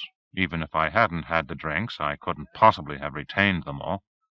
We stayed in the English-speaking area, but even there were a couple of 100 people, and I met a large fraction of them. There was a middle-aged black woman who wanted to know how the Dodgers were doing, and a youngish, serious-faced man who wanted to know if I was right with God. There was a pair of xylophonists, male and female, who had just come back from a 3-planet tour and were full of stories about the kinds of places that passed for hotels on the road. There was a trombone player who wanted to tell me all about the Andromeda probe, and probably did. But as I was talking to 3 other people at the same time, I can't say I followed what he was saying very closely. I did see a couple of familiar faces. Tricia Madigan looked in on one of the places as I was listening to a long spiel about how the Ierde really liked breakdancing, but the Osps couldn't stand it. She was with a tall, skinny black man, and though she waved at me, she didn't come in. And Efford Joyce was sitting sullenly at the bar in one of the places. He turned and looked me full in the face. He must have heard that I'd failed my audition, because he cut me dead. Perry got me home. I don't think I could have made it by myself. He took me as far as the door, looked up at me anxiously, then excused himself. I got my clothes off and myself into my neatly made bed and closed my eyes. My head was full of strange people and strange things, but there were some familiar worries still bobbing about in my brain.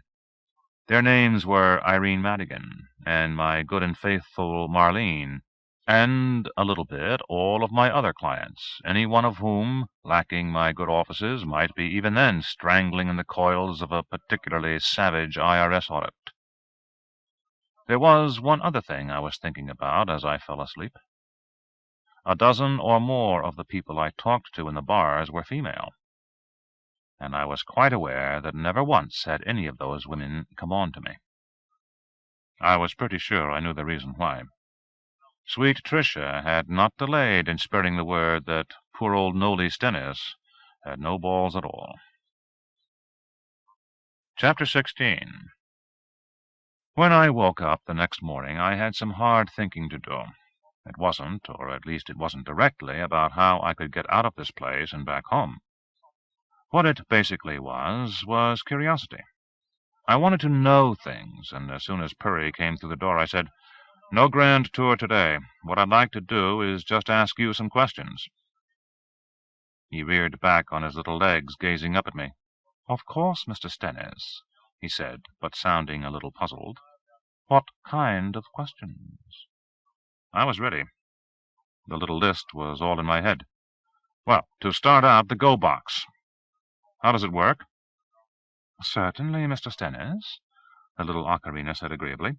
"To begin with, the local go boxes will take you into any permitted area of Narabedla. You simply enter, announce your destination." "No, that's not what I mean. I mean, what makes it work? What is the scientific principle behind it?"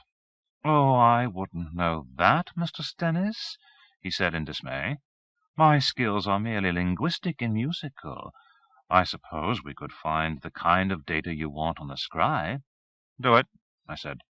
I watched with satisfaction while the little ocarina clambered up in front of the scry and began chirping out orders. Hard thinking in the early morning had given me a plan, and it came in 3 parts. First, I wanted to go home. Second, in order to get home, I had to find out where the weak parts were in Narabedla's security system, whatever that was.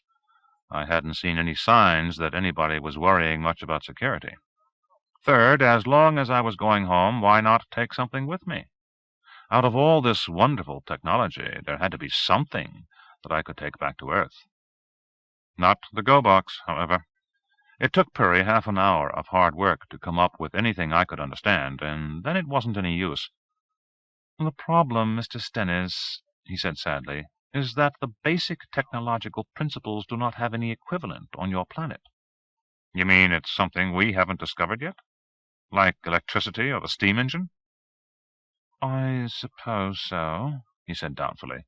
"The closest I can come is to that it relates to something that your scientists call Einstein-Rosen separability. But what that is, I don't know." Neither did I, but I wrote down the name all the same. Maybe the library would have something about it. "Spaceships, then," I ordered. "Oh, the peoples don't use spaceships. Off-planet transportation is just another sort of go-box." "I thought you said something about probes." "Ah," said Purry, gratified. "Of course, the go-boxes can't work until there is a terminal for them, and the probes provide the terminals. Just a moment." But that took a lot more than a moment, too. It wasn't that Purry was trying to keep anything from me. It wasn't that he was stupid, either. Well, he was a musician, wasn't he? And I'd never met a musician anywhere who knew much about simple arithmetic. That was what they paid their accountant for, much less things like Einstein-Rosen separability. Purry didn't have any trouble finding out all the answers to all my questions through the scry. The trouble came later, because then he had to try to find English words for the answers, and a lot of the time the English words apparently did not exist. As to spaceships, yes, certainly, there were 2 kinds of them for voyages on routes where go-boxes had not yet been installed. There was the kind they used for relatively short trips, from planet to planet, or to quite nearby stars, and they were rockets. Well, not ordinary rockets. It took Purry a lot of sweat to find the term for the fuel they used, and it came out as antimatter. Then there were the long-distance probes. One was just about to be launched to some very far-off place. Ultimately, Purry found a name for that place. Galaxy M31 in Andromeda. Those were light sail ships. They required a special kind of light to propel them, though, and Perry hunted a long time before he came up with the word pulsars. "There are special kind of these pulsars, though," he said dismally, and he couldn't find any way of telling me what made them special. The same with slow time. The same with the scry. The same with, for that matter, Perry himself, and the Keketi folk, and all the other robots. After 2 hours of that sort of frustration, I possessed a number of words, but nothing that I could see a way to build back on Earth. I imagined myself going to NASA. "Okay, folks, here's how you explore Pluto. First, you fuel your ship with antimatter. You don't have any antimatter? Well, get some. Then you put a go-box on the ship." "What do you mean you don't know how to make a go-box?" "Why, it's just a matter of Einstein-Rosen separability, after all." I wasn't really sorry when the scry lighted up to show Sam Shipperton looking out at me. He looked annoyed as he said, "Nolly, come on in. I need to talk to you." Shipperton glowered at me over that flickering, flashing desk. "I'm expecting a call about you, Stennis," he said. "What kind of a call?" "It might be good news, but first we have to talk. You've got a problem." "Sure I do. The problem is you kidnapped me." He winced. "Will you shut up about that for a minute? That's not your big problem. Your big problem is this woman Marlene Abramson. She's going to find herself right down the tank if you don't do something fast." I sat down on the chair next to his desk, suddenly alert. Was something happening back on Earth that might help me get out of this? I kept my face calm, and all I said was, "You don't even offer me coffee first?" "Get yourself some goddamn coffee if you want it. But pay attention," he called to my back as I rose to do so. "You know what she's done? She's been to the FBI." I poured the coffee before I answered. "Well," I said judiciously, "yes, I suppose it's the FBI that a person would call in about a kidnapping." "Don't make jokes." "That wasn't a joke, Shipperton," I said, sitting down. "I'm talking about real kidnapping, and maybe murder, too." "Murder?" He gave me a stare of incredulous dislike. "Now, what are you talking about?" "Jerry Harper, for one. And then when you took Tricia, you provided a corpse to substitute for her. You murdered some innocent woman just to cover it up." "Oh, hell, Stennis, you've got some crazy ideas, you know that? Harper was convicted of murder himself, not by Narabedla Ltd. or the 15 Peoples. It was a jury of the other artists right here. And that body that was substituted for Tricia came right out of the morgue. Some unclaimed hooker. It was lucky one was there, otherwise they'd have had to do it some other way. But murder is absolutely out of the question, believe me. Narabedla has never taken a human life. That's rule number 1. I sneered. "Are you trying to tell me that Davids and Jones wouldn't be willing to kill somebody to protect his position? Say if he made some big goof and wanted to keep the weirdos from finding out about it?" He looked puzzled, then shook his head. "Stennis," he said patiently, "the rule against murdering human beings doesn't come from the 15 Peoples. Most of them wouldn't care one way or the other. It's Jonesy's own rule, and he wouldn't break it. Now look," he said, beginning to build up steam again, "let's cut out all this crap. We've got to do something about this woman. She's blown the whistle on Henry Davids and Jones, accused him of, Jesus, 3 counts of kidnapping, 1 of attempted murder, and, you're not going to believe this, even a violation of the civil rights statutes, because she says he abducted you and prevented you from getting back to New York in time to vote in some cockamamie primary election there. My God, Stennis, what kind of a woman is this? I never even heard of some of the things she's charged Jonesy with." I took a sip of my coffee and sat down again. I didn't even try to make my voice sound sincere when I said, "Gosh, that's really a shame." He glared at me. "Damn straight it is. If she doesn't knock it off, it'll be just too bad for her. Think this thing through, Nolly. First place, there's no way she can hang anything on Jonesy. How could she? He's got the money, he's got the lawyers, he's got real good friends in important places. All she can do is make a little trouble." "I can see that," I agreed. So then why are you all in an uproar about it? Because, he gritted, we don't want trouble. Davidson Jones doesn't have to have trouble. He can take steps. Is that what you want him to do? I thought that over. I had a pretty good idea of what the steps might be, and Shipperton was right. I didn't want them taken. On the other hand, I didn't want to cave in too quickly. I wouldn't mind having Marlene here for company, I said, not very honestly. What company? Is she a tap dancer, maybe? Or plays the kazoo? No, Nolly. If Mr. Davidson Jones had to bring her here, the only thing we'd be able to do with her is put her in slow time, and honest, it'd be like having a stiff for company. Cripes, he went on, sounding injured. Maybe that's what I should have done with you in the first place. Here I am knocking myself out trying to find work for a busted-down baritone with the critics getting tougher all the time, and what do I get for it? So, what are you going to do? I didn't like what he was saying, but there was a certain amount of truth to it. I parried. What do you want me to do? Send her a postcard.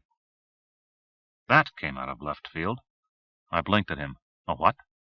A postcard, he said. This here is a postcard.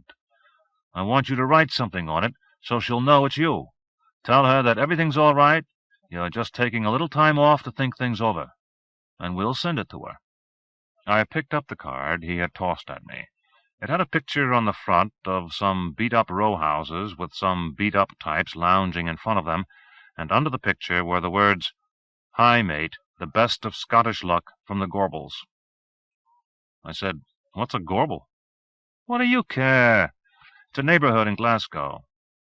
That's where you're supposed to be now." "See," he explained, "we sort of laid a false trail after they picked you up in Nice.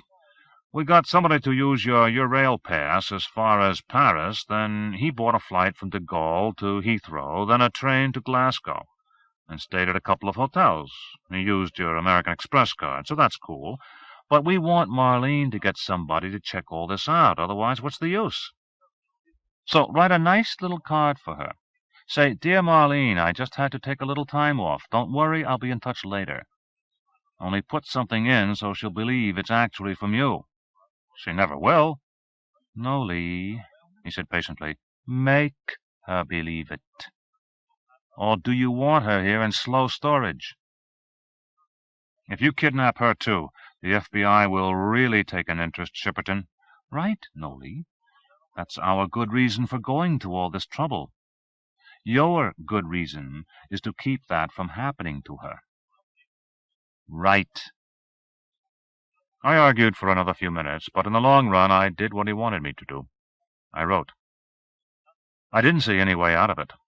I said just what Shipperton had told me, and added, "P.S. Kiss Sally for me and tell her I'll bring back some perfume from the duty-free." Shipperton read it carefully. "Who's Sally?" he asked. "She's our secretary. We always bring her something back when we travel." He gazed at me darkly.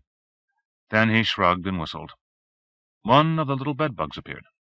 It took the card in its little claws and, holding it high, raced out the door. As it left, Shipperton relaxed. "Now you're being sensible," he said approvingly.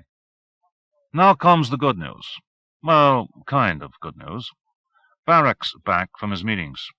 Any minute now we'll be getting a call from him, and if everything's all right, we'll be off to see the plotter mother." As Shipperton appeared to relax, I began to tense up again. I said, "I hate it when somebody says there's kind of good news." "Ah," he said easily, "probably it'll be just fine. You never know with the mother, of course. But she's the one with the most rank around here. She's a mother. So you have to get along with her. Now don't ask. I know what you're going to say. Wait till you see her, and she'll tell you what she wants you to know." He glanced at his watch. "But no buts," he ordered. "Wait for the call." Then he grinned. "If you want to talk about something else, we've got time. Did I ever tell you about how I got here?" "You can if you want to," I said. "Oh, Nolly, just mellow down, why don't you? I know how you feel. See, when I came here, they didn't have a place for me either. I stared at him, and he nodded. That's right, just like you. Well, almost. In 1972, I was in a rock group, trying to hit the big time in Houston, Texas. They picked us up, and when we got here, they didn't want us at all. Is that why you're doing this kind of stuff instead of playing your music? I asked. Harold, they did give us a try. We bombed. It was a mistake to bring us, I guess. We tried out on 4 or 5 planets, but it just didn't work, you know? He shrugged. Jonesy said it was because our act was half technology, you know, electronic instruments and makeup and strobes and amplification. Hell, there wasn't anything we could show these guys about technology. So Chuck Plandome, he was our keyboard guy, he caught on playing accompaniment for an Irish tenor. Our own vocalist does Gilbert and Sullivan patter songs, and Frankie and I got administrative jobs. Frankie's on the road now. You'll see him, maybe, one of these days. I got myself another cup of coffee, thinking. I decided to probe a little. That must have been tricky, snatching 4 of you at once. They didn't really snatch us. It was more complicated than that. See, we were a new group, and frankly, we had a few problems. I mean, with the law. You could even say we were on the run. That was one reason why we all kept all that makeup on in public, and kept our private lives kind of secret, you know. So it wasn't any sweat for Jonesy, just a little mistake in judgment. I'm glad to hear you admit he can make mistakes. Oh, hell, man, everybody makes mistakes. Jonesy's been doing this for 100 years, give or take. Maybe he's getting a little stale, overconfident, I don't know. Anyway, they took us on, and then, when we got here, it was just like it is with you. The reason Jonesy made us the offer was that Frankie knew something. Frankie talked a lot, and one of the things he talked about was the Martians. That stopped me. Martians? Not real Martians. That's just what they were called where Frankie used to work. Frankie probably shouldn't have talked about it, because I guess that's why Davids and Jones came after us. I mean, well, back before we formed the group, Frankie used to work for a company in the valley. In California, you know. They were one of those biotech outfits that did things like gene splitting and stuff, making pharmaceuticals. That's why Frankie took a job there in the first place. He thought he might score something, but that wasn't the kind of drugs they made. Anyway, even where Frankie worked in the mailroom, there was this joke about the Martians. What it meant, every once in a while an outside director would come to the company with a suitcase full of papers. They'd have a secret meeting, and he'd turn the papers over. The people that worked there said it was all top-secret stuff, like industrial espionage. You've heard of that?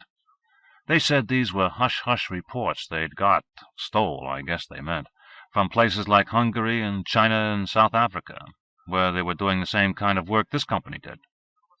And they'd always be good ideas that the company would follow up on and get patents and make big bucks. They didn't want to say where they got them, so they'd say they were from the Martians. Shipperton grinned at me.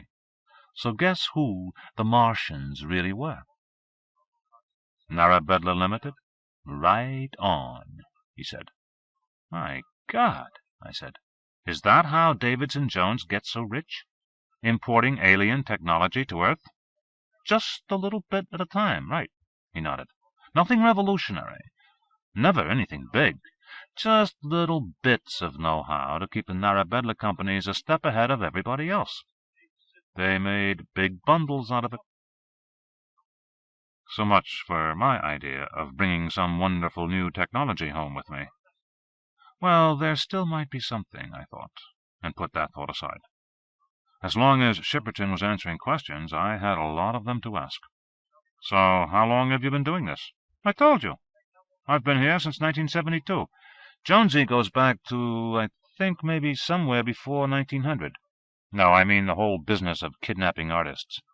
Oh, long before my time. Hundreds of years, anyway. He peered at me to see if what he was going to say would startle me. You think that's long? Look, they've been doing the Peacekeeper thing for 800 years now, and the Clouds of Magellan probes go back over 2,000. To what? 2,000 years, right, he nodded, satisfied. The Associated Peoples have been around a long, long time, Nolly. And you have to remember that Narabedla, I don't mean just you artists, I mean the whole schmear of importing things from Earth, isn't any more than a pimple on the ass of what they do. What do we bring in for them? Botanical specimens, art stuff. The Duntadons are crazy about Navajo blankets. A little bit of specialty foods and things. The Iurdi drink tons of kvass. But that's just Earth. You look at the polyphase index. You'll see that the Earth sector is only about 3% of the total unincorporated planet's trade. And that's only about 1/10 of the trade they do among themselves. Only it's not just trade, it's the big projects that they get together on, like the probes. The Andromeda one that they're just getting ready to launch. Well, they've been setting up for that since, since I guess just about the time the Normans invaded England. And those cost. They have to sort of rearrange a whole little star to propel it. Now, don't ask me how, I don't know. And they've got 40 or 50 of them on the way now. Some are just to other stars, but there's a bunch that are off to other, for God's sake, galaxies. Like Andromeda. That's the kind of thing their money goes into. Have any of them arrived yet? I mean, to the other galaxies? Oh, hell no. The nearest one, I guess, is the one that's supposed to take a go-box to the Lesser Magellanic Cloud. And that's not due to arrive for something like 40,000 years yet. I gulped. They're patient people. They're nuts, Shipperton growled. He scowled at his watch again. The thing is, he went on irritably, these are all different races, 15 of them. They don't all agree on anything. Well, except the peacekeeping program, maybe, and they don't have much choice about that. That's why they got together in the first place. There were a couple of wars, a couple of stars got blown up. They figured they had to quit that, or they'd all be dead. Stars got blown up? He nodded somberly. You mean they could blow up our star, the sun? In a hot minute, he said. But don't worry. Why would they bother? We're no threat to them at all. And, he added earnestly, we don't want to get to be a threat, do we? As long as the human race is just a bunch of charming primitives, they won't bother us. Maybe sometime in the future, if we're lucky, they'll even let us join up. Of course, you and I won't live to see it, but that's another good reason why Narabedla's a secret. The last thing anybody who wasn't crazy would want would be for some nut on Earth to get the idea of shipping an H-bomb or something through the go-box on Jonesy's yacht, for instance, as a terrorist threat. That's why you won't go back, Stennis. That's why nobody goes back. That's why— Hold it. The center of his wall screen was blinking that lavender flash again, and when it cleared, Barrack was peering out at us with 3 or 4 of his eyes. "The mother will receive you now," he gasped. "Coming right up," Shipperton said, but Barrack raised a couple of his arms to halt us. He seemed to be looking directly at me, as near as I could tell, with a multi-eyed starfish. "Norwood Stennis, you will be extremely courteous and careful," he panted out, "or it will be bad." He paused for a moment. Then he said, "I hope you don't taste very good," and vanished. Chapter 17. What I didn't like about the situation was that Shipperton seemed pretty nervous. I could handle the fact that I had a lot to be nervous about myself. When my guide and tyrant was obviously biting his nails, it made it a lot worse. "What's this all about?" I demanded when we were in the go-box. "Am I going to audition again?" "Audition? Oh, no." "Then what?" I persisted. "And what did the starfish mean about my tasting good?" Shipperton just shook his head. "You'll see," he said as the door opened.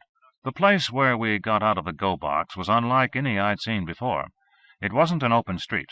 It was an anteroom, and it smelled of fish and rot and worse. Right in front of us there was a doorway hung with strings of glassy beads. It wasn't the only doorway off the little stinky foyer. Another door was to our left, closed tight with a solid metal gate. A third was to our right, this one open. Through it I could see a largish room filled with stacks of what looked like fish tanks. 4 or 5 of the little bedbugs were bustling around, but Shipperton didn't give me time to see what they were doing. He pushed me ahead of him through the beads. We had to step over a raised sill in the doorway, and then we were in a steamy room the size of a tennis court. It was hot, close to the temperature of a sauna bath, and it contained an Olympic-sized pool, oval-shaped. That was where most of the smell had come from. The smell emanated, I supposed, from the mother. I had been thinking that really the worst thing about all these funny-lookers was the way they smelled. The mother changed my mind, because, although she smelled terrible, she looked worse. I stood there with my mouth hanging open until Shipperton punched me on the shoulder. His voice was strained. "Come on, Nolly, get your clothes off." I blinked and looked at him. "Do what?" "Get bare. Undress." "Do it, man. You've got to get in the pool so the mother can feel you." And when I looked at his tense, worried face, I saw that he meant it. All I was wearing was shorts, shirt, underwear, gym shoes, and knee-length hose. Given the right incentive, like somebody like Tricia Madigan waiting on a bed, and some hope of making it worth both our whiles, I could have been out of them in 30 seconds.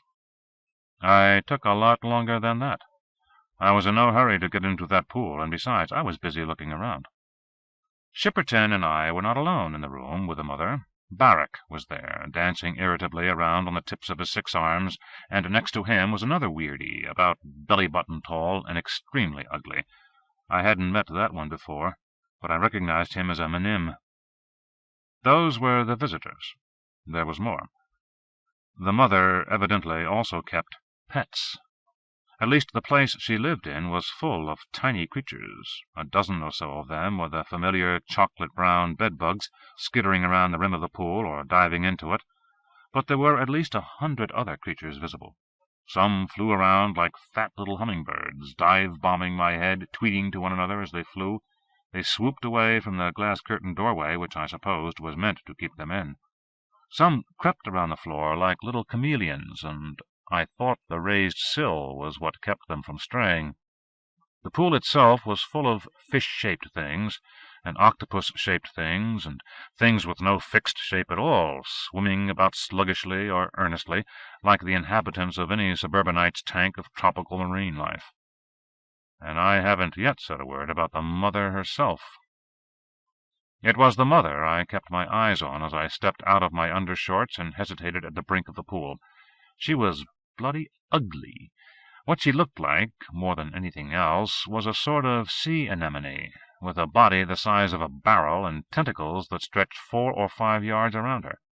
She was prettily colored in her main body parts, scarlet and blue and day-glow orange, and her tentacles were black and white and green. I supposed she had eyes. There was a ring of pale dots around the crown of her body, but they winked not, neither did they move.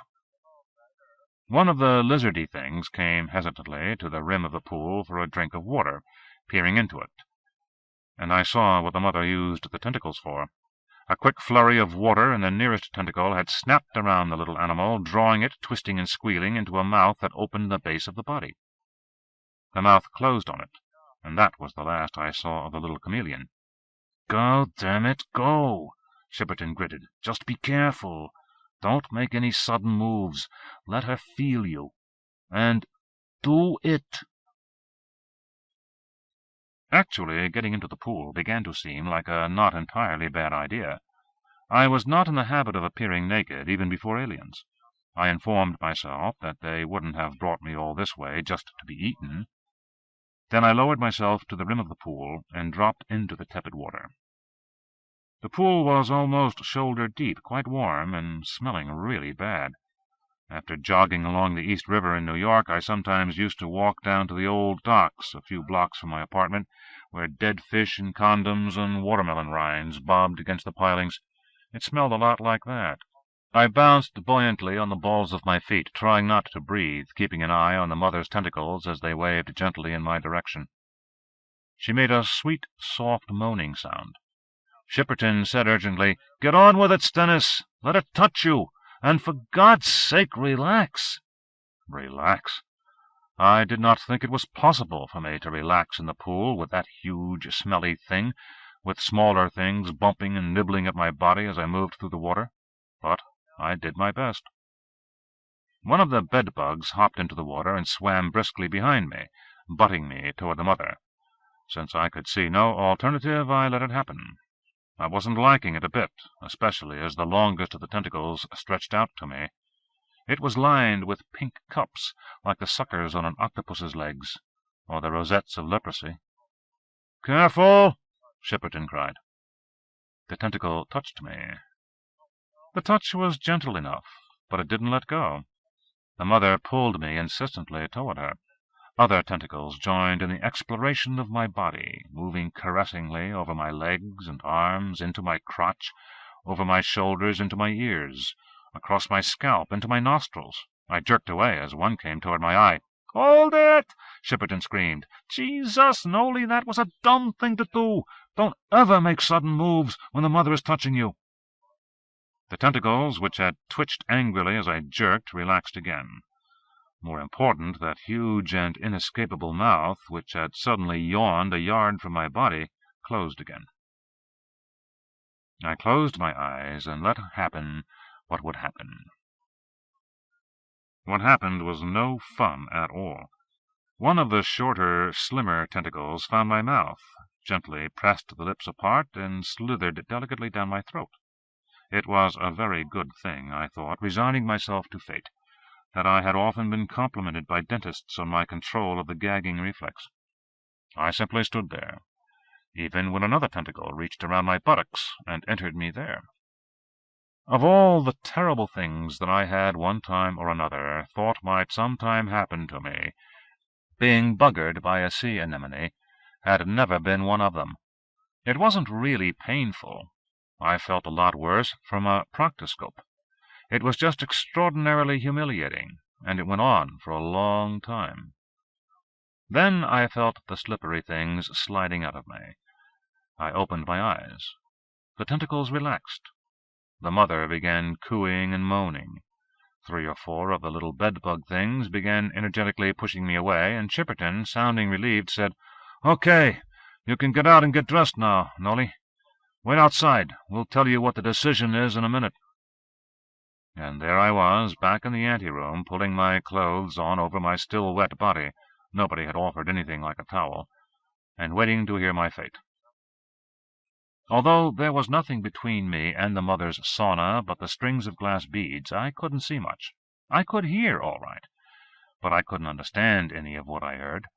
Barrack, the mother, and the ropey-legged little minim were making all the noises of their own languages, a nasty mixture of dove coos and gravelly whines and belches, none of which meant anything to me. I did hear Shipperton once in a while speaking in English. He didn't say much, and what he did say seemed mostly to be "yes, sir, no, sir, right away, sir" sorts of things. A couple of the little bedbugs came racing through the curtain as I was peering through it, nearly tumbling me. They were carrying glassy baskets of what looked like yesterday's Italian meatballs, wet and crumbly looking. The bedbugs chittered at me impatiently to get out of the way. I did, looking after them as they entered the room of fish tanks. Carefully they lifted the meatballs out of the glassy baskets one by one and placed them tenderly in a tank. Other bedbugs were fishing around in another tank, and I could see that what they were scooping out with their little nets was a brood of very small, pale, golden bedbugs. They had to be their young.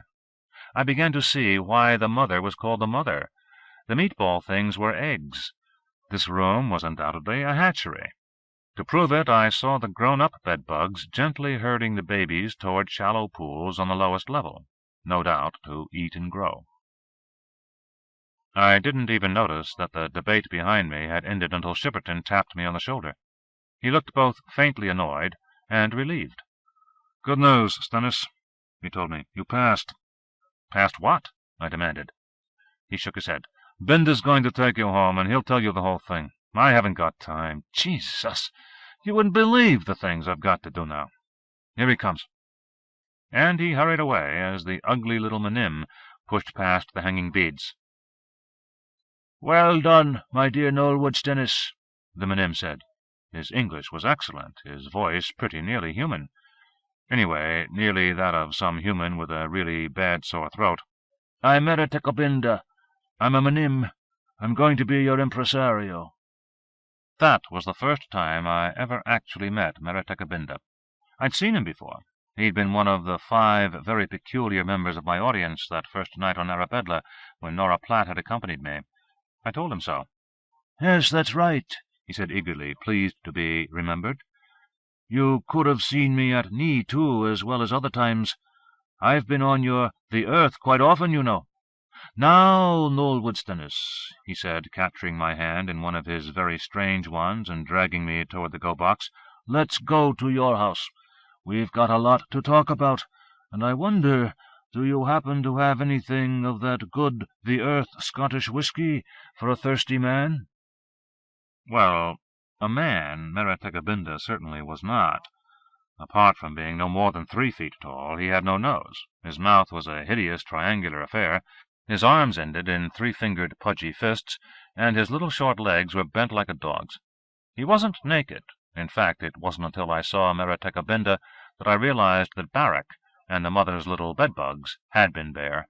It simply seemed right and proper that weird beasties should show off their weirdness, and so when I took a good look at Binda, I was surprised to observe that he was wearing a kind of diaper with metallic spangles sewn onto it, and a kind of keys of the city ribbon and medallion around well, not his neck.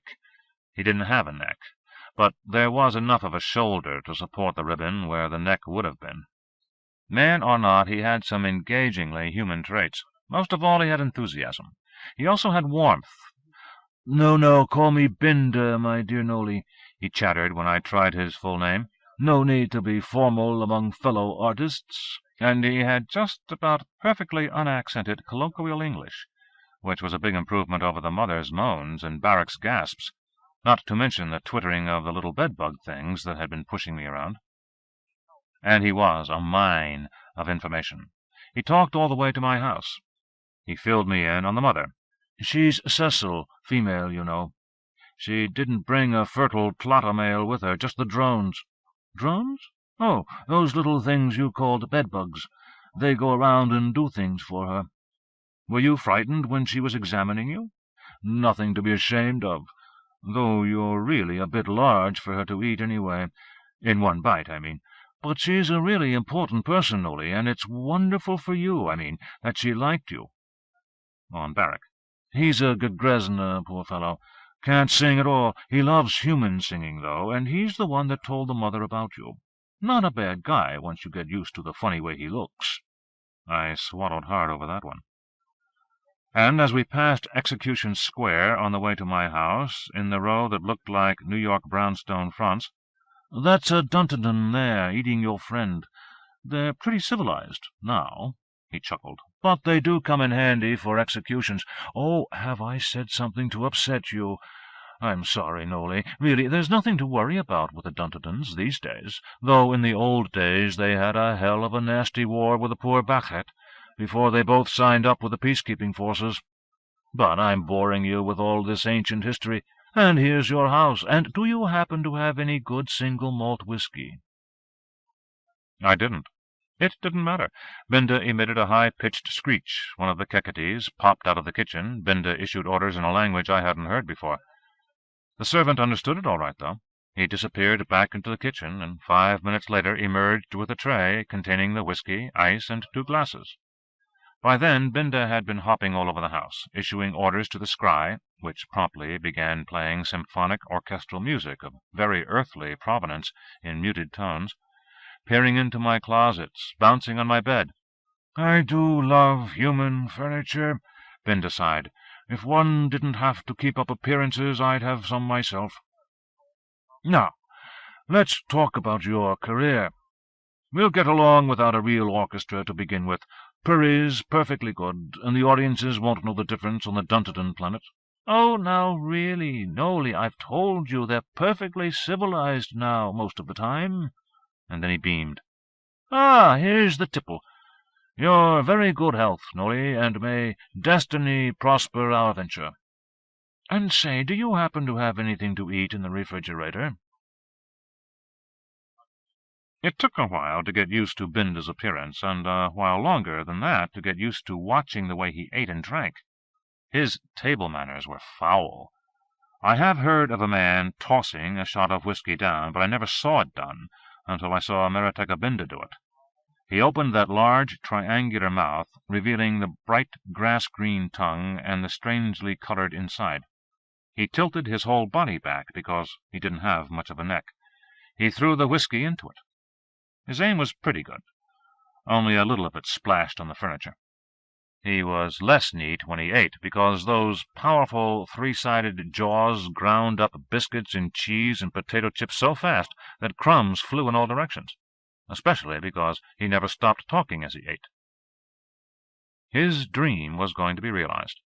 There would be a real opera company. Rehearsals would start tomorrow. Tomorrow? "Oh, yes," he cried, delighted with himself. "Shipperton's finding artists right now. I do hope not all the good ones are off on tour. And we'll call the troupe the Bolshoi." "But Sam Shipperton had another name picked out," I objected. He stared at me out of the piggy little eyes. "What does Sam Shipperton have to say about it? No, it's the Bolshoi." Even the Quehigs and the Osps had heard of the Bolshoi, he explained, and they wouldn't know that we weren't the real thing. The orchestra would just be purry for the same reason. But we would have real human singers. "That's where you'll be so wonderful for us, Nolly, because you're just from the earth, and you'll be able to sing just the way they do in all the latest productions." I spluttered some crumbs of my own on the carpet. "What?" What, Nolly?" "What the hell are you talking about? I'm supposed to be a prompter or something. I can't sing." "Oh, but we'll fix that up, Nolly," he protested. "Didn't Shipperton tell you? That's why the mother was examining you, to see if you could be repaired." "Repaired?" "Oh, did I forget to tell you? Sorry. She said that your defects are repairable. I mean," he added hastily, "this mumps thing that damaged you left physical injuries to those pipes of yours, but they can be fixed. A little sculpting of the larynx and the vocal cords, open up a few constricted air passages. Nothing at all, really." "You mean—" I began, having trouble getting the words out. Yes, why not? Our doctors, as you call them, do far more difficult things every day. Ask Nora Platt. It won't be any trouble. 1 or 2 nights in the hospital, that's all, and you'll be singing as well as you ever did. Probably better. And while he's at it," he said, "he might as well fix up your balls, too." Binda stayed for a couple of hours after that. We talked about all kinds of things. I hardly heard them. My mind wasn't really on what we were doing. It was on the promise that I might have both my voice and my balls back. Was it possible that, as Sam Shipperton had promised, I was really going to like this place, after all? Binda helped that along quite a lot. He was a considerate, interesting, amusing person, once you got past the truly nasty way he looked. And he knew a great deal about opera. He was sketching out a whole season for us. Did I think a simple page and cave was enough for a bill? What did I think of Barrick's idea of the Busoni Turandot? When I hesitated, trying to be diplomatic over that one, he bobbed his upper body. I think it was meant to be a nod of agreement. "Terrible idea," he said. "We'll forget that one. Not every opera from the earth is a masterpiece, after all. Of course," he added thoughtfully, "one hates to offend a Gagresna. They're really more or less the founding fathers of our association, as I am sure you know. But where would the Gagresna be without the Tlotta mothers? And the mother happens to be a Mozart fancier." I was having trouble following him. "I Pagliacci is by Leoncavallo, not Mozart," I pointed out. "Yes," he twinkled, "but you see, I happen to like I Pagliacci, and the mother has entrusted me with all the details." 3 programs would be plenty, he decreed. We could repeat them in different places on each planet, and certainly what we did on one planet would not be stale for another, and if we didn't have enough qualified human singers for all the roles, we could use holographic simulations. Though personally, Binda said disapprovingly, he didn't like to do that, except, of course, for crowd scenes and choruses. And then, as the music from the screen came to the end of Richard Strauss's Alpine Symphony and started something else, Binda raised his hand. "Listen," he ordered. It was symphonic music still, but it had a violin, and it sounded vaguely Scottish, with that hop-skip rhythm. I am no expert on orchestral music, but I had heard it before. Bruch? I guessed. Yes, exactly. It is his violin concerto in A, and Sophie Mutter as the soloist with the National Symphony Orchestra. A performance recording, not a studio. Mr. Slav Rostropovich is conducting, he said proudly. But listen. It was just at the beginning of Mutter's cadenza in the first movement, and somebody's raucous cough came through loud and clear. That was me, Binda said with a kind of gloomy delight. Isn't it terrible? But I couldn't help it. The things you people put on yourselves, perfumes, deodorants, I could hardly breathe. It got worse in the second movement, and they threw me out. I gaped at him. You were there? Why, Nolly, he said, superior, deprecatory, amused. I have been to the Earth often. Most of us would like to visit it. I mean, those cultured ones like ourselves, but unfortunately their physiques are, well, unmistakable. For me it was not difficult. In some ways I look quite like the Earth native. Haven't you noticed? Wait, I'll show you how I did it. He barked a command at the screen. It did not stop playing the Bruch, but the screen obediently flickered and produced a picture. The picture was Binda. It was Binda in disguise. He could have been a dwarf, or an exceptionally ugly 6-year-old, wearing a shapeless trench coat and long blonde hair. The nose was obviously false, of course. Maybe it wouldn't have been so obvious if I hadn't had the real thing right in front of me to compare. And the face looked different around the mouth. There were actual lips, not the triangular praying mantis chompers that were Binda's natural state. "You wore a rubber mask," I said, comprehending. He nodded, gratified. It was a good mask. Probably it hadn't been studied very closely. People tend out of tact to avert their eyes from such obviously malformed faces.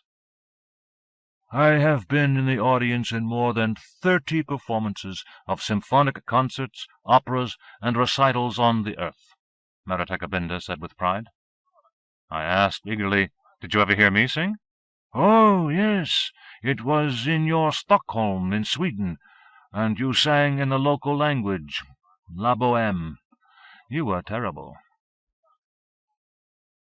I think it was around that time that I stopped thinking of Marateka Binda as a revolting alien monster, and began thinking of him as one of those more familiar monsters, a music critic. To give Binda his due, the Swedish critics had also said I was terrible. It hurt when I saw the reviews, but I probably was. The opera was La Bohème, and they'd sung it in Swedish, and I'd had to learn the part in 4 days because their previous baritone had come down with laryngitis. It was a pretty opera house. It smelled of over-roasted, over-boiled coffee from the bar at the intermissions. The Swedes don't go in for champagne in the pauses. But I would have liked it if the audiences had liked me. They hadn't. I tried to remember if I had heard any particular ear-splitting cough from a member of the audience who happened to be a poorly disguised visiting creature from another planet. Then it all came back to me. I wouldn't have heard Binda, however much he'd coughed. There had been too much competition. It was October, in Stockholm. Everybody in the audience had a cold. There's that scene where Mimi is hiding in a doorway, eavesdropping, while Rodolfo is talking about how jealous he is. Then, according to the libretto, she coughs, and he discovers her. But not in Stockholm, he didn't. The whole audience was hacking away, sounding like the seal pit at the zoo, and the Mimi had to strain her lungs to be heard over them. Binda was staring dreamily at his picture, waving one of those long arms in time with the Bruch slow movement. I said, unable to keep an edge out of my voice, "If you think I'm so lousy, why do you want me to sing for you?" He looked at me thoughtfully, the three-cornered mouth working. "Oh, Nolly, I've hurt your feelings, haven't I? I'm sorry. I thought you knew you were having a bad night in Stockholm." "Well, I suppose I did," I acknowledged. "You won't ever have another," he promised. "Now, let's get on with our business." And we did. Marateka Binda even acted out a couple of scenes with me from memory, and his memory was better than mine. Could we do the magic flute, he asked, and then at once wanted to hear me sing Papageno. "I'll sing the girl," he cried enthusiastically. "You ring your silly little bell, the three youths bring me in, you sing—" And I did. "Pa-pa-pa-pa-pa-papagena," and Binda came in, vigorously croaking, "Pa-pa-pa-pa-pa-papageno." "Bist du mir nun ganz gegeben? Nun bin ich dir ganz gegeben," he squawked back at me, and so on to the end of the silly, beautiful Mozart duet. He knew every word, though I was fumbling on most of the patter lines. "Yes," he said, waggling his necklace head in pleasure, "you'll do just fine, Nolly. And once we get your plumbing back in order, maybe better than that." I never had a review I appreciated more. I walked Binda to the go-box entrance, the two of us chattering and sometimes singing a line or two at each other as we went. One or two people looked out their windows curiously as we passed. I didn't mind. Rehearsals tomorrow. I was a singer again, or would be a real one if Meriteka Binda's promise was good, and I had never dreamed that would be possible again in my life, to say nothing of his other promise. Strolling back toward the execution intersection, I let myself wonder about what sort of operation might be involved. The mother's examination had been only gross, not painful. Nora Platt had boasted of the fact that she was kept in good repair, in spite of her incredible age. Sam Shipperton had sworn I would be well treated. There was really nothing to worry about, was there? That is, I reflected, nothing for me to worry about, not counting what trouble Irene Madigan and Marlene Abramson might be getting into. But at worst, what would that be? Henry Davidson Jones might, in desperation, ship them to Narabedla to shut them up, but was that so bad? True, there was the loss of freedom, but I was beginning to see that there were some pretty fine trade-offs for that. Also true, I at least had the capacity to perform, that is, to do the things the whole system was designed for. Marlene didn't. Neither, as far as I knew, did Irene. They might not fit in so well. They might easily, as Shipperton had threatened, have to go into this slow storage. But that wouldn't really harm them, and some day, no doubt, they could be brought out again to live quite happy lives. Finally, true, some of the aliens were not very likable. I was looking at one that fit that description. It was the monster that was eating the man in the statue in Execution Square.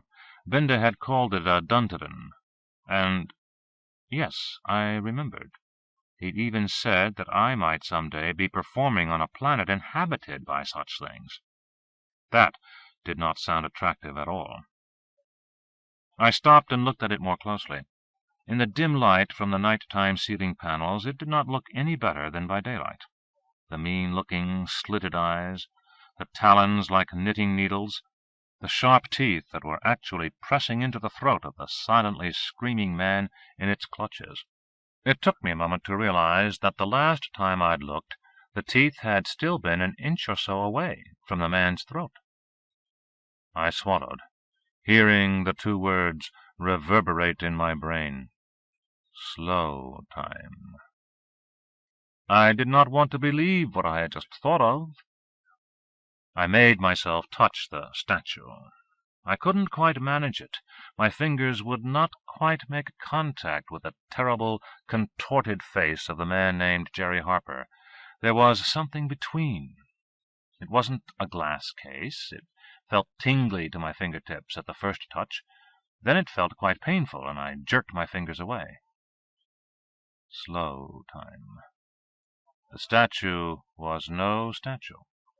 The execution had not been commemorated. It was still going on. In slow time, Jerry Harper was screaming, was in the talons of the Duntadon, was being murdered before my eyes, and had been all the time I'd been on Narabedla.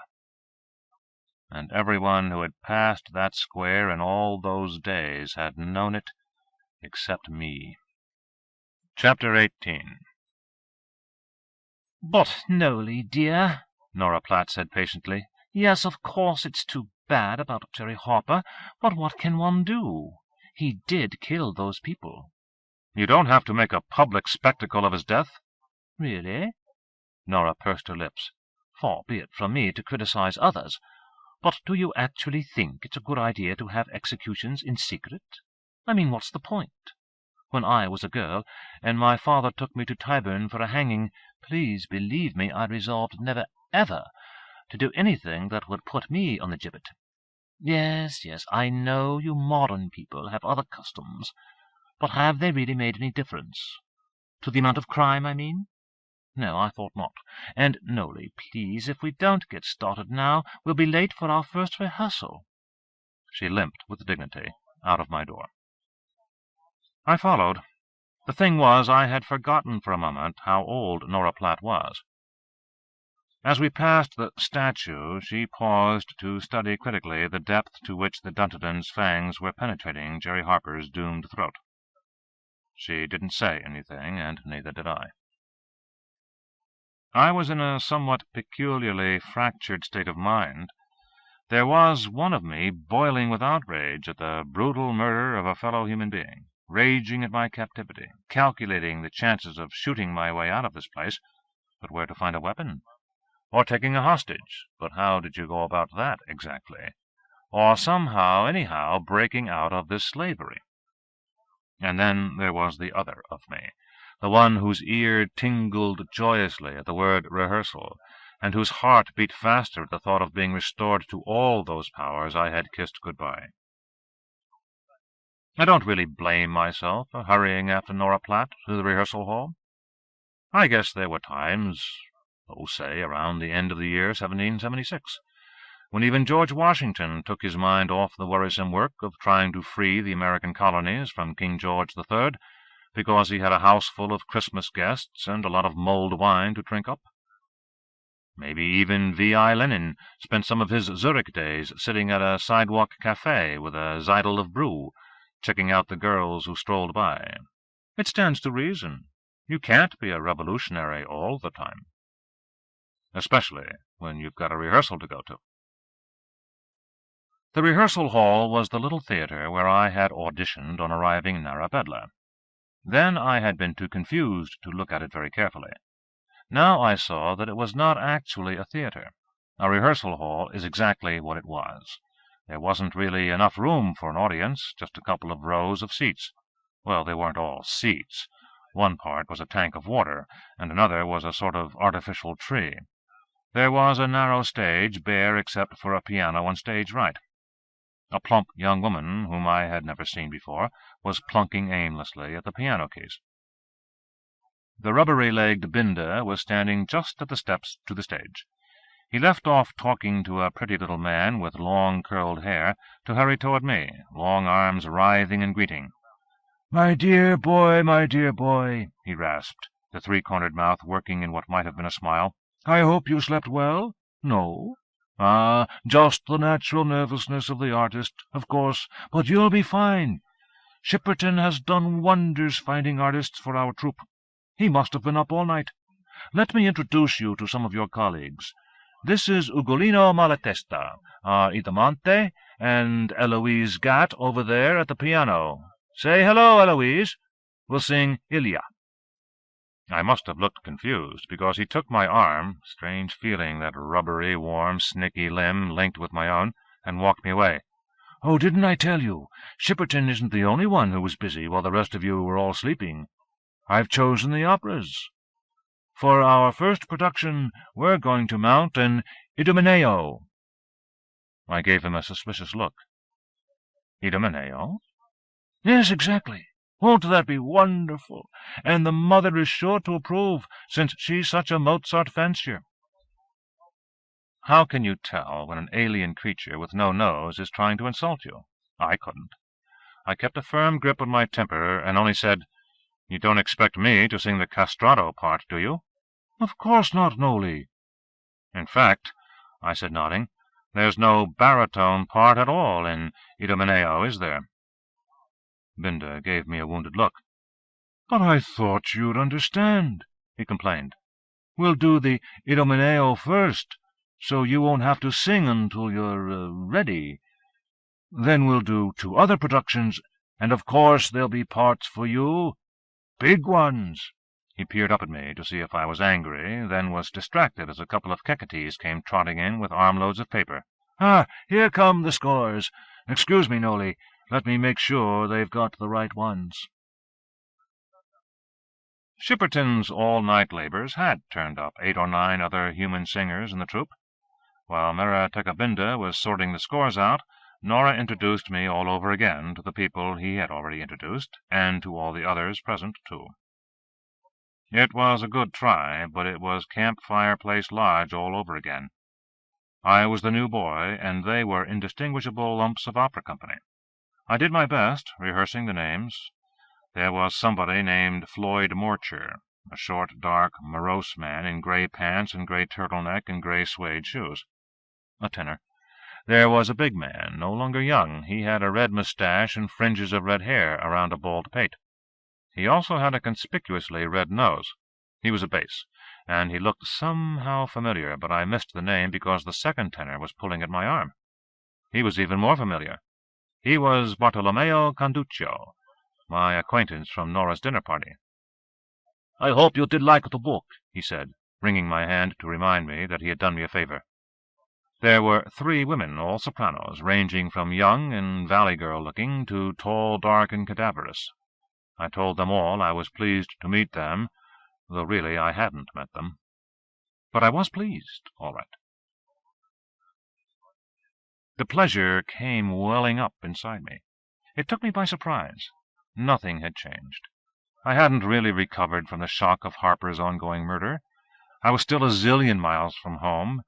I still had all the problems I'd had that morning, but I was in an opera company.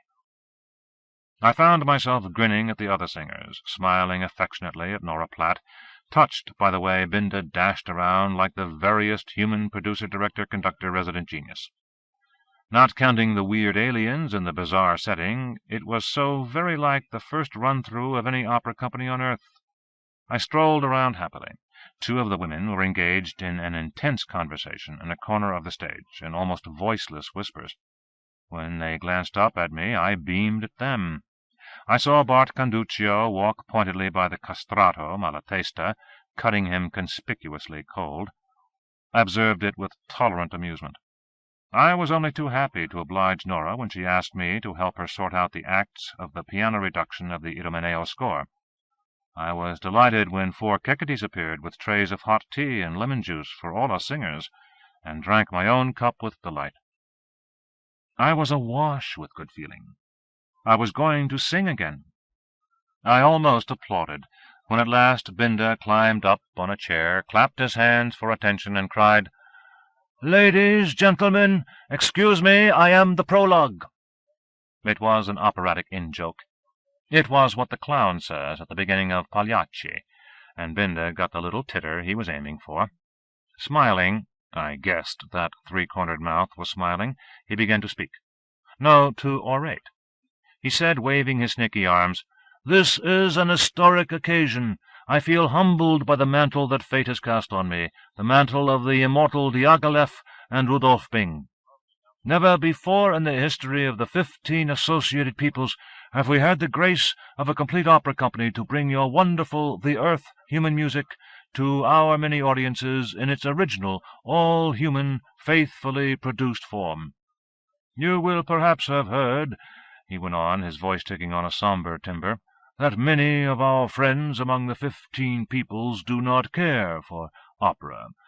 You may even hear stories that powerful influences, I name no names, are opposed to the creation of this company. Perhaps there is a little truth to that, but it is not an obstacle. It is a challenge. On us in this rehearsal hall rests the divine duty to carry on the great traditions of Mozart, Wagner, and Verdi, of Shaliapin and Caruso and Madame Schumann-Heink, of La Scala and Covent Garden and the Met, above all of the marvelous Bolshoi Opera of Moscow, from which we take our name. You have all been personally chosen by me. I know you are as fine a company as has ever been mounted in any city of your human the earth. If we fail, it will be my failing. But if we succeed, as I know we will succeed, then that success will be triumphantly your own. And now, are there any questions?" The man in grey raised his hand. "There's no brown sugar for the tea," he complained. "1,000 apologies, Mr. Morcher," said Binder. "That will be remedied at once. And now, if you will all take your scores, we will run through the opening of the first act of Mozart's immortal Idomeneo." What did he mean about obstacles and objections? I asked Nora Platt. "Oh," she said absently, rubbing her knuckles, "you know, there's always someone objecting, isn't there? Nolly, as long as you're not otherwise engaged at the moment, my fingers are giving me fits. Would you mind turning the pages for me while I play?"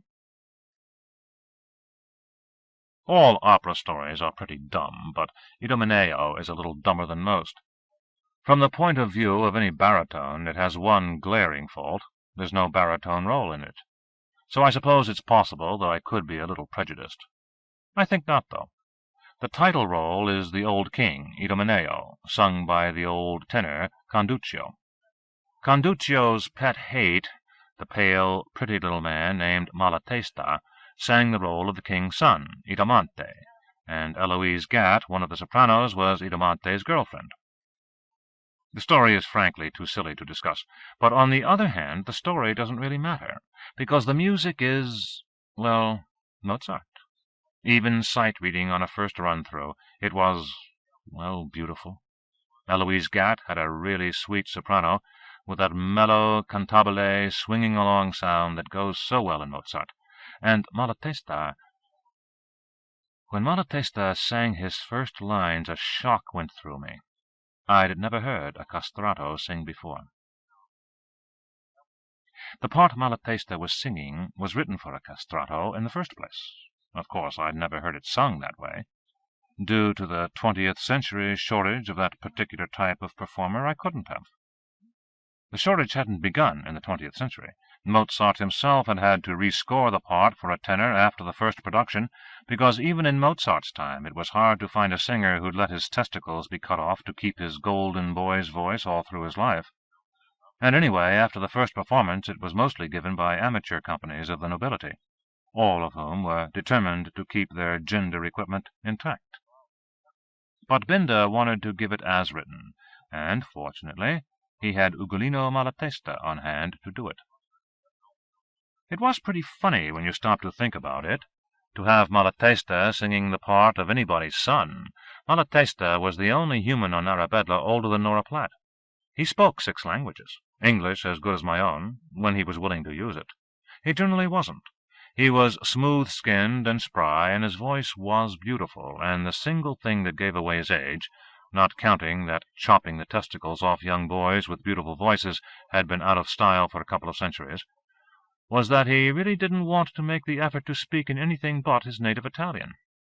But his voice, it was a wonder. It wasn't just a soprano. He could pull out of those old pipes a perfectly pure high C, fit for any pretty young coloratura, but the timbre was not like that of any woman who ever lived. It was unearthly. It was colder than a woman's voice, more majestic, more detached. It wasn't a boy's voice either, because no boy soprano had ever had that much lung power. The top of his range was what I would have called a falsetto in any intact male singer, but there was nothing false about it in Malatesta, and there it had no sex at all. It had nothing to do with Mimi or Cho-Cho-san. It was simply a limpid, quicksilver miracle. Malatesta knocked me out. If Mumps had given me that voice, instead of simply wrecking my baritone, I might have learned to reconcile myself to the Mumps. Almost.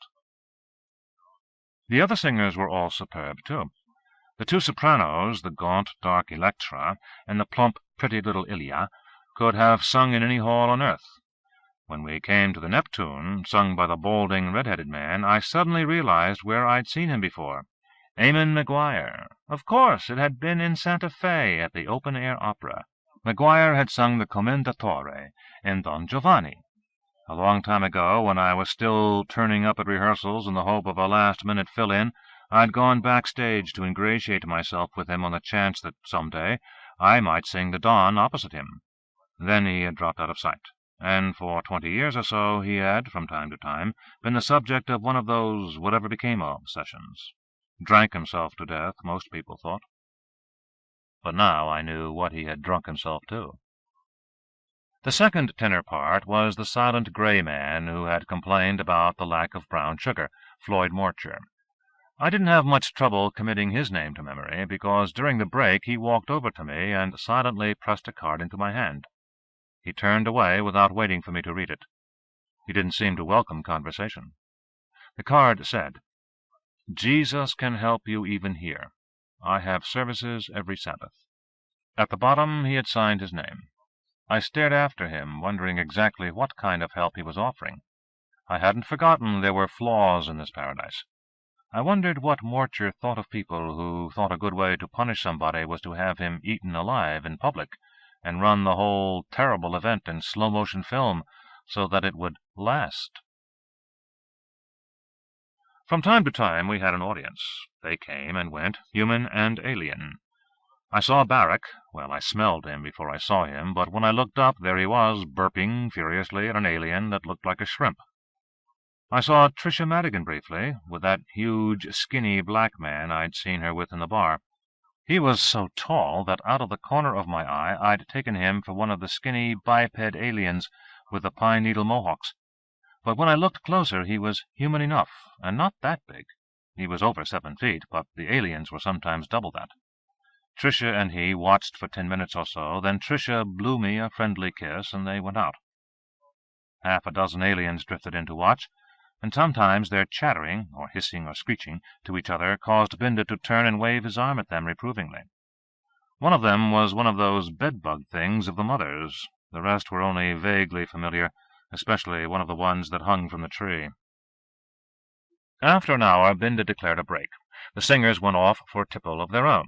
The soprano had said something revolting about a teaspoonful of olive oil, and Nora Platt offered me a cup of tea. "Going well, isn't it?" she offered. "I suppose so." "Nora, I've been wondering about something. How come you're playing for us when we could have Purry do a full orchestral accompaniment?" All I had really meant by that was that I would have liked having Purry present. He was about the closest thing I had to a friend in that place. I had hurt her feelings. She said with indignation, "Truly, no, Wood. Would you actually prefer that thing to a real live artist? I know I've played a few clinkers." I restrained myself from agreeing. "And I'm sorry for that.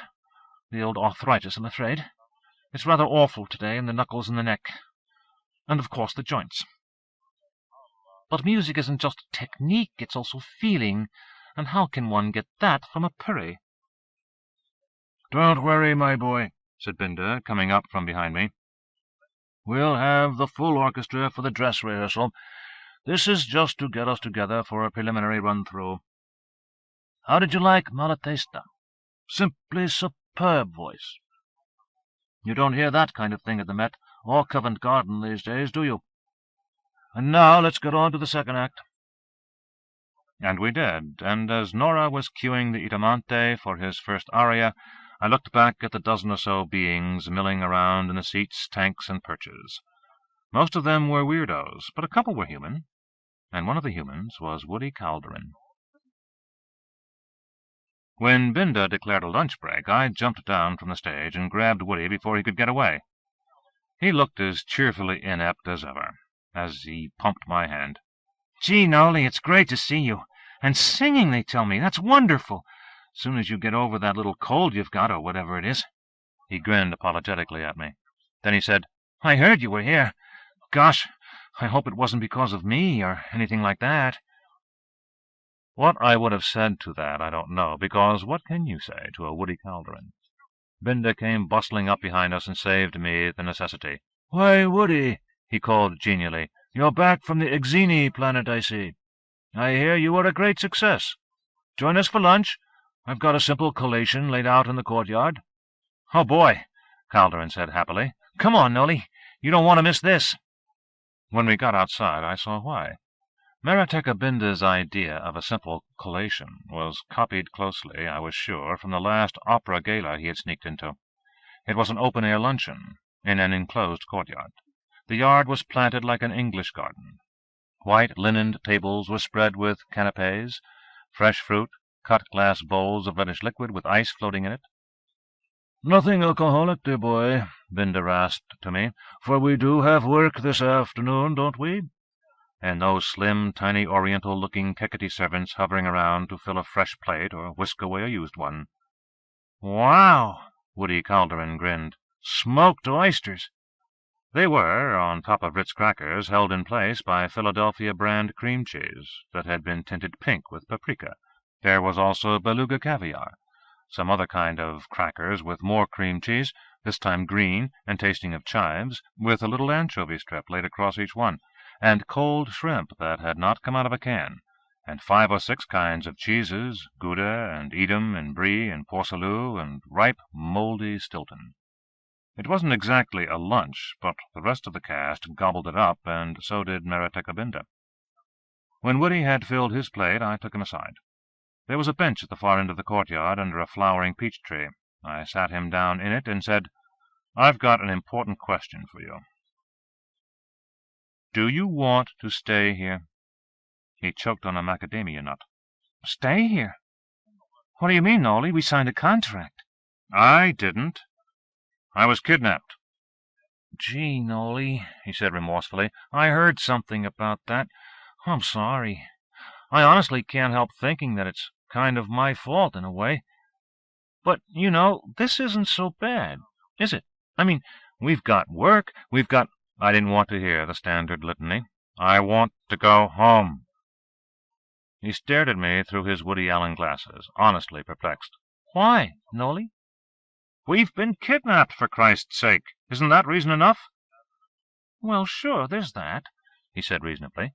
"But look at the good side. There's no IRS here, you know. Nobody hassles me. It's not like back home, where nobody knew I was alive except the bill collectors and the critics that hated me." I stopped for a minute, because an idea had just occurred to me. "Wait a minute," I said. "Wait for what?" he asked defensively. "The critics. I just thought of something." "You really did get some lousy notices, didn't you?" And suddenly I began to suspect I know why. "Well," he began, "you know how it is with critics." I shook my head. "You know what I think? I think Henry Davidson Jones got to some of those critics." His jaw dropped. He forgot to swallow the latest smoked oyster. "Figure it out for yourself, Woody." I was getting excited. "It makes sense. Davidson Jones wants artists for Narabedla. Good ones. I mean, were you listening to those people today? They could have been stars back home. But stars have reputations, and if they've got reputations, someone's going to miss them when they just disappear. Oh, sure, they cover it up. There was that fake plane crash for you. But if a lot of famous musicians all got wasted in a year, there'd be talk."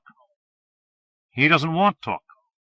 Woody was looking at me with those unhappy, gentle sheep's eyes, trying to follow what I was saying. "He wouldn't do anything like that." "Would he?" "Wouldn't he? All he has to do is keep you from getting famous. That's easy. He gets to the people who make reputations, the critics."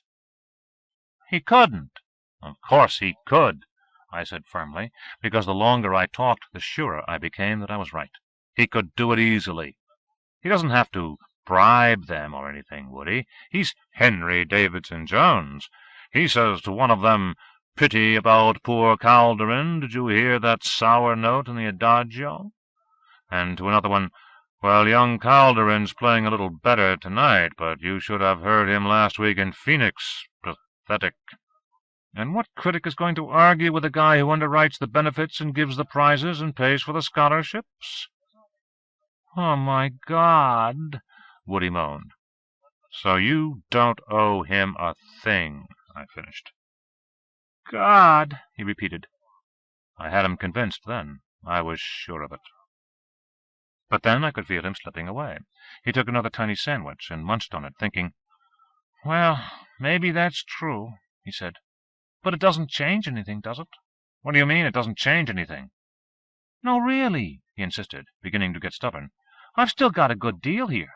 I don't have to do fry chef work at McDonald's when I don't have an engagement, because Mr. Shipperton gets me all the engagements I can handle. And they pay in real money, you know.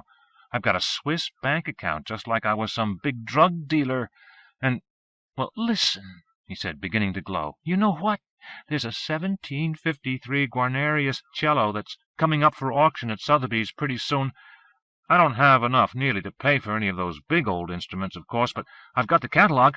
This one's been pretty well messed up and a lot restored, and it might go for under 100,000, and Mr. Shipperton says they'll advance me the price, and I can pay back as I earn. I mean, a Guarnerius, Nolly. Mr. Shipperton says the folks here would like to see one anyway. Mr. Shipperton says if I want to put a bid in, he'll have somebody cover the auction. Mr. Shipperton says... Mr. Shipperton says jump, I said bitterly, and all you say is how high. He stopped chewing and looked at me. His eyes were hurt. You don't have to take that attitude, Nolly. There's nothing wrong with my attitude. What's the use of owning an expensive cello if nobody hears you play it? I'll hear me. About 1,000,000 Iardi and Jaziels and all those will hear me. I'm talking about human audiences back in the USA where you belong. Well, see, Nolly, he said, when I was back in the USA, I didn't have any of those big audiences, did I? Now I do, and they're pretty nice people. Nice people don't get other people eaten up by monsters in a public place. Oh, yeah, he said, nodding wisely. You mean Jerry Harper.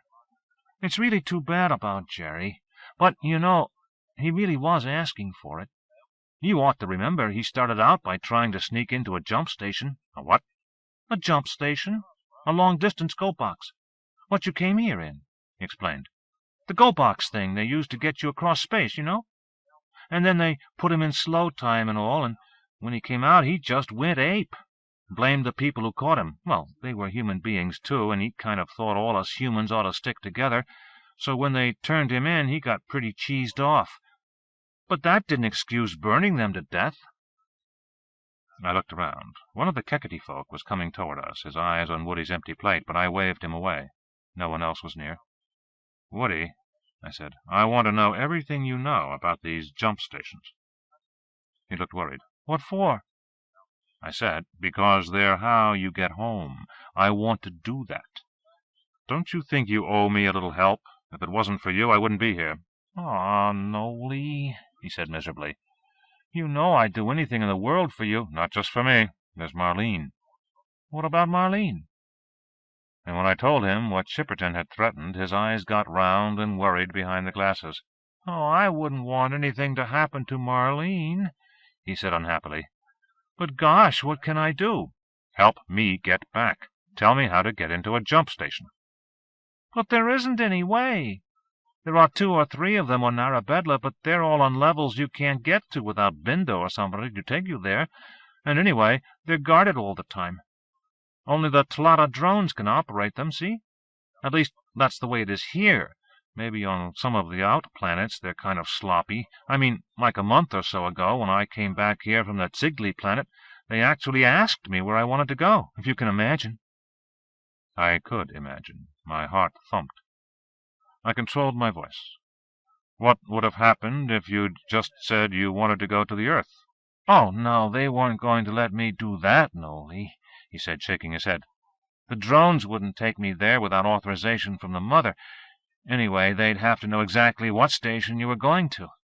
There's only one station on Earth, and that's on Mr. Davidson Jones's yacht. You couldn't just tell them the planet. You'd have to tell them what you wanted was the yacht, do you see? I kept my voice level. And suppose you'd said that you wanted to go to Mr. Henry Davidson Jones's yacht. He thought for a moment. Why, I don't know. They'd ask their local mother, of course, but she might not stop it. They're pretty sloppy on the Tzigli planet. It's a kind of a joke around here, you know. I frowned. But if it's as easy as that, why didn't Jerry Harper do it that way? Oh, but that was what he was going to try next, said Woody. Only he wanted to get even with those other guys first, you see. Which just shows you. Shows me what, Woody? How you really shouldn't do anything mean, don't you see? Because if Jerry hadn't burned them up, he'd probably be home by now. When we started again, Meretekabinda was talking to one of the mother's bedbugs. He came up to the stage, still talking to it, but not in English. It scurried away as I approached. "Binda," I said, "Woody says he had a great time on that Tigli planet. Any chance we could go there with the troupe?" "Why not, dear boy?" he said lavishly. "After we finish the tour I'm arranging now, of course. First we keep our commitments, then we look around for new ones. Don't you agree? And there's one other thing. The mother's drone says the doctor will be free by the day after tomorrow, so we can get your pipes fixed. You'll need a bit of time for it, but then we can put off your rehearsals for a few days." "Now, wait a minute. I don't know about this. I have to think it over."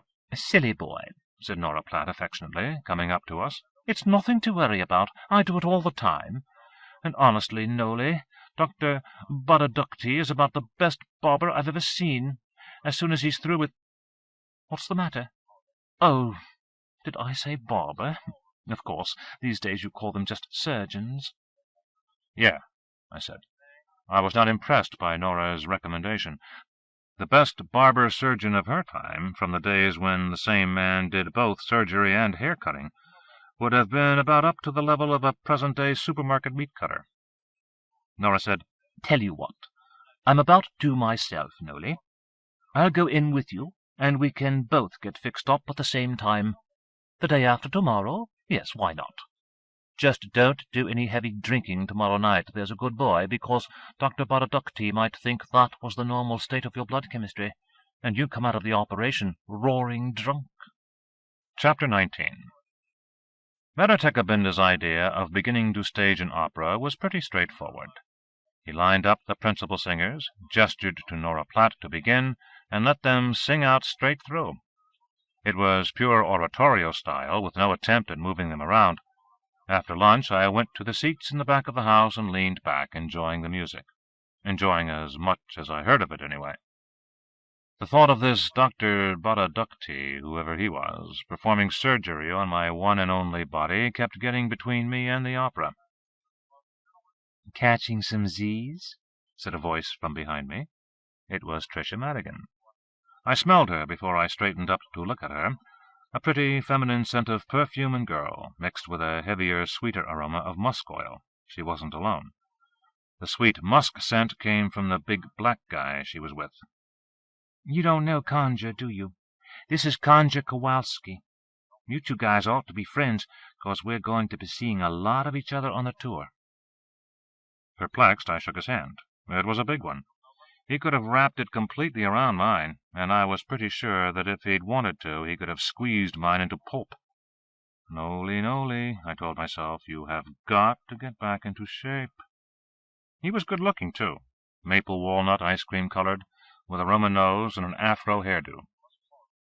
"Did you say you were going to be on the tour?" Kowalski laughed, a deep-voiced, friendly, we're all in this together kind of laugh. "That damn Binda, he don't tell you nothing. We're like your double feature, you know what I'm saying?" And Tricia explained, phrasing it as politely as she could. "Well, you know, Nolly, not all the funnies go ape for opera, so Binda thought he ought to put in some extra hooks to build the old box office up. That's us." I looked from one to the other. "You're going to sing?" "Oh, no, Nolly. Conja and I do a kind of act. We started— when was it, Conj? About a month ago? There was a kind of— well, I guess you could call it— well, the closest thing is the funnies had some sort of little convention, as you might say, on the Bekerki planet. Wow, is that a weird place? You know, a conference about something or other. Anyway, they're not that different from you and I, hun. They like to have a little fun along with their business, so Binda brought us out there to play for them. We did our show, and they loved it." I looked from her to Conjure Kowalski. What kind of show was that? She gave a look of startled amusement. "Oh, you rascal, I don't mean anything bad. Like vaudeville, you know. I did my baton things. Conjure did mostly break-dancing. It's not his main thing, but the old Harlem Globetrotters don't go over very well." "Those dudes are not Globetrotters," rumbled Kowalski. "No, course not. only Jonesy must have thought they could do the same thing when he signed them on, only it doesn't work out here. And hey, Conjure doesn't get along with them too well, do you, hun? When Conjure plays anything, he likes to win." I scowled at her. "Is that what you're going to do in the opera? Baton twirling and break dancing?" No, not in the opera. After the opera, maybe. Like it'll be a kind of a double feature. And anyway, we're working up a new act." "Which we best go practice some," said Conjure Kowalski, looking past me, "because here comes the man." The man in this case was Sam Shipperton, leading a dark, short, stocky man into the rehearsal hall. "Sure, hun," Tricia said, getting up. "Anyway, Nolly," she said to me, "we just thought we'd look in on you folks to see how things were going. Come see us when you get a minute, okay?" "You bet," I said, not really listening to her. Shipperton had brought his charge up to the stage, and Binda had stopped the rehearsal to introduce him. "Our other tenor," he said proudly, "our good friend Dmitri Arkashvili, who will sing the High Priest of Neptune. And just in time, my dear Dmitri, because we have almost reached your entrance cue." "I've been digging them up for you as fast as I can," Sam Shipperton complained. Of course you have, and doing a perfectly splendid job of it, too. Now, if we can resume from bar 80... Oh, dear, now, what is it?" One of the mother's little bedbugs came skittering up to the piano, reared on its hind legs, and twittered at Binda, whereupon he threw up his sinuous hands. "Take 10, every one," he called, and hurried over to the scry at the side of the stage. He began to chatter at it, and at once it lit up with the faces of half a dozen aliens, all different. As I came up toward the stage to get a better look, Nora Platt addressed the bedbug. "What's going on?" she asked. "I have only been told to inform Erotica he is needed," it said. Its voice was high and twittering, but what surprised me was that it spoke English at all.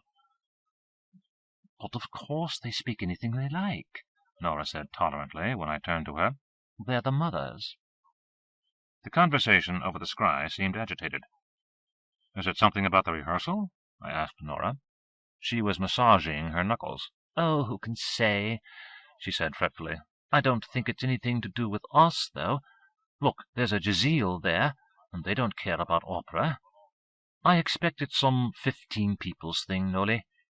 It'll sort itself out." It didn't take long. Binda snapped something angrily at the screen, the scry went blank, and he came back to us, muttering to himself. He stood in thoughtful silence for a moment, then climbed up on a chair. "Dear friends," he called, "I regret to have to tell you that my presence is required elsewhere, and so we must adjourn our rehearsal for today. I'm sorry. It's this Andromeda thing, you know. Some last-minute details to be dealt with before the launch. But I'm sure it will all be straightened out by tomorrow." And then, as the company was stirring itself to leave, he came over to me, Ugolino Malatesta in tow. "What a nuisance, my dear boy," he twinkled. It was amazing how close he could come to having very nearly human expressions on that wholly non-human face. "But I have a suggestion for you. It's been quite a long time since you sang in public, hasn't it? And one's skills need brightening after a long layoff. Well, dear Ugolino never seems to tire, and he's offered to coach you." I blinked at him. "Coach me?" "Oh, not that you need it, really, but it has been years, after all, and Ugolino is so good at technique. So if you won't take it amiss—" What he said made perfect sense. I told him, "I won't take it amiss. I'll appreciate all the help I can get." "Wonderful! And now," he made a humorous grimace, "I'm off to see if I can get the Osps and the Jazeel to agree on a launch time." Malatesta explained that his own home was pretty far away, and so we'd do better to have our first session in my own. In slow, careful, accented English, he said that after all, the way to get started was to start, and no time was better than now. I had no objection at all. As we passed through Execution Square, I averted my eyes from the horrid scene. This time it wasn't deserted. There were 6 or 8 people standing around, gazing at it curiously, like rubberneckers at a car crash. Malatesta muttered something I couldn't understand, but I didn't think it mattered. He was making the sign to ward off the evil eye, and I didn't think he was talking to me. Actually, I didn't comprehend very much at all of what he said to me for the first little while, because I made the mistake of letting him know I understood a little Italian, and that was all he needed. English vanished from his repertory. All future conversations were in Italian, and what I didn't grasp, I had to get along without. Once inside my house, he got right to work. The language problem was small. There was no chit-chat. He was a businesslike and hard-working teacher. I was glad of his impersonal attitude. I would not have known how to take him if he had tried intimacy. When I looked at Malatesta, what I saw was myself. There was nothing effeminate about him. He didn't give off that aura of sexual interest that I sometimes got from gays. When we were working, which was almost all of that long, hard 5-hour first session, he wasn't a person at all. He was a teaching machine. He stood me before my mirror and had me watch my mouth move, peer at the vibrations of my Adam's apple, pour out the vowels on the scale,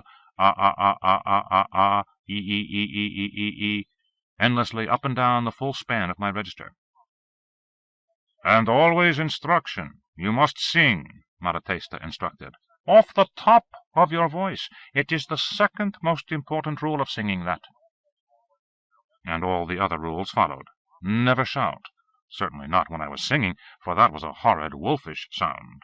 But never at any other time either, because that strained the vocal cords. Keep the throat always warm. If I were to visit the planet of the Quehigs, for example, I must always wear a natural wool scarf around my neck, always, because the Quehigs lived on a world of frequent chill drafts. Get plenty of sleep. A tired voice was a bad voice. Always start the day's vocalizing in the middle register. It is time enough to reach for the upper and lower notes when the voice is warm, not before.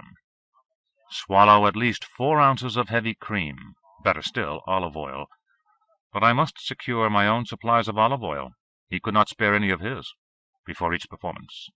Never press the voice when it is not right. It is better to cancel a performance than to give a bad one. Do not smoke. Yes, he admitted, even that young fellow Caruso enjoyed an occasional cigar.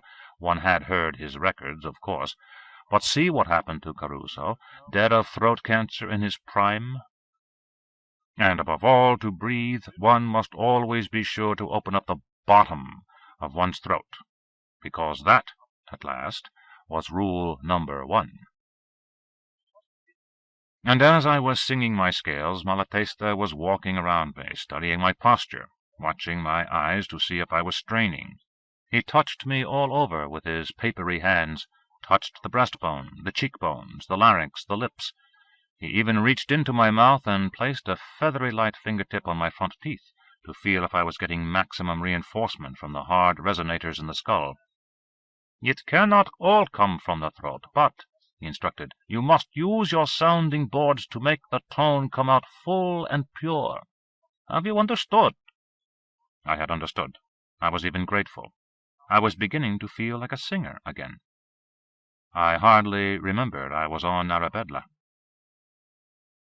If there was anything wrong with Malatesta as a coach, it was only that some of his ideas seemed a few centuries out of date. I don't mean his sense of anatomy or his recipes for voice production. They were as good as any I had ever heard in all my early years of teaching and practice. It was his ideas on performance that sounded peculiar. He insisted that I fill my lungs at every chance, that I take in all the air I could, so that I could release it in song with ease and comfort.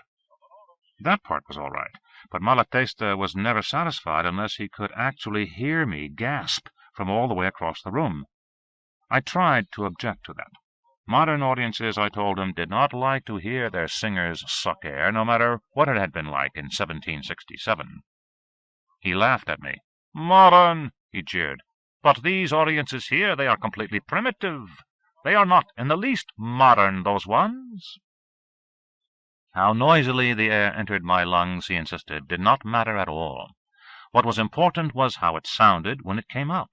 Smooth, effortless, brilliant, with no change in quality from the bottom of my range to the tricky A's and even B's at the top. Conversation wasn't difficult as long as he stuck to singing and talking about singing. That much Italian vocabulary had stayed with me. It was harder when we took a break and I got up the nerve to ask him about his, condition. He didn't take offense. He seemed to think it was perfectly normal to discuss his castration, only he would only do it in his native language.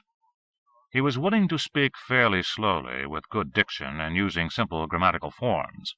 Even so, when he said, "Ogni anno 4.000 ragazzi di 12 anni," he made a scissoring gesture with 2 fingers of his right hand. "Chit, chit, e dopo sono tutti castrati come me." I had to rehearse it for a moment before I understood he was telling me that 4,000 boys got gelded every year. Then, when I must have flinched, he grinned. "Hai paura tu?" He was asking if the idea scared me. It did, though I didn't tell him why I had such a personal interest in it. I asked, "Ma perché?" He shrugged.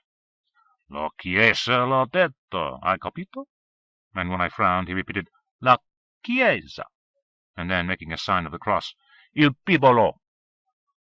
"Ah," I said, "the Bible."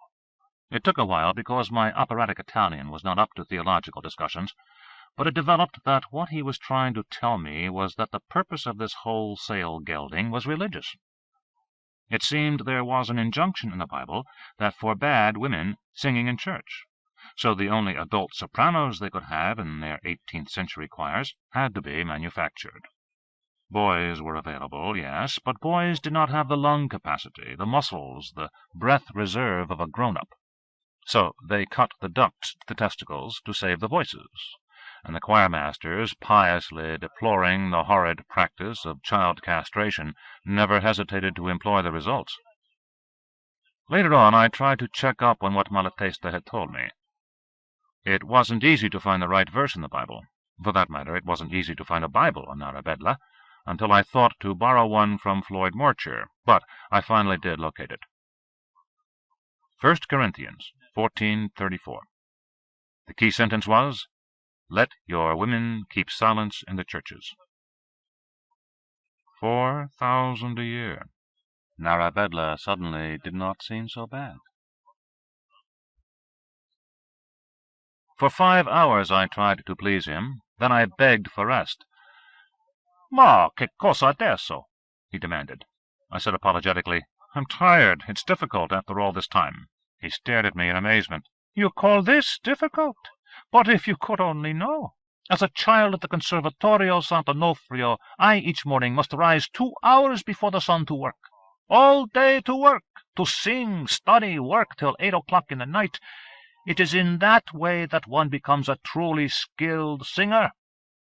I said humbly, "But, maestro, I have not practiced in many years." I thought he was pleased at the maestro.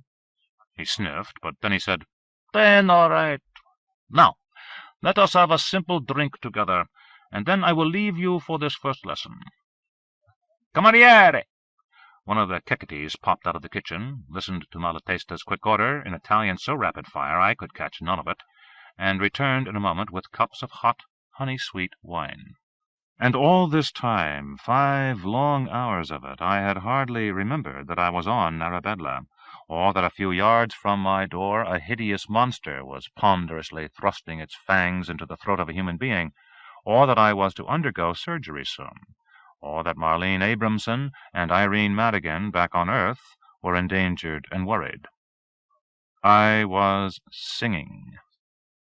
Even Malatesta no longer seemed like a wretched victim of a barbarous mutilation.